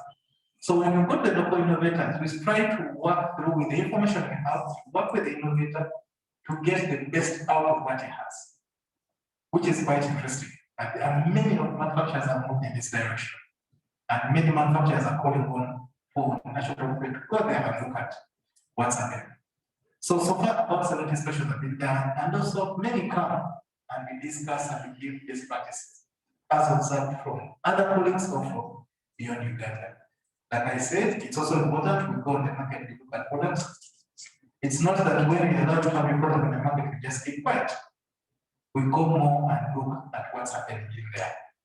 Sometimes we found that when you come to us, you tell us about your product, we look at the content, we look at the information, and say, well, good product, go on the market, have a product. Then because of the, I don't know, sometimes the urge comes and then you want to expand business, you start doing things in a funny way. We found some of those players and being forced to get their products from the market. But as a national authority, we are an institution, and we don't work as an island. And we've teamed up with many like-minded institutions. The Directorate of Industrial Training is one of them. Research Laboratory is one of the other. University, Guru University. All these collaborations are to add on to what we do. The universities and the lab we talk about, they do for us some assessments, but also give us new ideas, new technologies that are out in the market, including references. DIT is supporting in technical one. So, and then for the promotion advertising, we're working with the likes of the Uganda Communications Commission, working with many interested parties to see that we have a good herbal medicine system in the country. And then we also follow up on clinical trials and quotations of our medicine products. We monitor them and then follow them for good clinical trials practices. We call it discipline. Someone asks you, why do you do clinical trials in herbal medicines? If you want to confirm treatment, it's important that you do a clinical trial. You may know, yes, it does, and you've seen all that, so, but for you to come and confirm the treatment, then you may have to do the clinical trials to confirm that. So, As an entity, we don't have, like I said, we also are an entity and we have struggles. A few issues like this amount that came into a law, came into, I think, before in 2020, it confirmed that. So it's out there, it's to manage the practice of our herbal innovators. We are hoping that this can take place in the fastest time possible, because if we manage the product, then they manage the practice, then we have a streamlined system in the country. And then, like I said, the alteration, you come, we authorize you, we have a good product, when you go on the market demands, then you start doing things that are not very good. So we've seen many of the market who are trying to change. The most interesting one is someone says, my product supports this. And what does it do? Let me put it like, what does it do? He goes to the pharmacies, he buys a conventional product, he adds it to his product. Something that will not form very interesting. And the promotion advertisement, that's a very, very common one. We have many of our herbal innovators who go out to the mainstream media, go out to all platforms available, and they make very uninteresting claims for their products. Some of these claims are unfounded. But like I said, we are working with a number of people, including people, the people itself are willing to tell us that, we have a problem with such and such a promoter, this for us, that we are taking action on some of them. And then, like I said, being in an interesting field and a field that we just appreciate, we are coming to appreciate, training and education centers are still a problem. However, all these can be addressed, and we know they'll be addressed. This is one of the examples we found of the product where they had adulterated. The claim was this thing improves performance, sexual performance, and before that, this person had actually added a conventional product. He had actually added sildenafil into his product. So that from the conventional medicine. So we had to recall all his products and even not his manufacturer and stop him from manufacturing. Completely, no more. So I should say, National Bible Authority encourages research in herbal medicines and is always ready to provide guidance. But like I said, everything we do is geared towards having safe, efficacious, and practical for the entire population of Uganda. Thank you so much. I hope this has given a sneak peek in what National Bible Authority does. Yes, indeed, it has. I have one concept though. In the Act, does it have an emergency approval window? It looks to me like the process when it's done according to the law, it could take us in upwards of a year. We need to approve the product and then it comes towards the consumer. Is there an emergency approval window? And then secondly, Dr. Namukov has some valuable information that you'd like to pass over. But before she does that, say something about my question. One, at least because we are trying to encourage herbal innovations in the country, having this product notified does not take it actually takes a very short time. I can confirm with my colleague, I think the current time is about 3 months. 3 months. However, we also have the guidance on emergency operations as an institution, and we have them on our website. You can look out for them. There are guidelines that are inside of, so we use them when need arises. So I can hand over to Dr. Namukov. Dr. Namukov, please.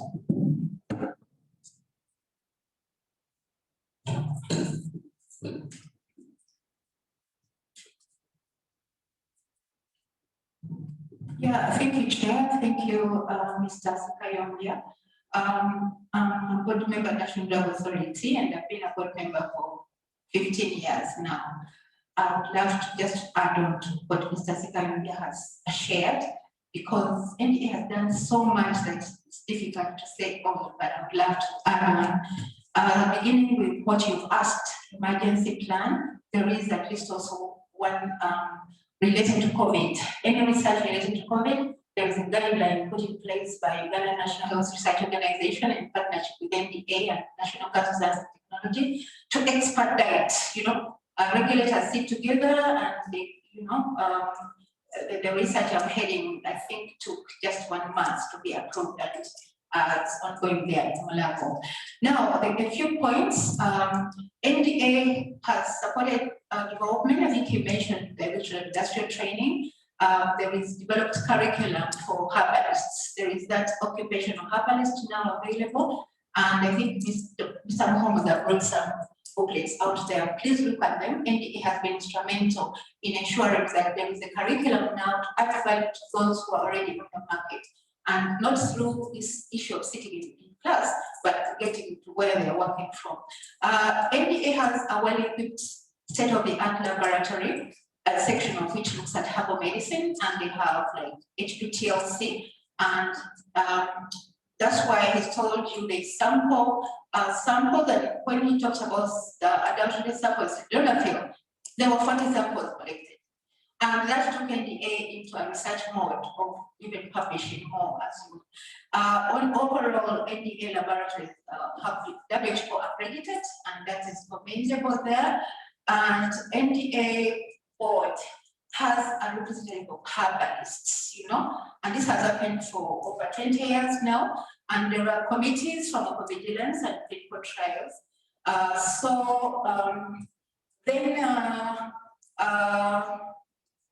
NDA is positioned to get into to become a food and drug authority. The law will soon be concluded, and this will bring NDA probably to also look at nutraceuticals and herbal supplements or even cosmetics.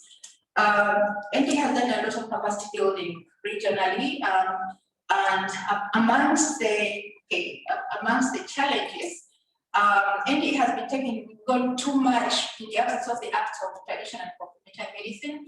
Now that the law is there, as it gets implemented, the burden will be lessened, and probably it will stop being blamed for what it shouldn't really be going out there. And NDA has a budget for herbal support. Now notification has been the in sync, but as we go clinical, registration will start. And NDA has already mapped or benchmarked with Ghana, the Ghana Food and Drug Authority. Microbiology lab will soon open in NDA. So once that is added into the component, then we can go for registration of herbal medicines. I think I can rest it there. I think you see, I thought you should know this because you're the Ugandan now to know what services NDA has to offer. Okay. Thank you. Thank you very much. Mr. Momoza, did you know that actually you could get funding for your work from NDA? Now you know. No, let's put it right. The funding supporting NDA is to enable them to go all over and build capacity. But there is funding under Ministry of Science, Technology and Innovation. There is funding, and even this quarter, July or September, watch out for calls. I sit on the steering committee to identify people innovating in natural products. Thank you. Okay, thank you. With those remarks, I want to invite Ms. Sise Namukov to come and talk to us about the role of NCRC in the development and regulation of traditional medicine. I hope there is no conflict of interest with NDA.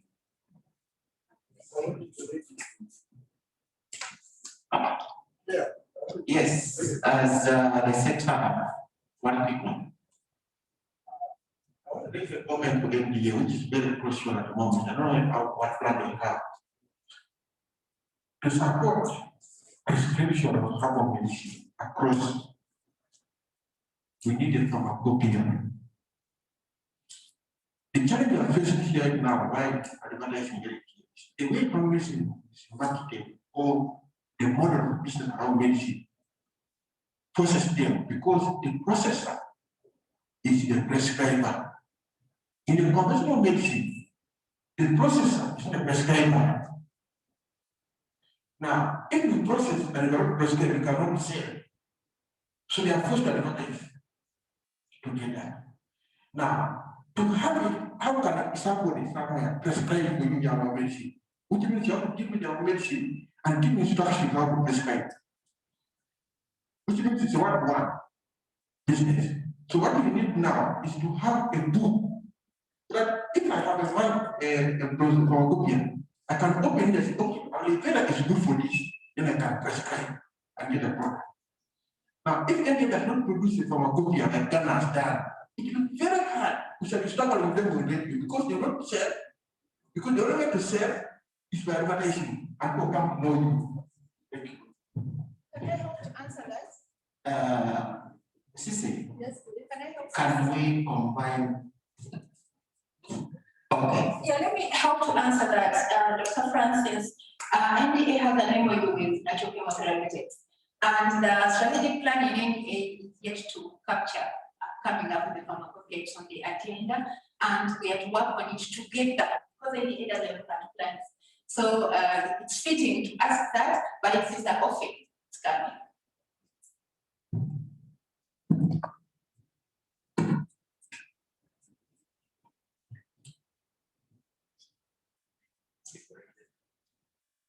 Thank you, Dr. Collins. Sister Nagdeja is my name.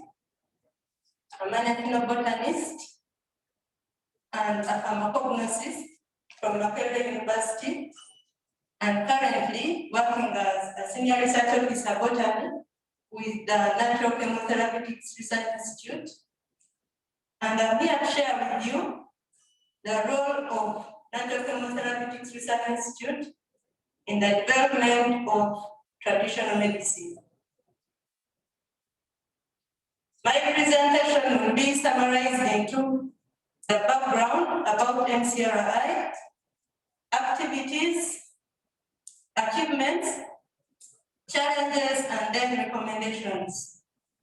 Straight away, go to the brief background about NCRI.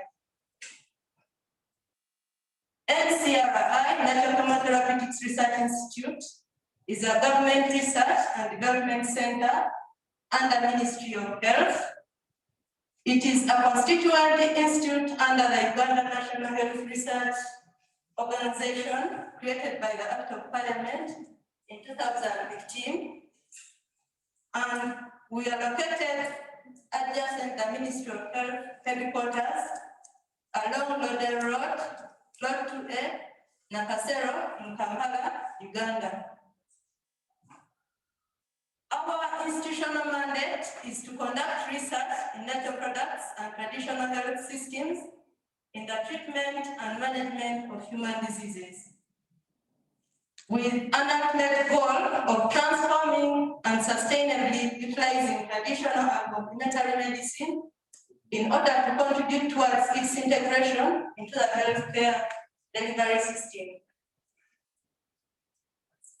NCRI comprises of 3 main technical departments, that is botany, which primarily does scientific identification and collection of plant materials, conservation of plant materials, as well as documentation of ethnobotanical information. The chemistry section or department primarily is engaged in phytochemical screening of natural products for both active and inactive ingredients from natural products. The pharmacology department conducts preclinical experimental trials on the safety and efficacy of natural drugs. And in the development pipeline, we have the clinical assessment unit.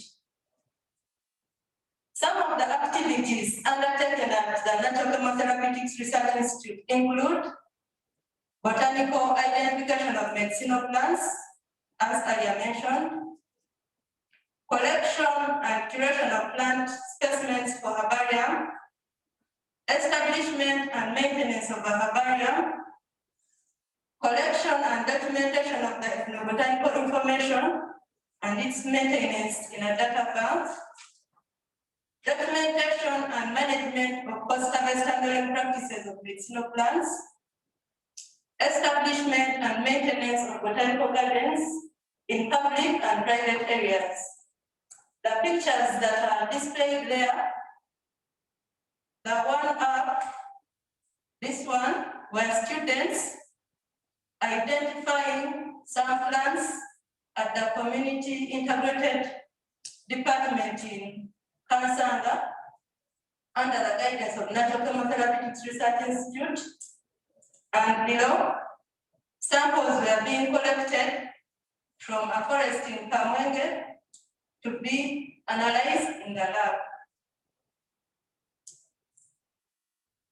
Activities continued. We have phytochemical screening, chemical stability tests, chemical analysis for micro and macro elements in natural products and the environment, formulation and standardization of natural products. In the picture, we had roots of a herbal plant, Mondia apitai, being washed in preparation for analysis. In this picture, we had some herbalists preparing plant samples for formulation of a product. Natural Chemotherapeutics Research Institute further conducts preclinical experimental trials on the safety and efficacy of natural drugs. In the picture, we are seeing one animal, that is a mice, being given some extract orally. We further develop new products, processes, techniques, and practices for natural pharmaceutical drugs. We draw up proposals for future developmental or experimental works. We help researchers secure approval of natural drugs. Of course, this is in collaboration with our partners like National Drug Authority, among others. We liaise with drug regulatory authorities to ensure compliance with local, national, and international standards. Herbalists usually bring their samples to Natural Chemotherapeutics Research Institute as it's a requirement to have them screened phytochemically, advise them on good labeling and packaging practices before they are forwarded to National Drug Authority. We promote health and prevent disease in communities involved in the production and utilization of herbal medicines. We do capacity building, including education, training, and advocacy.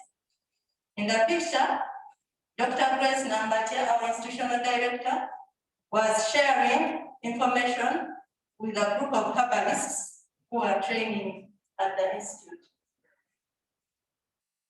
We partner with a number of stakeholders, such as traditional healers, research institutions such as universities like Makerere, Mbarara, Bulu, Kusitema, name it, and the National Agriculture Research Organization.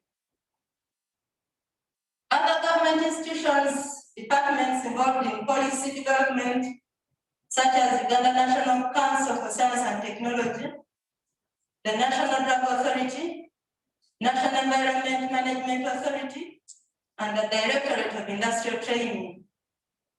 We also partner with civil society organizations, such as traditional healers and medical practitioners together against AIDS, etc. We partner with the general public, private sector, donor organizations, foreign institutions such as Kenya Medical Research Institute and Korea Institute of Oriental Medicine. In the picture, we have colleagues from Korea Institute of Oriental Medicine who have just appreciated some of the plants in our medicinal garden.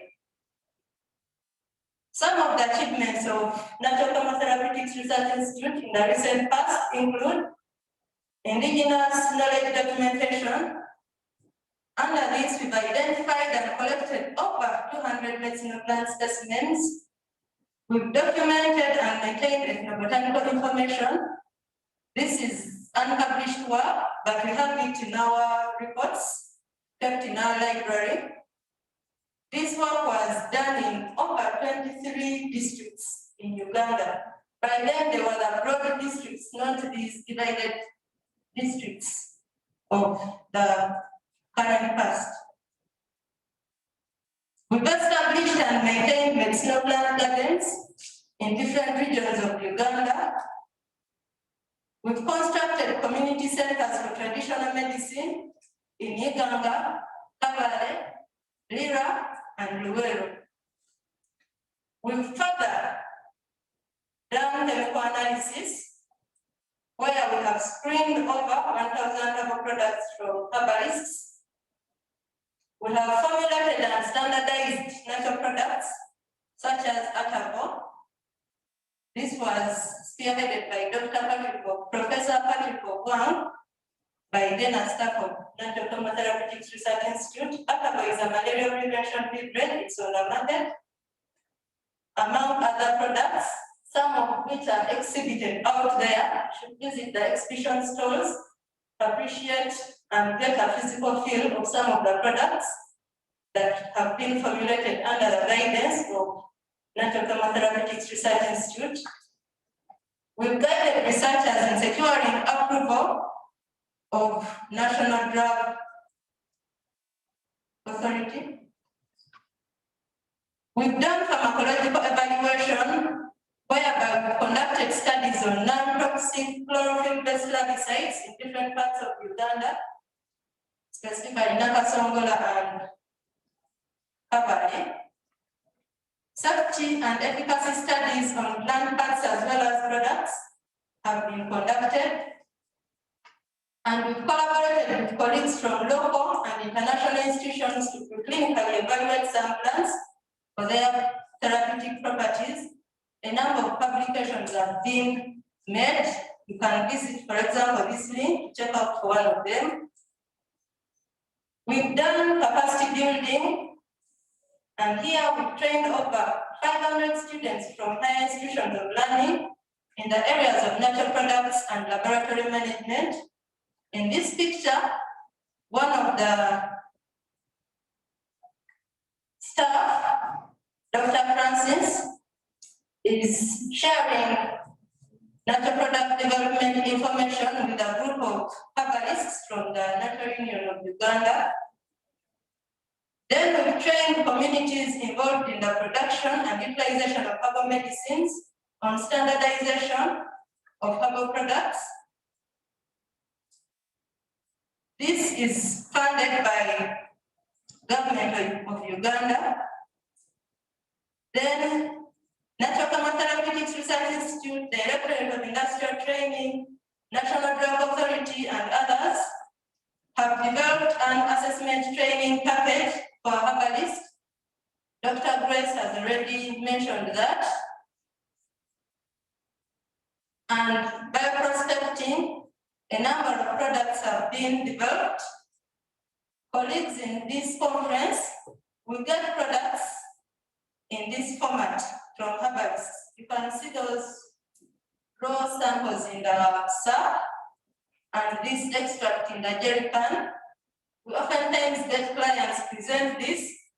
I don't know if any of you here would be willing to take this if presented to them. All this extract, it's not labeled, nothing totally on it. And we've had to guide them appropriately to see that they reach a standard like this one. This is sugarcane juice, and this is our Bukia herbal cough syrup, among many other products.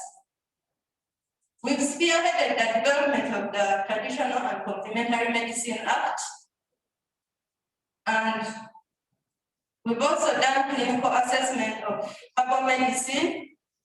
Currently, there is clinical evaluation of the efficacy, safety of a natural product coded UBV01N for the management of COVID, which is our most current challenge. And in the picture, you can see our institutional director and the head of state launching this product. For more information on what NCRI has done, achievements, and name it, you can go to our our website, but we've also had some challenges, such as having low funding, lack of infrastructure, technologies and equipment for processing raw materials into high-value products, loss of knowledge which has not been documented. Some recommendations: we need to develop policies in this area of natural product development. We need to develop capacity and formalize the education system. The currently developed assessment training package by the DIT and stakeholders is a good step in the right direction, but we also need to call upon universities to establish such courses like diplomas in herbalism. And we also recommend that funding is increased for research and capacity building, and there is need to create infrastructure for special researchers.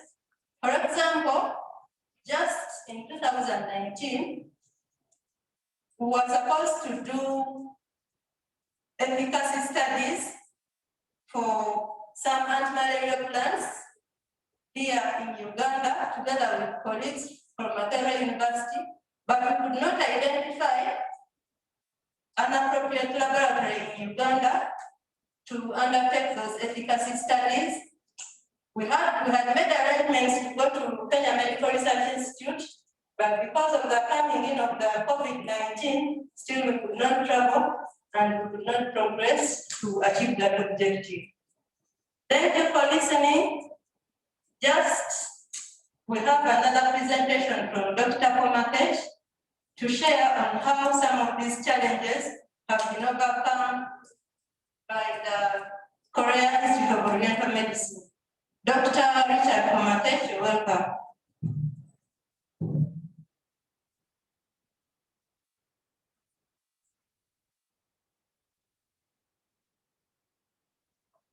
Boris.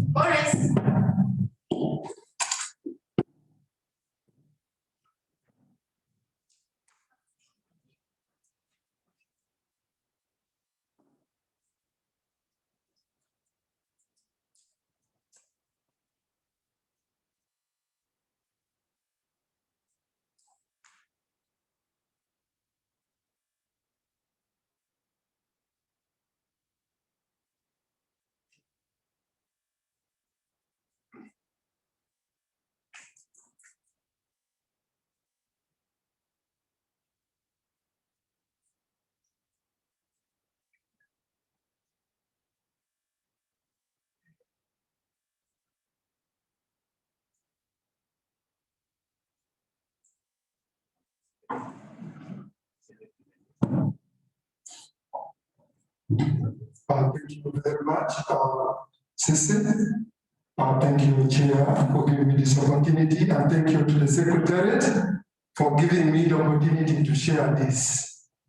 I lived and studied in Korea for 5 years, and I learned a lot from them on as far as their traditional medicine system is concerned. It was fortunate that I studied at the Korean Institute of Oriental Medicine, where it also enabled me gain more insight into what they actually do.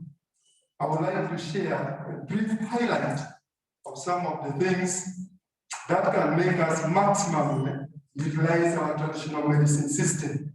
That's why the question is, how can we maximize the use of traditional medicine in Africa? A lesson from Korean Institute of Oriental Medicine. I'm Dr. Komakech Richard. I would like to take you through this. I will take you through introduction, then brief lessons from Korean Oriental Medicine System, and then how can we maximally utilize this, conclusion, and if there's any question. While I was there, to understand this system, I had to go do a review paper with some of my colleagues to understand the Korean Oriental Medicine System and then the Indian medicine system. It is common knowledge that there is a greater development of the use of traditional medicine in Asia than in any other part of the world. So if you want to compare yourself with any other system, it is better to understand what takes place in Asia. And this study allowed me actually to understand what it is to do with the traditional medicine system in Asia, particularly in Asia, in India and South Korea. In South Korea, their natural medicine, first thing that they make sure it is, they ensure that it is safe for treatment and with very low side effects. Rigorous experiments and analysis is done to ensure that that is done.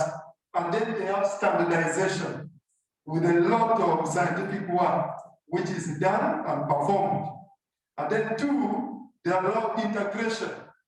They integrate modern equipment with their traditional medicine system. Even when it comes to testing, if you go that you are sick, they first test you using their machines before they actually treat you with the traditional medicine. So that is some of the integration that you need to know. And then they are also advancing that they use Western medicine and Eastern medicine. For them, they call theirs Eastern medicine. So there are hospitals which specializes in dealing in both. So when a patient walks into that hospital, you can choose whether to be treated with modern medicine or traditional medicine. And that is key. And that is where we have to go. How can we integrate modern medicine and traditional medicine? And once we have that integration, we shall not go wrong. This slide tells us one or two of the branches of Korean medicine. That is acupuncture, moxibustion, and then they also use herbal medicine. What makes them stand out? One, if you look at the number of universities where traditional medicine is taught, in India they have up to 57, and in Korea they have 12 universities teaching specifically traditional medicine. How many do we have in Uganda, Kenya, Tanzania? Maybe we have to answer that question. And so if we want to reimage the use of traditional medicine, we should begin thinking about this. Duration of study. In India, you study for 4 to 8 years, only traditional medicine at the university, in order for you to be qualified to do this one. In Korea, you have to do 4 to 7 years. Now, you look at the amount of time that they invested. And that is something that we have to learn and we have to practice them. And then what about the number of hospitals? In India, there is 3,615 hospitals that deal in traditional medicine. By the way, this study was done in 2016. By now, the number of hospitals would have increased. And then in Korea, there are up to 136 hospitals. How many hospitals in Japan? We have to ask that question. In Uganda, how many hospitals of traditional medicines do we have? Hospitals, not clinics, not dispensaries, not drug shops. So this is some of the challenges that we need to address. And then they also have health insurance for traditional medicine. Here, even using modern medicine, so many people are not insured. But there's even using traditional medicine in hospitals, they are already insured. So when we can learn this, then we can be in business. And then there are also departments and systems. When we look at the year of implementation of regulation, in India they started in 1970, then in Korea they started in 1969. So these are some of the things. This table gives us what we need to understand before we actually begin moving forward. We have to draw strategies on how to do these kind of things. Otherwise, we shall lag behind on as far as this is concerned. And by the way, we have the richest biodiversity. And we should be the one leading these people. Because most of them do not possibly have to now the land. If you look at India, look at their population. They normally do not have much of this. But here in Africa, we still have richness and we can overcome the challenges. Now, yesterday I talked about this, the multi-approach versus individual approach. In South Korea, They have many players that act on a single medicinal product. You have the Korean medicine doctor whose work is only to prescribe the treatment. They don't go to the outside there to look for the house. They don't go there. Their work is only to prescribe. Then you have the pharmacists whose work is, you know, that they do the same work like those guys who work in modern medicine. That is the same. They also have training for pharmacists. And then they have Korean medicine farmers, they have Korean medicine processors and manufacturers, the Korean medicine researchers, and then the government that controls everything, monitors and does everything. So if we can understand this, then we cannot go wrong. This is some of the things that we need to learn. Otherwise, if we have one individual doing all these things, at the end of the day, it brings confusion and we shall not progress. And then they have a unified curriculum. I talked about 136 universities in Korea teaching traditional medicine for 4 to 7 years. But they teach based on unified curriculum. So you find that University A is doing exactly the same thing like University B, University C, University D. There is no difference.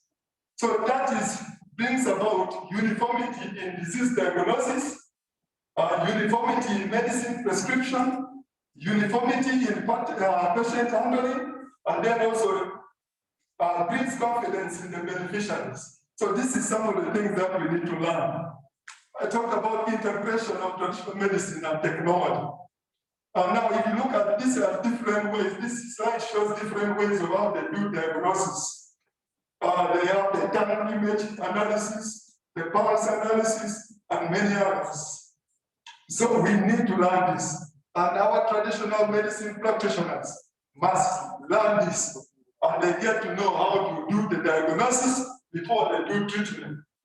I know we are very knowledgeable. We can also base on observation and maybe touch it here and there. But sometimes, for some diseases, we need the aid of this kind of technology. Now, in Korea, they have fully fledged traditional medicine hospitals. These are some of the examples. I said they have up to 136, fully fledged. This is where our politicians have to come in. Yesterday, our chief guest, Professor Mondo, said, we must not only study science, but we must see how science can help us to solve problems. This is where science versus politics comes in. If our country can develop hospitals for traditional medicine, and we have all these chains, we shall definitely be in business. This is what we all yearn for. This is what is called Reimagining. Other than doing it somewhere in a place where we don't even understand, where people only go at night. We need to know of these kind of places where people are proud to go there even during daytime. Accurate documentation. This I will not elaborate much, but this is some of the things that we need to be doing. This documentation is very important. Like this one, Namukov, which is quite used book in Korea. They also have what's called the Sasang medicine. They are well documented. In Korea, the traditional medicine doctor just looks at you and knows which category you belong and what kind of disease you can always suffer from. Because all their body shapes, they are attaching to a certain type of disease. So that is what the Sasang medicine is all about. And then I'm having my brother, Dr. Mutial, talk about documentation, that is the pharmacopoeia. We need to develop this. So many things that we can actually do. We have to invest in research and development. We have to ensure that there's quality control at every level. This one gives you quality control of their main medicinal plant, the ginseng, from the seed to how it is grown, to how it is processed, to how it is stored, to how it is distributed all over the world. They have standardized it. They know that to harvest ginseng, it must take 5 years. Nobody harvests ginseng in Korea if it is less than 5 years. Many herbalists here use aloe vera. Do you know the age of that aloe vera? Many of you will use aloe vera 1 year. Another one uses it 5 years. Then you all come and say you drink 1 cup. The one of 1 year aloe vera says drink 1 cup. The other one of 5 years aloe vera says drink 1 cup. How are you going to standardize that? This is some of the things that we need to be looking at if we want to re-image our natural products industry in Africa. And then we know the challenges which is now being faced, the challenge of climate change, urbanization, many medicinal plants are being destroyed. This is where we need to be putting in our money, micro-propagation of medicinal plants. How do we mass produce this? We need to be talking about this is the growing of plants in the lab system. You don't have to go to the garden, you don't need to go anywhere, but you grow the plants in the lab. Micro-propagation. And then from the lab, you move them to the greenhouse. And then you can use them in your medicine preparation. If we can do this, then we shall know that we are actually moving in the right direction. This is one of the studies that we did on micropropagation of Polygonum multiflorum. And these are the different things. Then we also need to be talking about how can we produce the required secondary metabolites in the lab using bioreactors. These are some of the things that we have to be talking about now because we are no longer going to depend on nature forever. We need to move away from nature. Let's give nature a break. Let's give the forest a break. Let's move these things down to the lab. Let's make use of bioreactors to produce the secondary metabolite that we want. And then, of course, one thing which motivates researchers is to patenting their novel findings. And they have to benefit from the work that they do. That is what motivates them. This is some of the things that we need to be thinking about. There are many things that I can talk about, but just a highlight is what I have given you. Thank you very much for listening, and God bless you. Thank you. Let's move science beyond the laboratory. Well, thank you, Dr. Richards. What a befitting way to take us into the question and answer session. And you have posed many questions, and I want to invite Dr. Grace up here to help me moderate the discussion. Come again? Oh, okay. I have capacity. Perfect.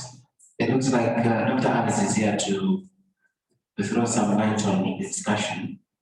Dr. Komakech, thank you very much for the presentation. I don't know how can we make Uganda, Korea, and make even the situation better than Korea. You should champion this. We should do it. And stop doing everything like you say, someone processes the medicine, labels it alone, makes doses alone. So we are going to do that. So at this moment in time, I would like to introduce Mr. Andrew Jungo from AFSA, that is Alliance for Food Sovereignty in Africa. And also Mr. Tammy George from Theta, and Theta is Traditional Healers and Treatment Association. Thank you so much. Dr. Brian, we love you so much. Thank you for coming. So this is very interesting because we have almost all our practitioners here. We have Dr. Grace and the team from NCRI. NDA is here, Theta is here, Mr. Mumuza is here on behalf of the herbalists, and also the Alliance for Food Sovereignty in Africa. So the next session is a discussion. But our discussion at the end of this session, at the end of the 3 days, we want to see how we advance the natural products industry in Africa and make it like Korea and better than Korea. So before we do that, we have to first understand the challenges of the natural products industry in Africa and the solutions to those challenges. So this is the discussion. So the discussion is going to be more engaging. People online, they can raise up their hands. And then also people here can raise up their hands. Dr. Komakech is going to lead us as I write. And if the time is not enough, we'll continue with it tomorrow. All right.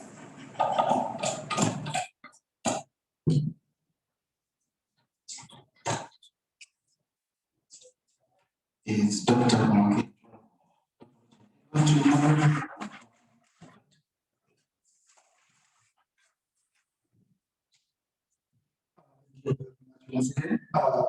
This is an exciting process where we shall reimage natural products industries in Uganda, I mean in Africa.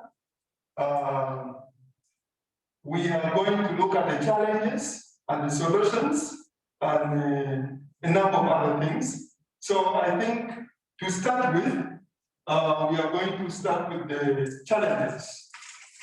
We would like to know from you, the audience, and from those who are online, what are the challenges? We have been here since yesterday. You have been in the system for a long time. It is a free discussion. Please let us know your opinion. We are going to start with the challenges. And then after that, we get the solutions to the challenges. It will be nice if each one of us in the house can give us at least one challenge that we know.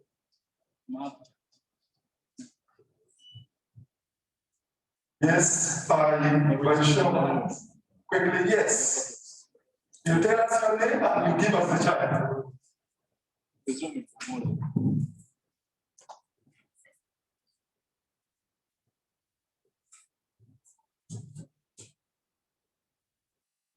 Ntami George. So first of all, I'd like to thank Dr. Alice Nabatanzi for convening this workshop. So my challenge to Dr. Alice is, the challenge we have, I think, is generational. Generational in that the current generation and future generation appreciation of herbal medicine and herbal treatment will be different from what it is right now. Because I think I would try to challenge Dr. Nambata to try, because most of these old people who are the sources of this traditional medicine are dying. So that is actually the source of why I say that my problem, the current challenge we have, just like maybe Dr. Nambata would say what he saw in South Korea, is generation. Because the major depositaries of this information are the older generation, who are unfortunately dying off in poverty, in squalor, in isolation. So I think it's high time we try to get this information before it's too late for us. So I humbly submit that it's a generation issue. Thank you very much. Thank you. That's wonderful.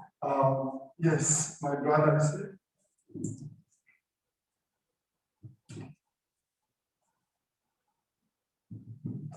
Thank you, moderator, and thank you, Dr. Alice, for organizing this wonderful conference.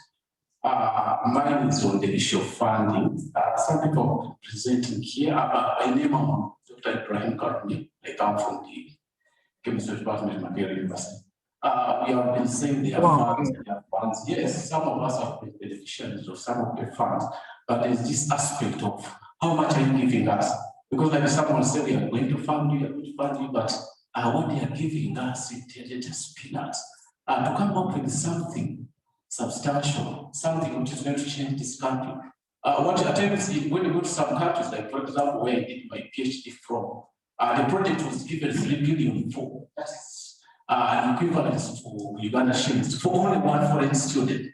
Okay, so even if we are talking of funding, the aspect of funding, we should also look at how much are you giving someone. Okay, yeah. So we need more funding as in big funds. Wow, that's wonderful. Thank you. Thank you. We look forward to the big funds. Dr. Grace. I will mention 2 challenges. The process of having the right policy frameworks and policies that can talk to each other. Then the second one the current need for paradigm shifts in research from the current to the new normal. Thank you very much, Dr. Grace Namukov. Okay. Okay. Another person? Yes. Who else? Okay. Someone online. Okay, there's someone online? Okay. Yes, I am. My name is Eseza Kakudidi, and I would want to contribute to this. One of the challenges we have is, okay, there are so many players that could be brought on board, but we don't know who are the stakeholders in as far as the development of traditional or reimagining this traditional medicine or natural products. So we need to bring the players together so that we can work together. But as I see, there is people are working individually in their cocoons and they are not sharing information. But if we work together, I'm sure something good will come out of here. And that traditional medicine institute or whatever you'd want to call it would start, but knowing who is going to play which role. But as we are not knowing who is who. And so the stakeholders, some of the stakeholders are left behind. I think let me stop there. Thank you very much. Thank you very much. Thank you very much, Professor Kapudidi. Thank you. My name is Samuel Beko Bakiro from Medicinal University, Products and Research Group. I think lack of an embodied environment, specifically I'm speaking to infrastructure in Africa, is the major limiting factor in the development of the natural products industry. I 100% believe that if we did infrastructure and improved the technology, we can add value to the natural products without need.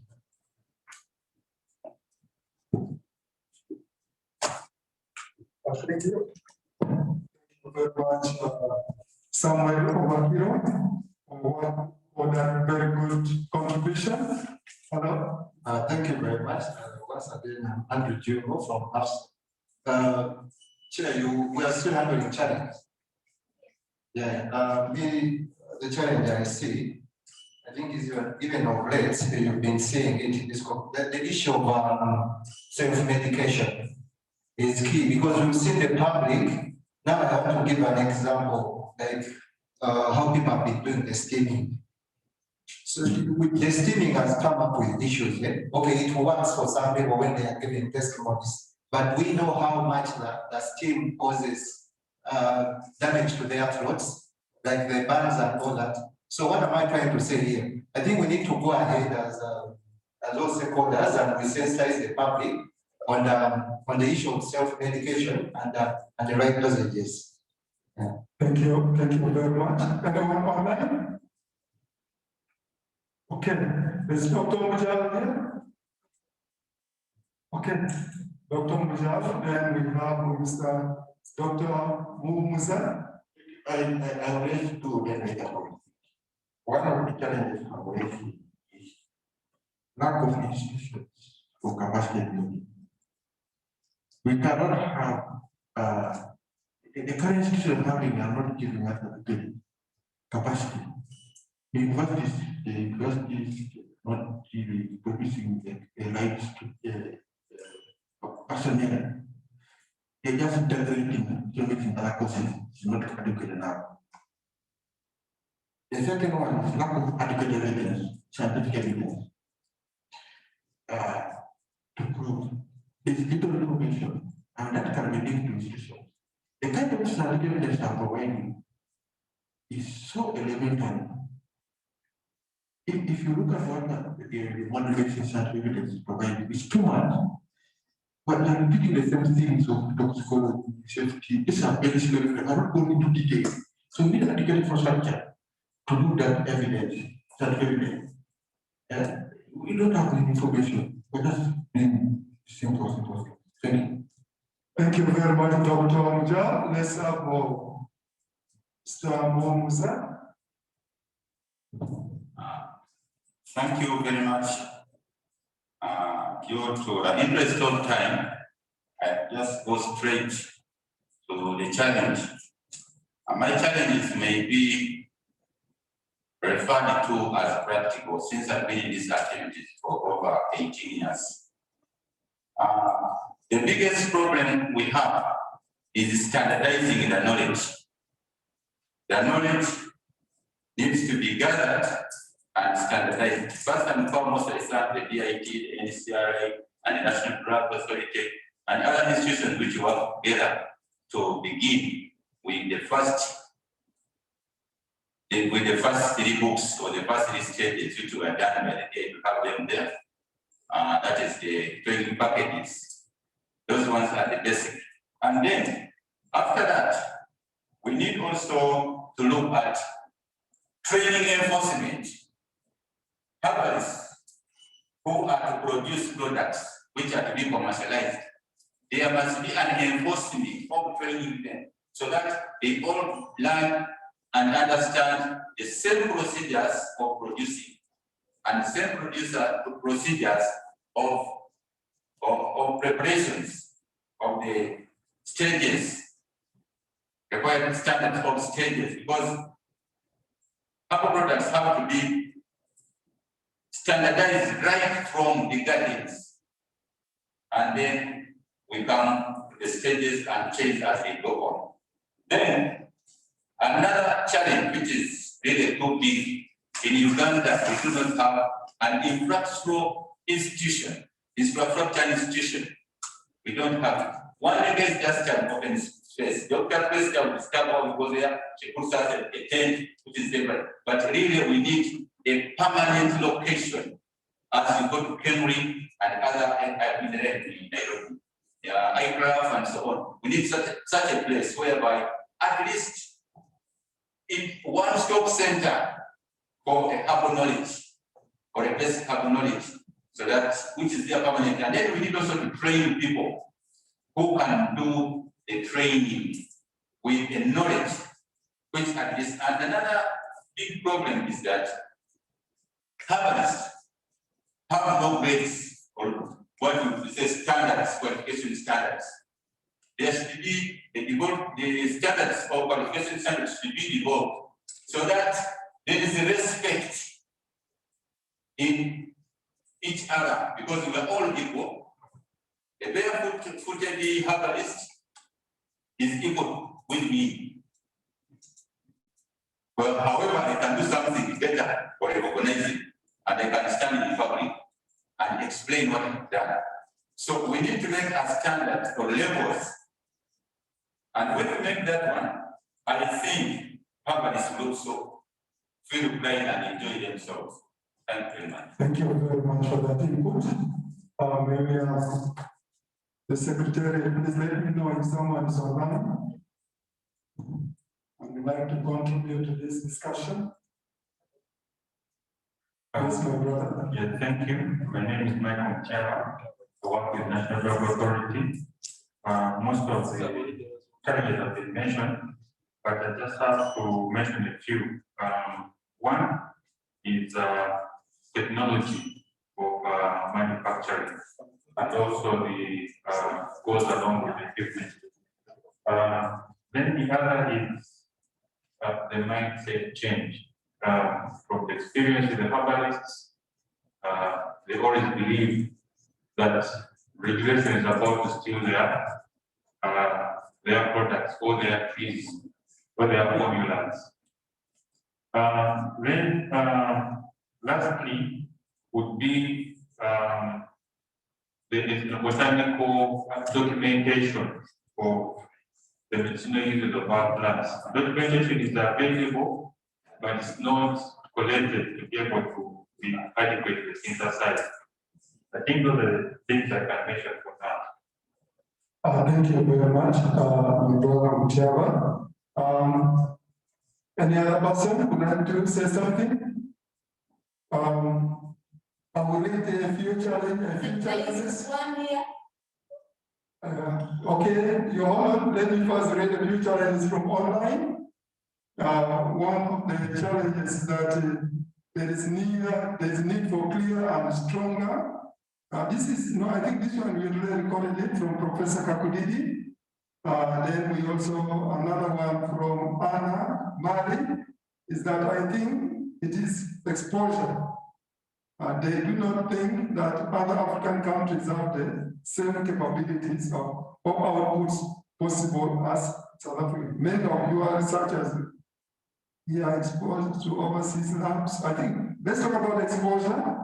Just take it as exposure. Lack of funding, equipment, that one I think we have already captured it. Thank you. Let's hear from, yes, please. I mean, most of the, first of all, telling everyone is my name from Uganda National Council of Science and Technology. I'm a research fellow. Only two challenges. Number one, how do we strike a balance between traditional herbal trees and the new species of trees being preferred by the forest growers and private timber growers, which in any way don't offer any herbal benefits to the public, especially the new species. Then number two, we need to bring on board the policymakers to embrace traditional medicine. But also, this is a question to the universities.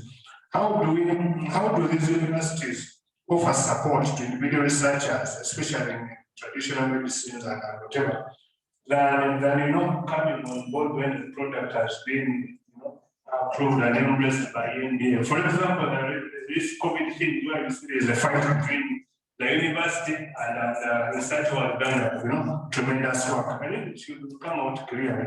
Then also the other challenge I'm seeing is the packaging of traditional medicines. This needs to be, to even be improved. I think Dr. Neil, she's good. Dr. Namukov, you have a lot of work to do in this area. How do we improve the packaging and the information, on these traditional medicines? Thank you. Thank you very much for that contribution. Any other person giving us another challenge? Yes, my brother. Thank you, Chair. My little contribution is that I've observed here in Uganda, and I think true in many African countries, that the stakeholders of herbal medicine have not come out really strongly to educate the public about the difference between herbal medicine and witchcraft. So there is apathy actually in the public. There's some kind of apathy. The moment you talk of herbal medicine, some sections of society think, oh, this is, you are going witchcraft. Thank God, thanks to COVID, I mean, it's a blessing in disguise that actually people are coming up to understand. Because again, because of the sensitization, the government is also coming on board and so on. Dr. Nambate is doing a good job, but we need more of the Dr. Nambateers. And also, government sometimes frustrates government through education institutions like universities. For example, at Makerere, in my mother department of plant sciences, microbiology, and biotechnology, we had a course, full-fledged course, ethnobotany. For some reason, somebody came up and said, this course is useless. And they stopped it. And stopped it. Can you imagine? Whereas the products of that course are everywhere flourishing. They're doing a good job there, being given awards wherever they go. See? It's a shame. And even those who advance the president have not done a good job. Because at one time the president also said, oh, like, he gave an example, said, like, these people study important. What is it? there.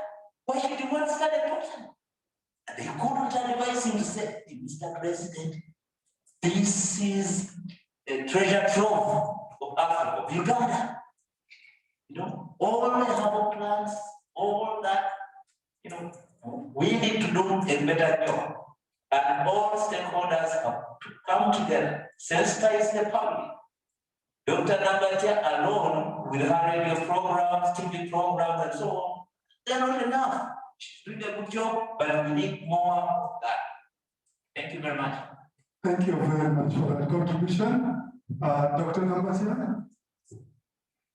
Actually, I wanted to come in last when we come to solutions, because I'm going to share one spot solution to everything. Yeah, but I just want to keep in and correct something. Dr. Nsuga, we are all stakeholders. Those who love the traditional medicine and those who hate it. I think Dr. Kakwadidi raised it that it's not mapped greatly, even a madman, you know? So we all need to first appreciate that, okay, through attitude change, of course, and then do what we are supposed to do. Another alignment I want to make, I think we have a head of state. Actually, it was ranked #1 in Africa for supporting traditional medicine. And it's visible in many ways. And it will be on record history in history of Uganda, that Uganda, I think, is one state that has gone to support a clinical trial in herbal medicine in a main referral hospital. And one of his advisors, Dr. Msenero Monica, who is currently Minister for Science and Technology, was appointed to look into the sector, find the gaps and reason why the policy of traditional and complementary medicine that had been in the government for 20 years has now been passed. So one of the things we need is to appraise ourselves of things happening, because we are the advisors of the others who are not here. So this forum is really great because it's going to really bring out issues. Thank you. Thank you very much, Dr. Grace Mbatia. Any other person? All right. One of the challenges that I would like to mention is climate change. We're not talking about climate change, but these natural products we're talking about overall is being taken away by the effect of climate change. We need to get a solution for that. So that is, for me, it is one of the key challenges which we are facing. And then, of course, many people already talked, and putting it in brief, like my friend there said, I think we have to see the solution or the balance between science and politics. Now that is key. How we balance science and politics? Because we have seen in many countries that once the politicians talk and they talk nicely, science can move. But once they don't talk nicely, science is brought down. So we need to get solutions for that. Now, having said all this, yes, okay.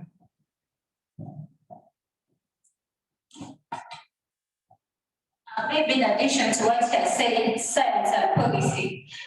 We know marijuana very well. In Uganda, marijuana is illegal. But then we know that CBD is used in the US and countries elsewhere to cure so many diseases. So because of policies, sometimes policies or laws inhibit us from working on what is important. Because it's illegal, no one touches it, but we all know that marijuana, when we get CBD, it is used all over the world. Yes.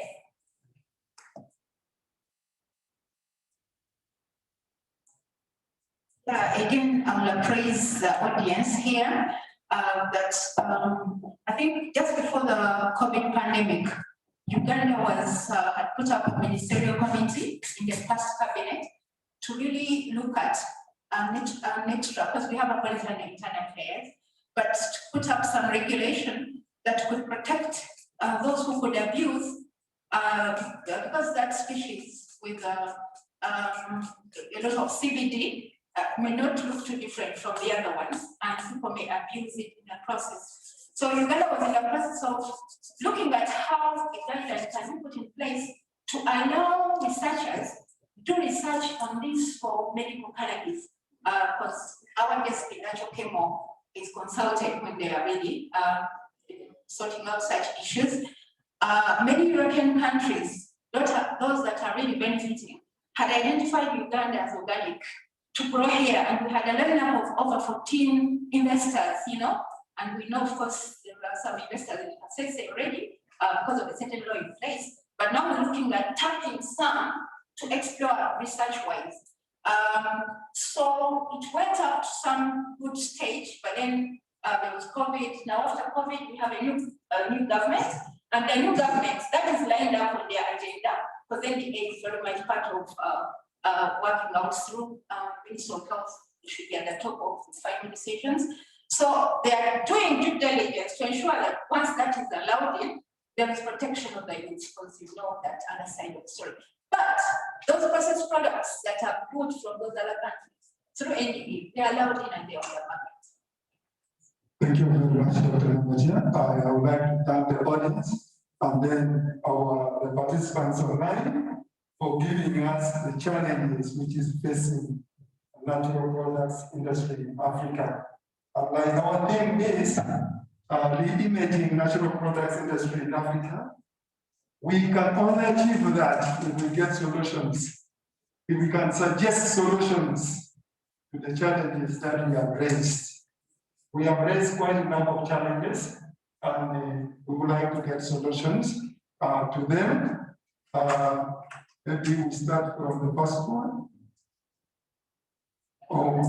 First challenge. We tackle them one by one, like the convener said. If we cannot complete all the challenges today, we shall push them to the following day. And we make sure we don't leave any stone unturned. Right, the first challenge is current and future generation gap, as far as natural medicine or natural products concerned. How do we address that? How do you address the challenge of the gap which is there?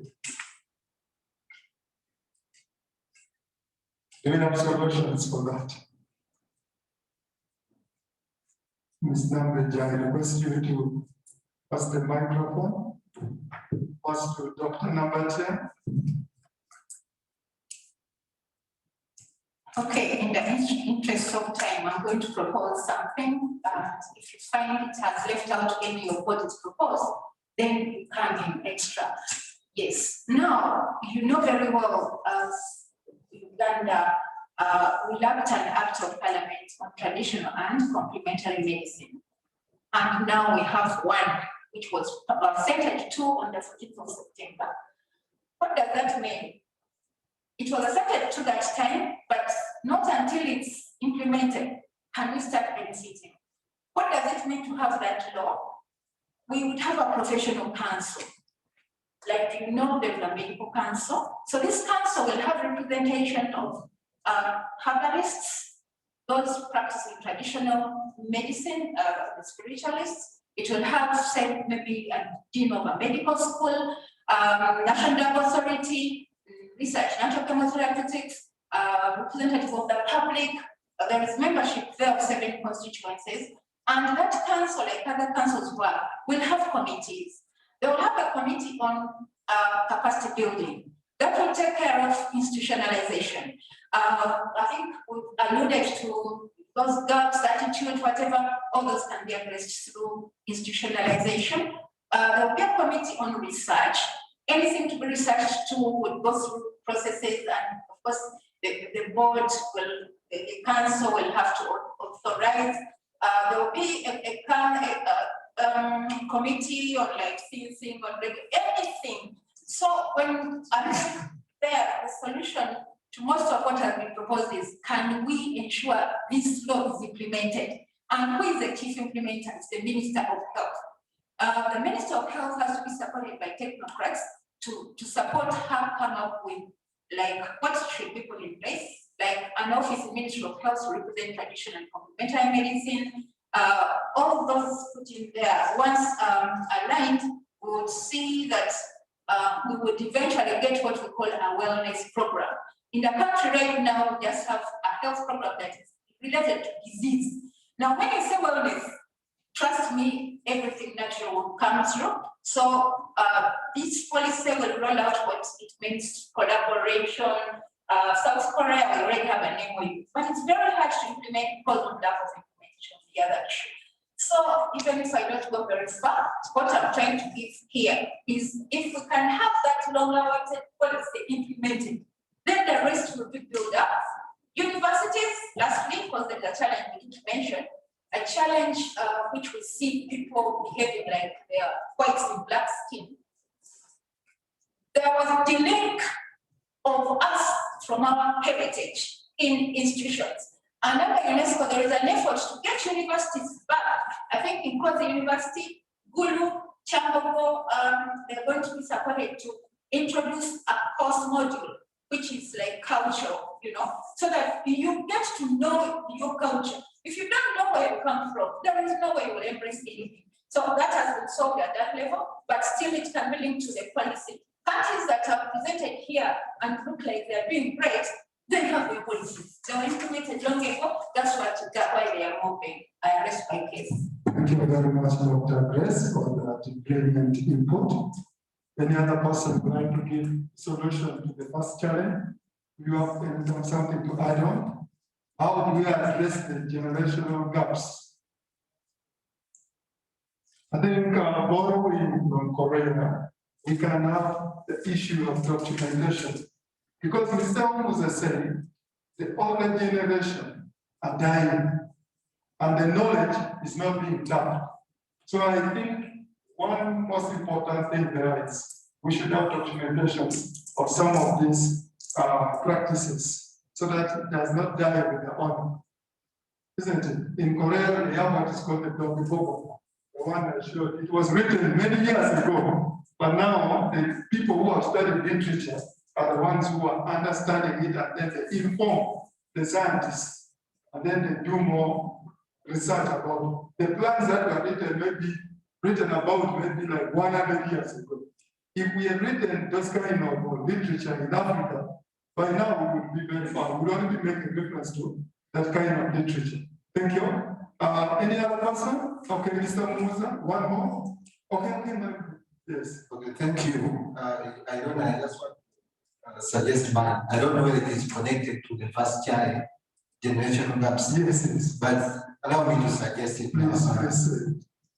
I feel NDA with UNDS need to come out with a national labeling standard for health products. Why am I saying so? Now, like for the case of those of you who watched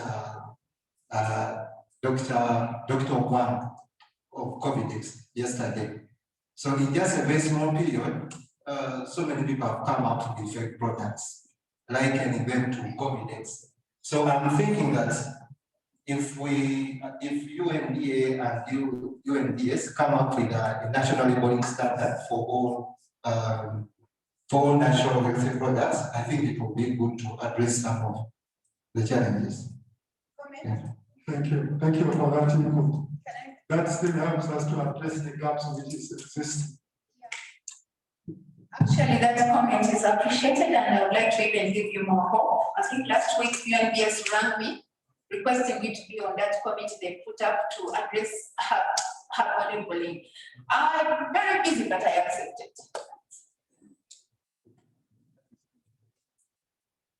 Thank you very much. And on the generation issue, mine is just very brief. Charity begins at home. Most of the African homes, they are black, living in a white way. That's one of the biggest problems. So that mindset has been developed in the generation. That's why even you look at that dressing, the styles, and everything, even, that's why we are going that way. And another problem is the religions. The religions, splitting of the religions has also become a very big problem. Because the born-again religions are completely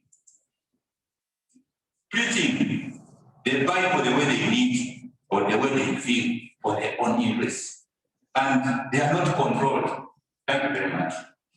Thank you, Mr. Musa, for that. Okay, we go to, please, these solutions can keep coming in, even if we have left the challenge, you can still be bringing the solution at a later stage.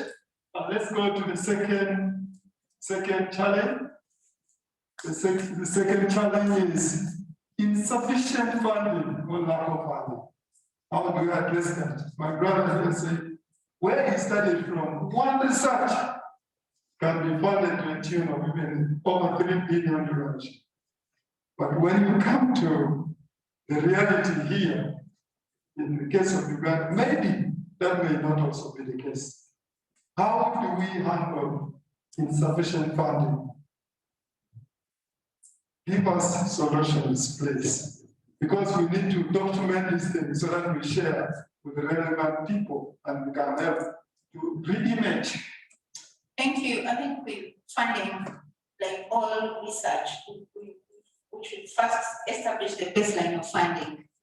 We are disconnected. Some funding is there, someone is there. So the issue may not really be that funding, but probably inequity, maybe. But one thing under COVID, there was set up that presidential scientific initiative. There is a new landscape of scientists, one scientist identify another. Good enough, from here we shall have a network. You will link it to that network. A lot is happening. So we need to know and also to appreciate that the funding government has started with now. You know, when you're throwing money in the unknown, you don't throw loads of money. They've just thrown it, whatever money you get is like seed money. Should you show, like Obama right now, I'm sure, I know that can be given whatever money he wants. Yeah. So that one needs real research. We need to be truthful, you know, and really be able to get the solutions. But in herbal medicine, even 1,000 shillings can start something. Thank you very much, Dr. Grace. In fact, she halfway preempted me, but what I know or what I feel, we need oriented funding. Funding with a purpose of a result. Where there is no result, there shouldn't be any funding. What do we mean by a result? A result is a product. That's what she has just said. Dr. Wang can be funded anything in any way. Even as little money as it is funded for the right purpose with a product, that money will work. And we shall achieve the result of that from that little money. Thank you very much. Thank you, Mr. Musa. Can we have more contributions from online? Can I add something? All right, Dr. Grace. Yeah, you know, PSFU, you know, Private Sector Foundation for Uganda, the soul of Mr. Bagadawa, rest in peace, really brought on face funding herbalists and to focus funding where, you know. Yeah, I was also. Thank you. Dr. Muja.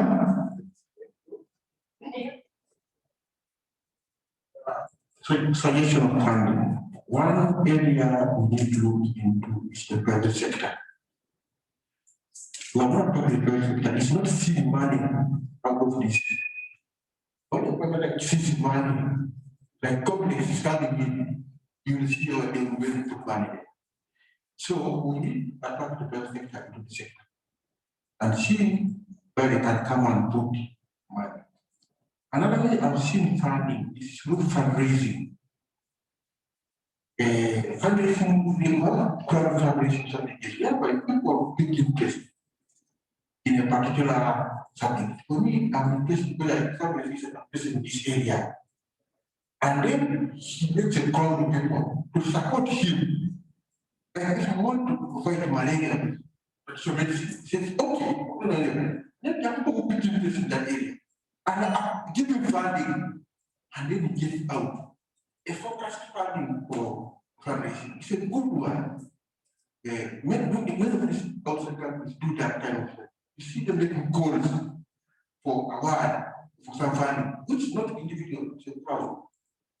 Another way is to have seen is the way they do recognition awards. Now, if a professor here who has worked here for long in the area, can we use his way of bringing funding so that an award given for that area for research. Alice, so award for Alice for focusing on particular area is done. That can be so way to we can focus area, funding for such a area in home. Thank you very much, Dr. Mujao. I also like to say one of the ways how we can get the funding is I saw it work in other countries, is that you liaise with these private companies and you sell your patent to them. Maybe you have developed a product using God, then you sell the patent to them, and then they can then go ahead and begin producing your product, and then they pay money for more funding. Two, you can also sell your idea to them, and then you then benefit from what is called royalty.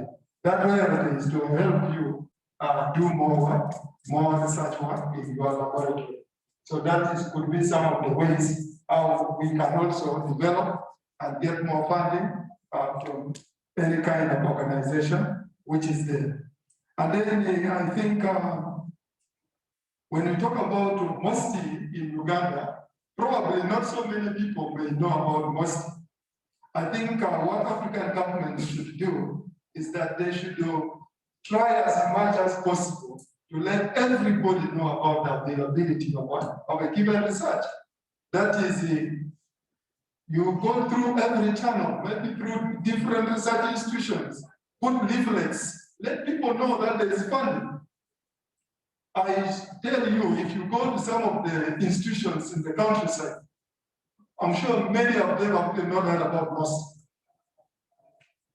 Then how do you expect them to apply for that funding?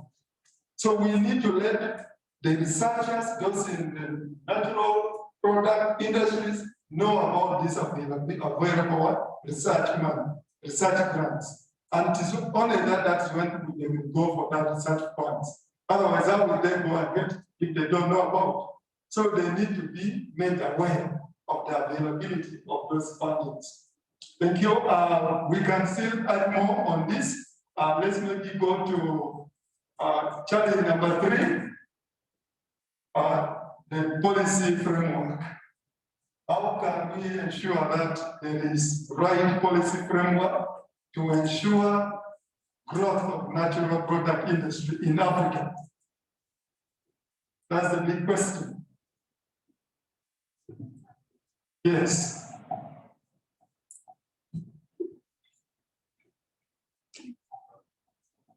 I think, okay, not thinking. One thing about making the right policies is by, like, if you want to make the right policy, you have to involve different stakeholders. For example, if you want to make a policy on traditional medicine, you have to ask the herbalists what challenges they are facing. That is making informed policies. Because if you make a policy which is not informed, it means you come up with your own policies which don't usually work. Like in Uganda, we have policies that are not working, but they're in existence. Reason being, these are office policies. People sit down like in cabinet and come up with something which is not favoring the local population. So making informed policies, the bottom-up approach is very important to make an effective policy. Thank you very much, Dr. Alice, for that contribution. That helps us a lot in ensuring that we have the right policy. And I think it captures what Professor Tabuti also said, that we must involve all the stakeholders in making these policies. So that at the end of the day, the policy that we come up with, everybody is in agreement with, and it can promote the development of natural product industry in Africa. So that is 1. 2, number 2, Mr. Musa. Thank you very much. I think Dr. President talked about the council. I think it is the council which has to be the custodian of the policy, as well as the implementer of the policy, as well as the duty and the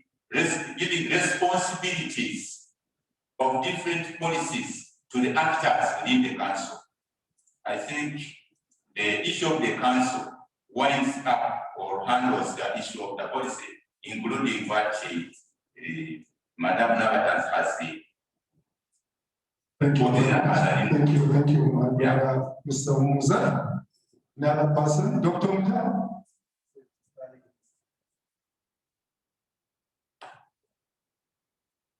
Policy needs to come from an institute which is focusing. Right now, we need an institution of traditional medicine. National institution, no medical institution. We need to create, using that act, we need to create an institution which champions policy. Because right now, the policy are coming from, so here, they just integrate something, they don't have a specific policy. But for an institute, just like they have created National Ministry of Science, originally they used to have National Council of Science and Technology, and they are putting those institutions there. But it was significant. But when they created the Ministry of Science, as a big body, they are focused on these policies, specifically science and technology, National Council. So we need an institution what focus only on the aspects of the. So we don't have an institute that should if you have small institutions, departments working on policies, it doesn't make sense. These departments cannot make big policies. Thank you very much, Dr. Musa, for that input. We have Dr. Ibrahim. Thank you, moderator. One time, one of the administrators in one of the public universities told me that if you don't change the administration, you keep on complaining. I will take an example of the musicians. Let me just play these 2 points. So we have since last year, I think it's the 3rd call for the Makerere University Research and Innovations Fund, where the entire university is given a tune of 30 billion at time they can increase it to 50. Okay? But when we come to say, look at the musicians, when we look at the promoters, first they're given, I think, a tune of too much billions before, then even the musicians are being given. Why? Most of these people are now running into politics, most of the musicians, and I think there is a way they are lobbying for money from the government. So it is high time that we, the scientists, also, we should also try now to join the politics, and we should go there in numbers. That's the only way we can sit with these people and inform them, and I think in that way we are going to be able to do what? And to extract money from the government. Thank you. Thank you very much for that wonderful contribution. Any other person in the house? All right, okay, if there is no one now, I think this is challenge number 3 that we have looked at. We have a number of challenges, but because in the interest of time, we cannot complete all of them today, but you raise them, you know them, please get the solutions to these things, write them down so that tomorrow when we come, we know that we shall just be noting them down in the main, we shall just convert all of them together. I would like to hand you over to the convener of this conference. She will guide us accordingly. Thank you once again for your contribution. Thank you very much.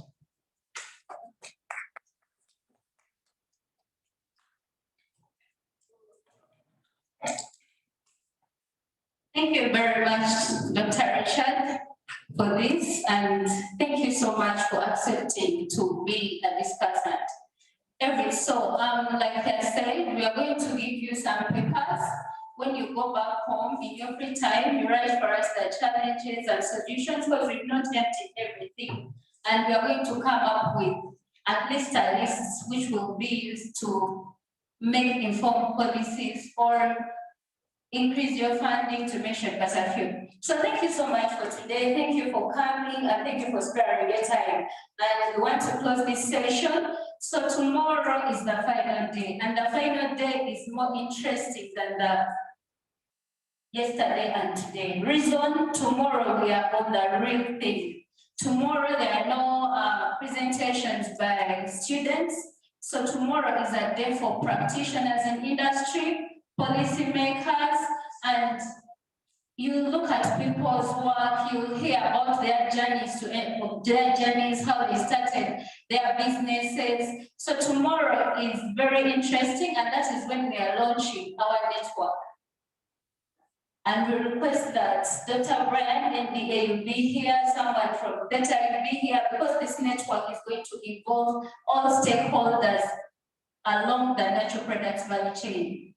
Stakeholders start from farmers, entrepreneurs, actors in industry, policymakers, academia. So that is it. So tomorrow we should be here. It's very interesting. You'll see the different products, even some you've never seen, and you'll appreciate more the natural products industry. Thank you very much. I wish you a good evening. Yes.